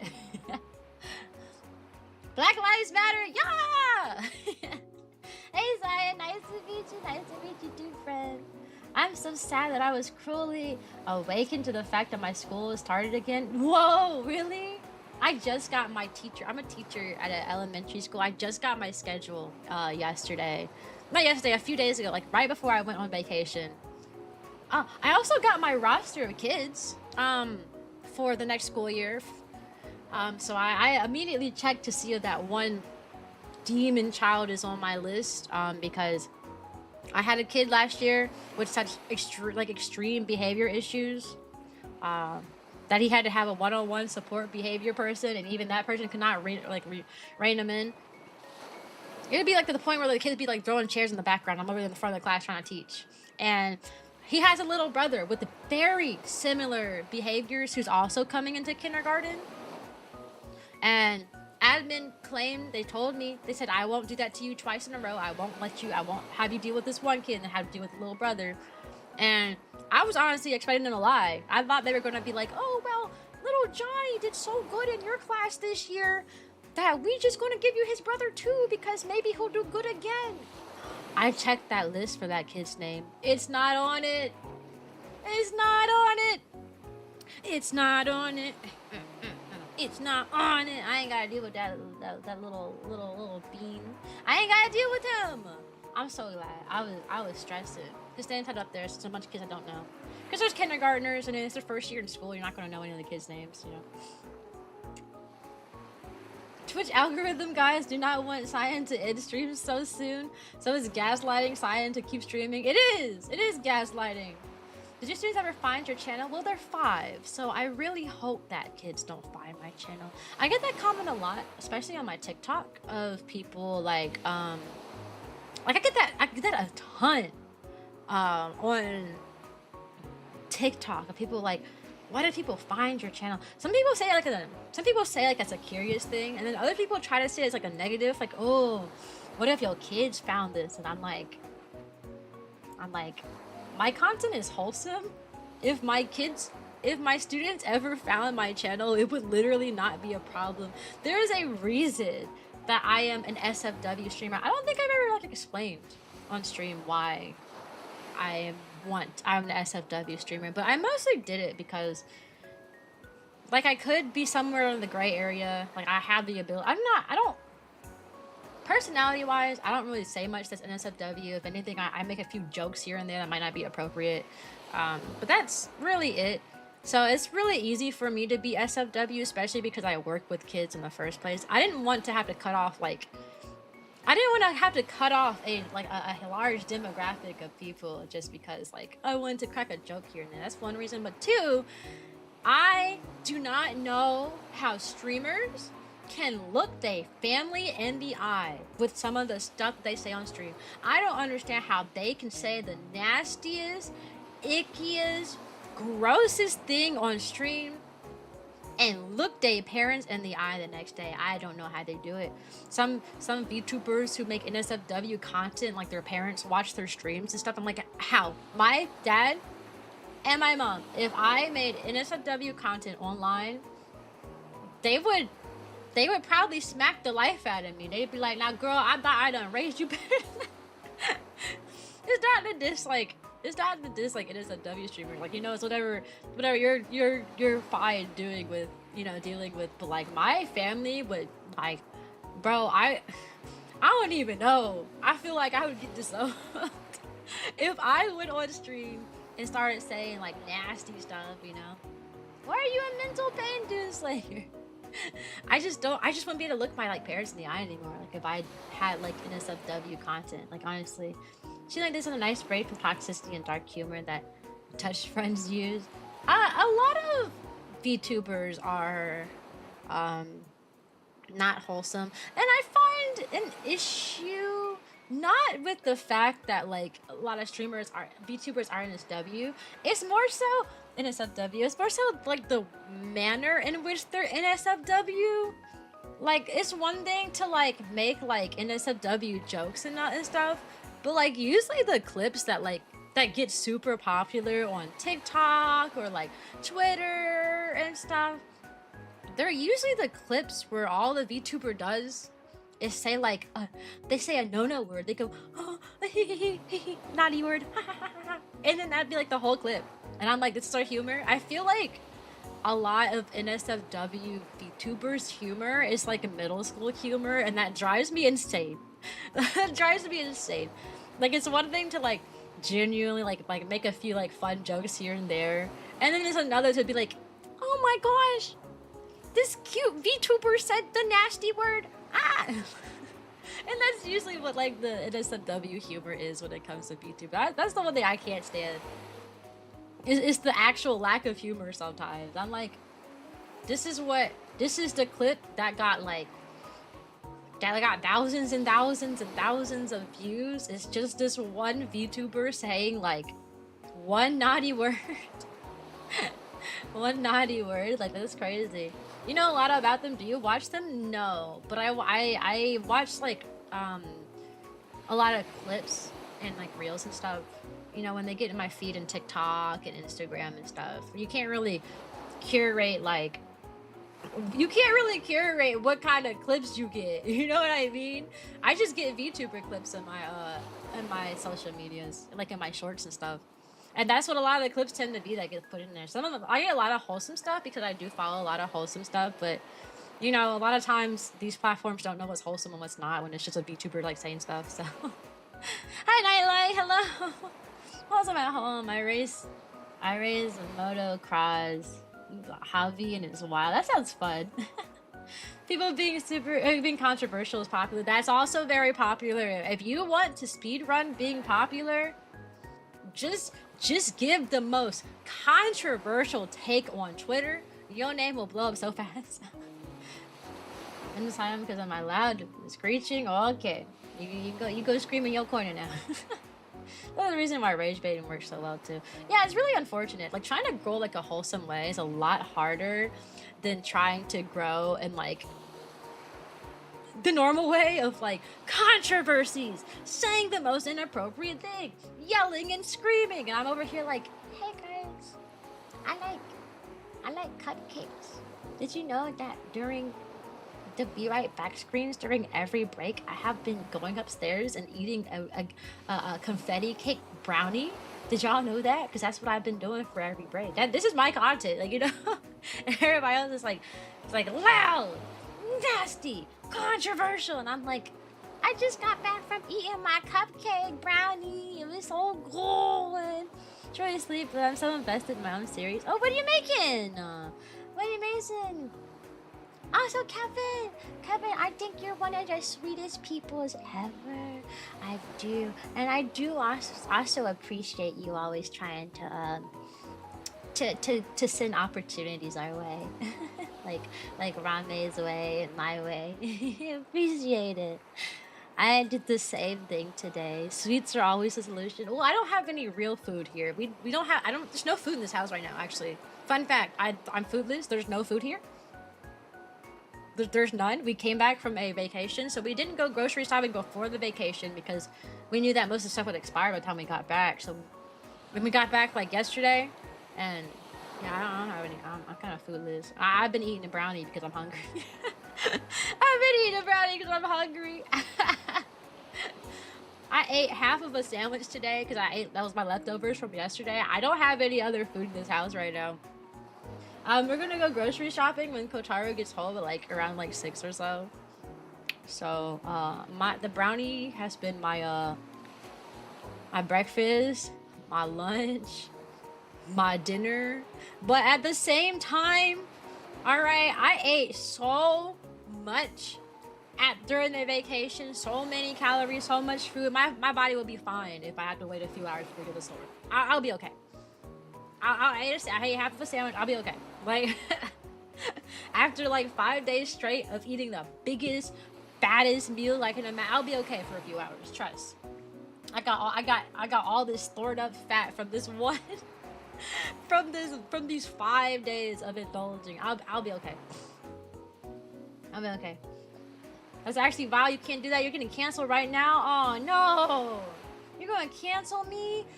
Dang it! Welcome to the puppy parade, Jonathan. Twitter's the gold mine for political talks. You know, fun fact about me. Something that's very interesting about me is that I am a sassy and very petty individual. I like personality wise. Per- Personality, I'm very sassy and I'm very petty. I've always been that way. I've been that way since I was a kid. Except now as an adult, I'm really good at just shutting up and minding my own business and keeping the not so good thoughts in my head. Which is actually a problem because Kotaru has seen my struggle because I'm slowly becoming a public figure. Obviously, I'm not that big of a VTuber, but we're getting there. We're growing. We're growing. We're getting there. We're moving. We're going up there. But that also means that, like, whenever I see something, I get a negative comment on a video, I just wanna just throw my paws up and go at them. Not like a mean way. I don't insult people, all right? I like to debate people is how I word it. I like to be like, oh, you said this? Well, how about you think about it from this perspective? Because this. Here's all my points, but I can't do that. And it drives me insane. It drives me insane because I'm naturally a debater. I will debate about anything. I see stuff on Twitter that's controversial. I want to be in the comment section debating my opinion and getting counter arguments to other people's opinions. I see a comment that I don't like on my YouTube and my TikTok and stuff. I wanna make a comment defending myself or rewording things or trying to come from a different angle, but I can't do that. You know why? You cannot. Jesus does love me, yes. You know why? Because you cannot be a positive role model if you're debating people in the comment section or Twitter replies. And I go through this turmoil every other day where I read something on Twitter and I'm like, that's the dumbest thing I've ever heard. And I'm getting my keyboard ready, I'm becoming a keyboard warrior. I'm typing out my big thing. Man, I don't know why you would say this on Twitter because blah blah. I don't believe in any of this. I think you guys are saying this and that. And then I type it out. And then I delete the message before I send it. You know why? Because I'm trying to be a positive influence online, and I cannot do that if I'm debating people all the time. But I'm such an opinionated individual that it literally drives me insane. I feel like I'm going crazy sometimes. It's gotten to the point where sometimes I won't even open like my own comments on my videos because I know that I'm going to be one to debate somebody and I can't. It's so bad. And Kotaru watches me. Sometimes I'll let it slip out. Sometimes I will drop like a long comment like debating what somebody says, and then Kotaru will come across it and he'll be like, you should delete that, that's not really on brand. And I'm like, oh, I guess. Someone say debate counts me in, gang. I'm a keep crash out queen. I am a crash out queen, but I can't be that. I can't be that if I'm a positive influence. Welcome to the Puppy Parade, Moe. Them paws are rated E for everyone. Y'all, people be getting me messed up. I might try to be positive, but when my War Thunder teammate accuses me of being in the wrong in a TK situation, my typing speed exceeds 110 words per minute. Hi, Bonk. How are you? Always a joy to support any VTuber. You can call me Mo. Oh, hi, Mo. Oh my gosh. Like, I think it's really hard to brand yourself as like 100% positive all the time in like social spaces and like on streams and stuff when you're like still a human with emotions. It really makes me wonder. Welcome to the Puppy Parade, Victory. It makes me wonder how like bigger streamers do it. For example, we'll say someone who just had a large controversy. Gargura, she redebuted. I mean, she didn't redebut. She left How Alive, came back as a new form, and this new form had the internet so upset. How do big streamers handle situations like that is what it makes. It's what I wonder, because I'm a small streamer and even I be getting like so offended by certain comments and stuff, and I just have to like bite my tongue and stuff. And I like to think about like the bigger streamers, the ones who have like entire controversy around them. Half the time they don't even like, they don't comment on the controversy, they don't even allude to the controversy, they just let it ride out. Like, I feel like if I had like something crazy happening, I'd be a keyboard warrior. No, it's not true. Maybe. Welcome to the Buddy Parade, Tony. Like, your avatar reminds me of a famous streamer. I think he's called Negro. Bro! You got me. I can't believe that. I got trolled. It's okay. I'm black. I'll be fine. Don't be a streamer. That's why I don't think I will be one. Really. I think being a streamer is fine. I think it's easy to stay out of controversy, for example. I think it is easy to stay out of controversy, but as to like people just like commenting like negative stuff, I don't know. Welcome to the Puppy Parade Elite. I've learned that like on the internet, people will literally say or do whatever they want to. Like it doesn't matter what I like make a post of, somebody will find a way to make it super negative. Like the comments super negative, you know what I mean?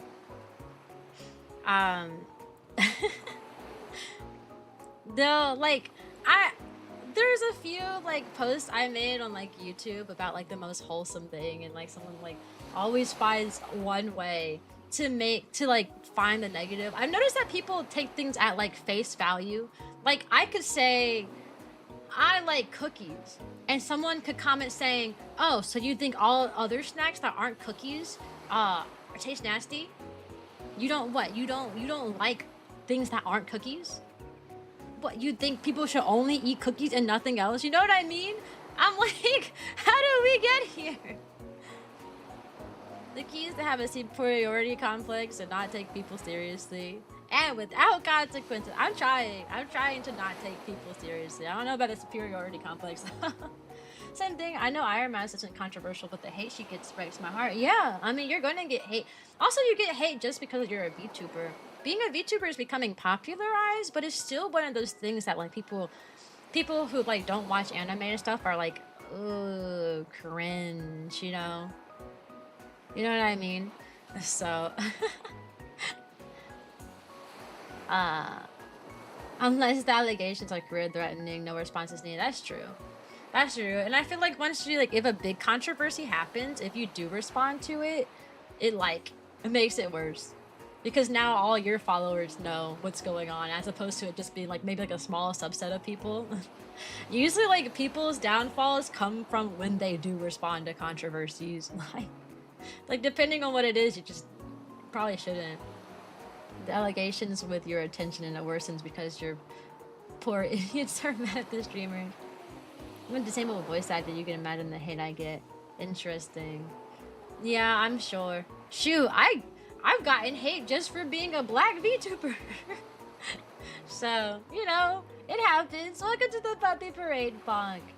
I feel like people aren't as bold now that I'm like a slightly bigger streamer and I have like a more active chat. But like when you're a small streamer and you're just starting out and like chat is pretty empty, people will say things because they know that they can get away with it. You're just a small streamer. No one's going to see it other than like the streamer, maybe like one person in chat.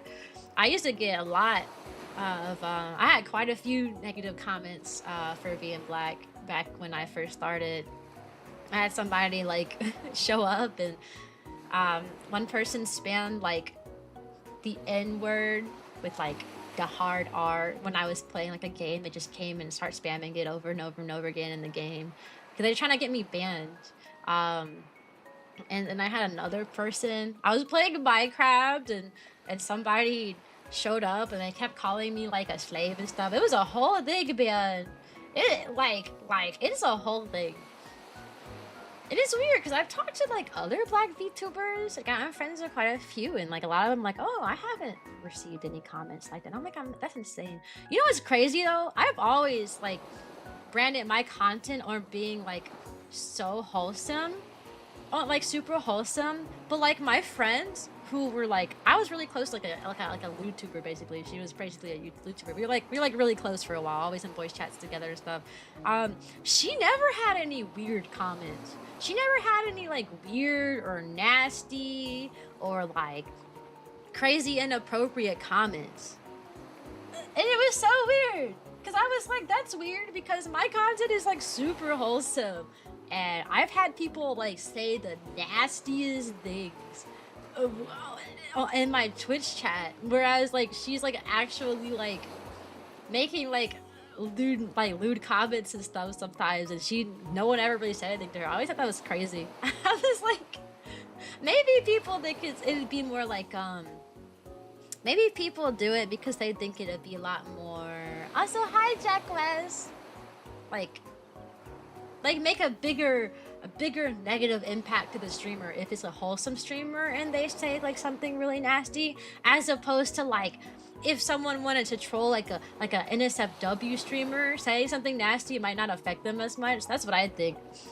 Also, hi Captain Dimensions, how are you? We're talking about different streamers. We're talking about trolls and like stream chats and whatnot. Welcome to the Puppy Parade, Lady Kate Fan! Love the avatar, new follower. Hey! Thanks for the follow. I have a lot of people following me and calling it an avatar. It's called a VTuber model. I'm a VTuber. Welcome to the Puppy Parade, Captain. I feel like I'm starting to like be like some people's gateway into VTubing now. I'm a VTuber and we call them models as opposed to avatars. Not really sure why. I guess it kind of is like an avatar, but I guess we call it model because some can be like 3D and stuff, and like people have to like sit there and like make them and stuff. Who knows?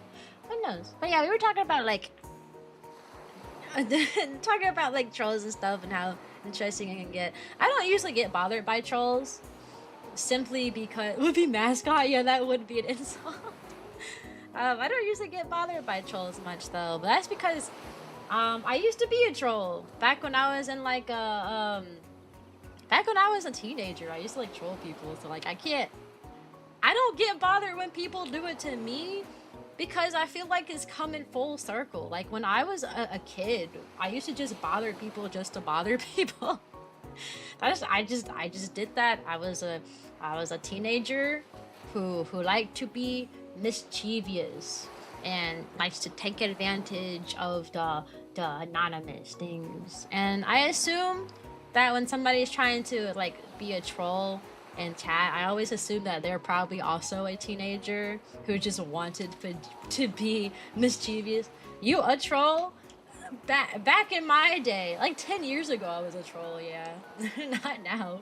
I try to be a good person these days. I don't know. I wouldn't say I was the best person when I was in high school. But you live and you learn. And there's better outcomes that come from being a good person than being a bad one. So I wouldn't say I was a bad person in high school. I definitely had my flaws, but I did used to bother people just to bother people because I thought it was funny. Joke's on me, I didn't have any friends, so at the end of the day, the only person who was laughing were the people who are laughing at me for being friendless, for being mean. Do you have a favorite streamer? I have an Oshi, which is like your favorite VTuber that you like watch and support. Fuamoko! I love Fuamoko! I also like Raora. They're both Hololive VTubers, so they're like VTubers in the big companies. Them two I like a lot, actually. I don't watch streams often, but chances are if I am watching a stream, or if I'm watching like clips of a streamer, it's mostly coming from them, so... I'm very neutral on the good-bad scale. I strive my hardest. Bye, Victory! Victory! Bye-bye! Did you make your own model? No. This one... I made my previous model, the one I used before, like last year, around this time, but this current one, no, I did not make it. It was made by an artist named Ari Haru. Um, bro was a menace to society. I was when I was younger. Am I allowed to call myself a PNG? Is a model? Is a PNG? Yes, Panda. You're a PNG tuber, so you have a PNG model, tuber model. Yeah, people still call it a model. Call it an oven. What do they call it oven when you in the cold food of what? Why do they call it oven when you in the cold food out hot eat the food? Help! I don't understand. Oh, I'm gonna need you to rewrite that one. Watsaku. Am I crazy? I'm gonna need you to rewrite that. I don't know what that means. Mix up your words and confuse the site. I don't know what's going on. If I watch a stream, I'll either watch Bush or Melly, but I like you too. Yay! I'm glad you like my streams. Mokoko, yeah, I like Moko. I like Fuwawa more though. I do like Fuwawa more. She's a lot more calm and tame. And Mokoko is like a little gremlin. I would love to someday be a third dog. You know, see what I'm saying? Like, oh, Fuwamoko collab. That's not like possible though. I ain't gonna be that big. But I'm trying my bestest. Of out hot eat the food? Of out hot eat the food? Yeah, of out hot eat the food too. Yeah, why is it called an oven when of out hot eat the food? I have no idea. Well, I don't know. What is the of hot eat the food? Oh no, not me. I know how to eat the food to eat. You see what I'm saying? For other people in the Netherlands, it's a way to make friends if you do it the right way. Man, I just got bullied. It was weird. I got bullied, and I feel like as a result of me being bullied, I got kind of mean. Like, it wasn't a case of like me being a bully and then me being bullied and then me start bullying someone else. I wasn't that mean. It's more like I got bullied, and then I just started trolling people online. I don't know. Do you know any other languages? I know a bit of Japanese and Korean. I'm fluent in Spanish.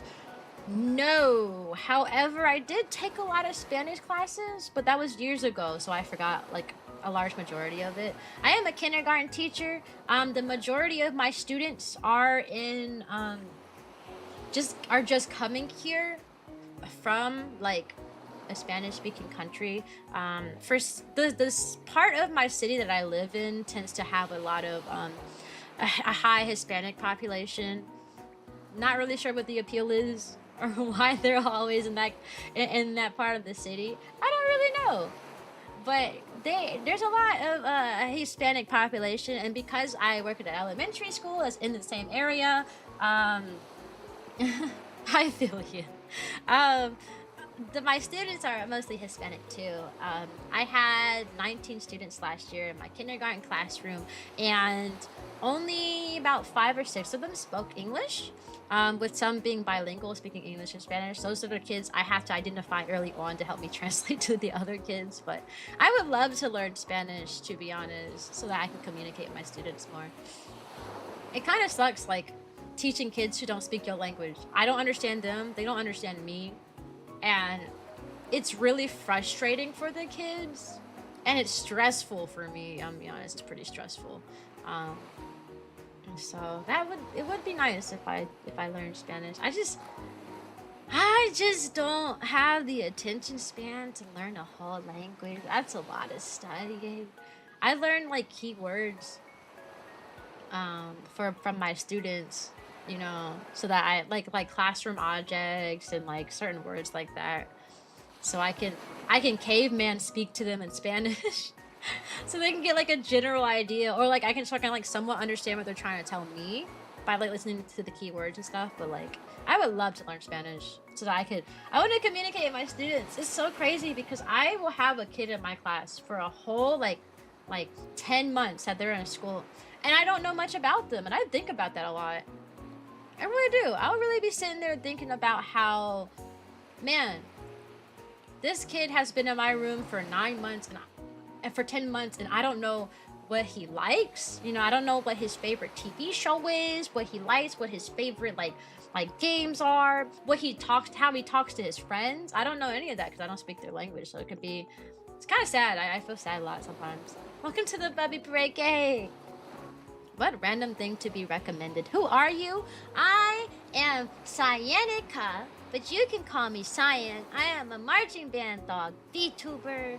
I make family-friendly content. All my stuff is wholesome.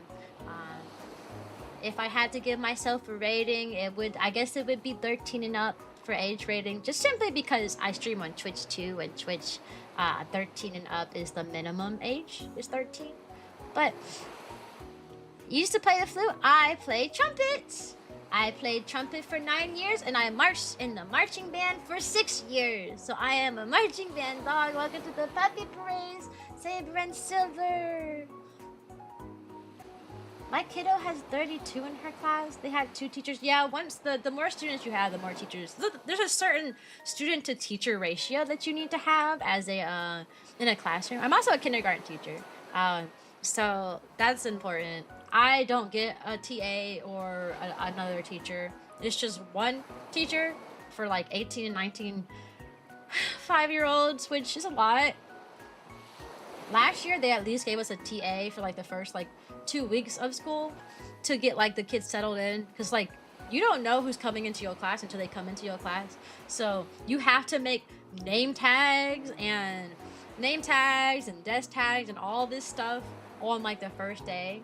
Also, fun fact about kindergarten, we don't know how half of them kids are coming home at the same time. We don't know how half the kids are going home.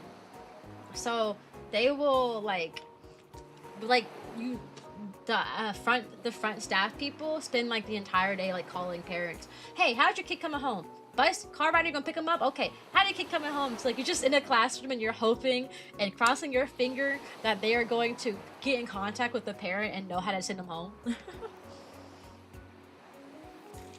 A lot of parents literally just drop their kids off at school without like providing us with any information. So some parents don't even provide the information on who the kid is. They just drop the kid off and leave. And I'm like, who is this kid? I don't know. I played trumpet in jazz band. I was in jazz band in high school, but high school jazz band was not very, at least my high school jazz band was very simple. It was college jazz band. That's something different. College jazz band is so difficult, but I didn't do it. They asked me to be in the jazz band, but like all the members in there were like such professionals and so good, and it was such a small jazz band that like I felt like if I were to join it, I would like mess them up. Because like I wasn't a bad player, but I also wasn't the best either. You know what I mean? I liked my tone, but there obviously were things I struggled with. Everyone has things they struggle with. I think I had a nice tone. I just had trouble like playing like super like fast and super high. I had trouble doing that. So I used to play piano. That's cool. It's different from regular band class. It is. I'm pretty good at it. That's nice. I play violin, piano, guitar, and ocarina and try to get involved in everything. Man, I played a little bit. We're at 41. Don't say that, Panda. You want to make my heart explode. I'm nervous. Anyways, I played the kalimba. I have a kalimba. I'm actually really bad at it. Okay, these are instruments I like quote unquote played. AKA I have owned. I picked up a few times, tried to play it. I'm not good at any of them. I'm okay at a ukulele. Alright, I know a few chords on a ukulele. A kalimba. I'm really bad at kalimba, but I own it. I own one. I had a violin for a while. I actually in middle school I would go to band because I was in band, but I stayed after school for violin lessons with the band with the orchestra teacher because I asked him if he could teach me. He said yeah. So after school I would stay in the classroom and he would just teach me one-on-one a violin. So I played that for a few years. But that's about it. And I played trumpet. Played trumpet for 9 years. I'm just a trumpet girl. Should play Subnautica and like go to the Aurora. Subnautica seems scary though. It seems scary. Quickly play a game. Yeah, I'll be like, oh, I got too many viewers. The amount of viewers is scary to me. Time to play a game. Everyone will disappear. Whenever I stream a game, like half my viewership just like dips, so which is valid. I'm more of a yapper than I am of a gamer. So how's your man doing? He at work. My man at work right now. So he's working hard. Or hardly working. Actually, he's working very hard right now. Because we were on vacation for like 5 days and his job is imperative, no one can really like replace him.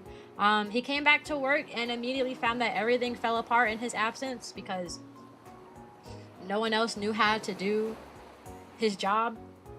Like no one else knew how to do what he was doing, so it became like a really like an awkward thing. He got back from work and everything was just on fire, exploding. Kaboom, kablamo, kablamo. We love your yaps, thanks. I hope you guys love my yaps enough to stick around for collabs, because the rest of this week is collabs. Wednesday is Mario Kart 8 with viewers and my friend Gumi Umi at 7 p.m. Eastern time. So if you guys want to like, you know, play Mario Kart with me poorly, then you should like hang around. This truly was a long stream, yep. It was. I'm ending it soon. I'm waiting for us to get close to the next set of ads. And Twitch said this in about 18 minutes was the next set of ads. So I'll probably end in about 10 minutes. Is what I'm going for. I mean, I came back from like a long vacation, you know. I'm all fired up. It's when I go away from streaming for a while, I can come back and talk for a while. And also there's so many people here. It makes it a lot easier to talk when you have like people to talk to, you know what I mean? There's people to talk to today. So, you know, hey, what's up? What's good? She misses, yeah. I'm gonna have a lot more stories ready though. When I get to the puppy parade 80, I'm gonna have a lot more stories ready.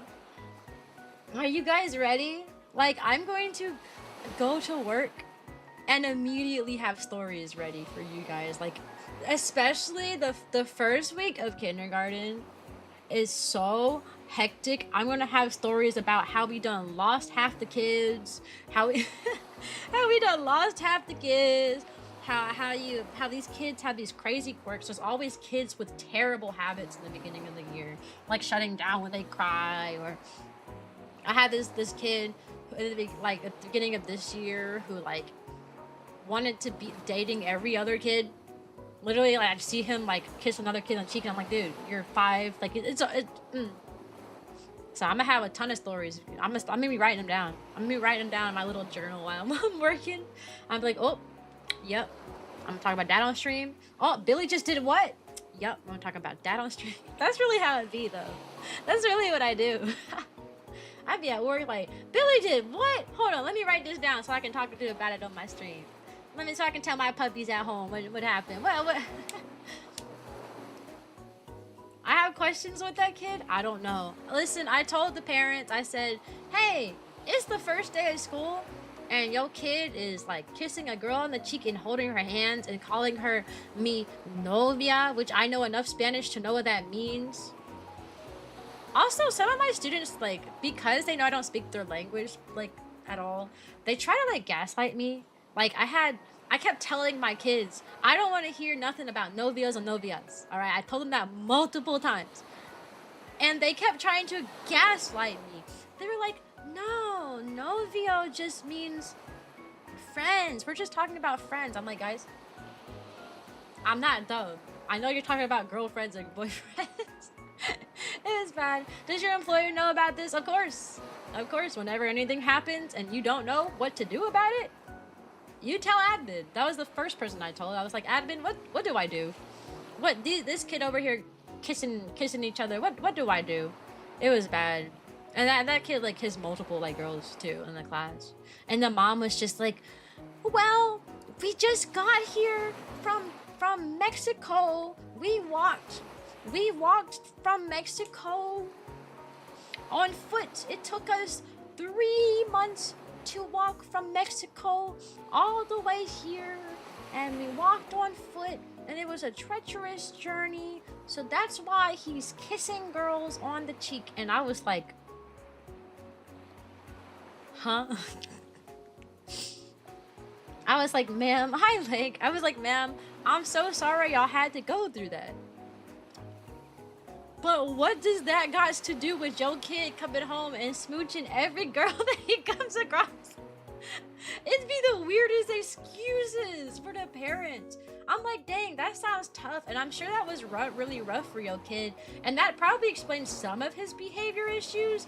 But that has no explanation for why this kid is claiming everyone as his girlfriend. That has nothing to do with here. Maybe you have to say that, like, you know, he's acting out a bit. That can explain that a bit. But, like, that cannot explain why he's, like, trying to date everybody. No explanation.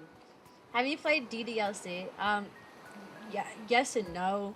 When the DDLC came out, I was in high school. So I played part of it, and then I got scared, and I watched PewDiePie play the rest of it. That was back when PewDiePie was still gaming. So, like, I know how the game goes from start to finish, but, like, I was too much of a scaredy cat in high school to, like actually do it, so... Like I said, bro thinks he's a player. Nah, apparently he's doing that because of quote-unquote trauma, according to the mom, you know. Oh yeah, he just wants to date everybody because of his past trauma. Girl, what? I don't know, man. I don't know, but I do get a lot of sad stories from these parents. But it's because, like I said, a lot of them, like, just came from other countries. From like, the nearby Spanish-speaking countries, and, like, some of them have some crazy stories to tell. They're telling it the best way they can, like through a translator and stuff. Parent-teacher conferences are kind of awkward as a result, though. Mostly because, like, you're just talking into a translator over and over again. Like, I'm talking into my phone, and I'm, like, showing it to them, and then talking into the phone again, like, showing it to them. It's a little awkward, but, you know. Since you're a man up there to have a man-to-man talk, dang. That'd be silly. That'd be a really funny idea, actually. Alright, guys. It's time. I cannot stream forever. It's 4 o'clock. I said I'd end around 4. It's 4:07. I got things to do. I got things to do. I mostly just want to clean up some things, that's all. I really just want to clean up some stuff before Kotaro gets here. Before Kotaro gets here! What is this? Why am I hitting a big goal like unique stream wearing a costume? What is this? Challenge your community. Oh. I've never used this at all. So much for the wonderful stream. Thank you guys for coming. My next stream is on Wednesday at 7 p.m. Eastern time. We're gonna play Mario Kart 8 with the homies. So make sure that you play Mario Kart 8 with the homies. Also, yes, join the Discord. And if you want to, like, if Nightbot will let you join the Discord, that is. Oh, there it goes. Okay. And if you're interested in my Vtuber group named Rame, we have, we do, like, game nights and stuff in there. So, like, that's a little bit more active in the... I'm talkative in, like, my Discord, but, like, if you want, like, actual activities and stuff, you should probably join the Rame Discord. Also, last minute merch plug. Buy my merch. Buy my merch, please. I have merch. By the way, just in case you went, just in case you didn't know, I got merch. I need to update that merch thing actually, because I have stickers on Redbubble. Stickers. This is stickers here. So let's see who we're gonna raid. Who are we gonna raid? Somebody. Is any Rame members live? No, I'm never streaming at the same time as them. I noticed most of, like, the Rame members stream later in the day, like 7, 8, 9 p.m. Let's see.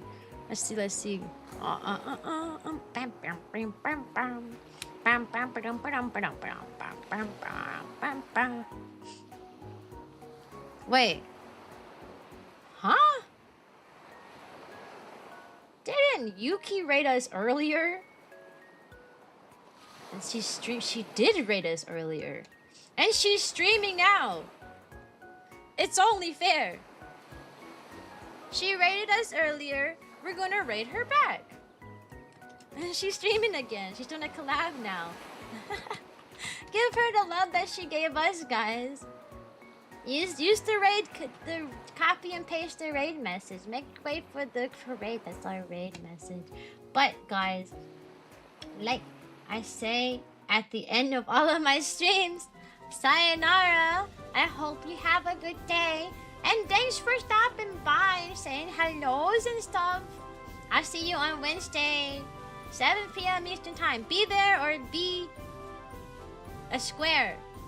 Bye-bye.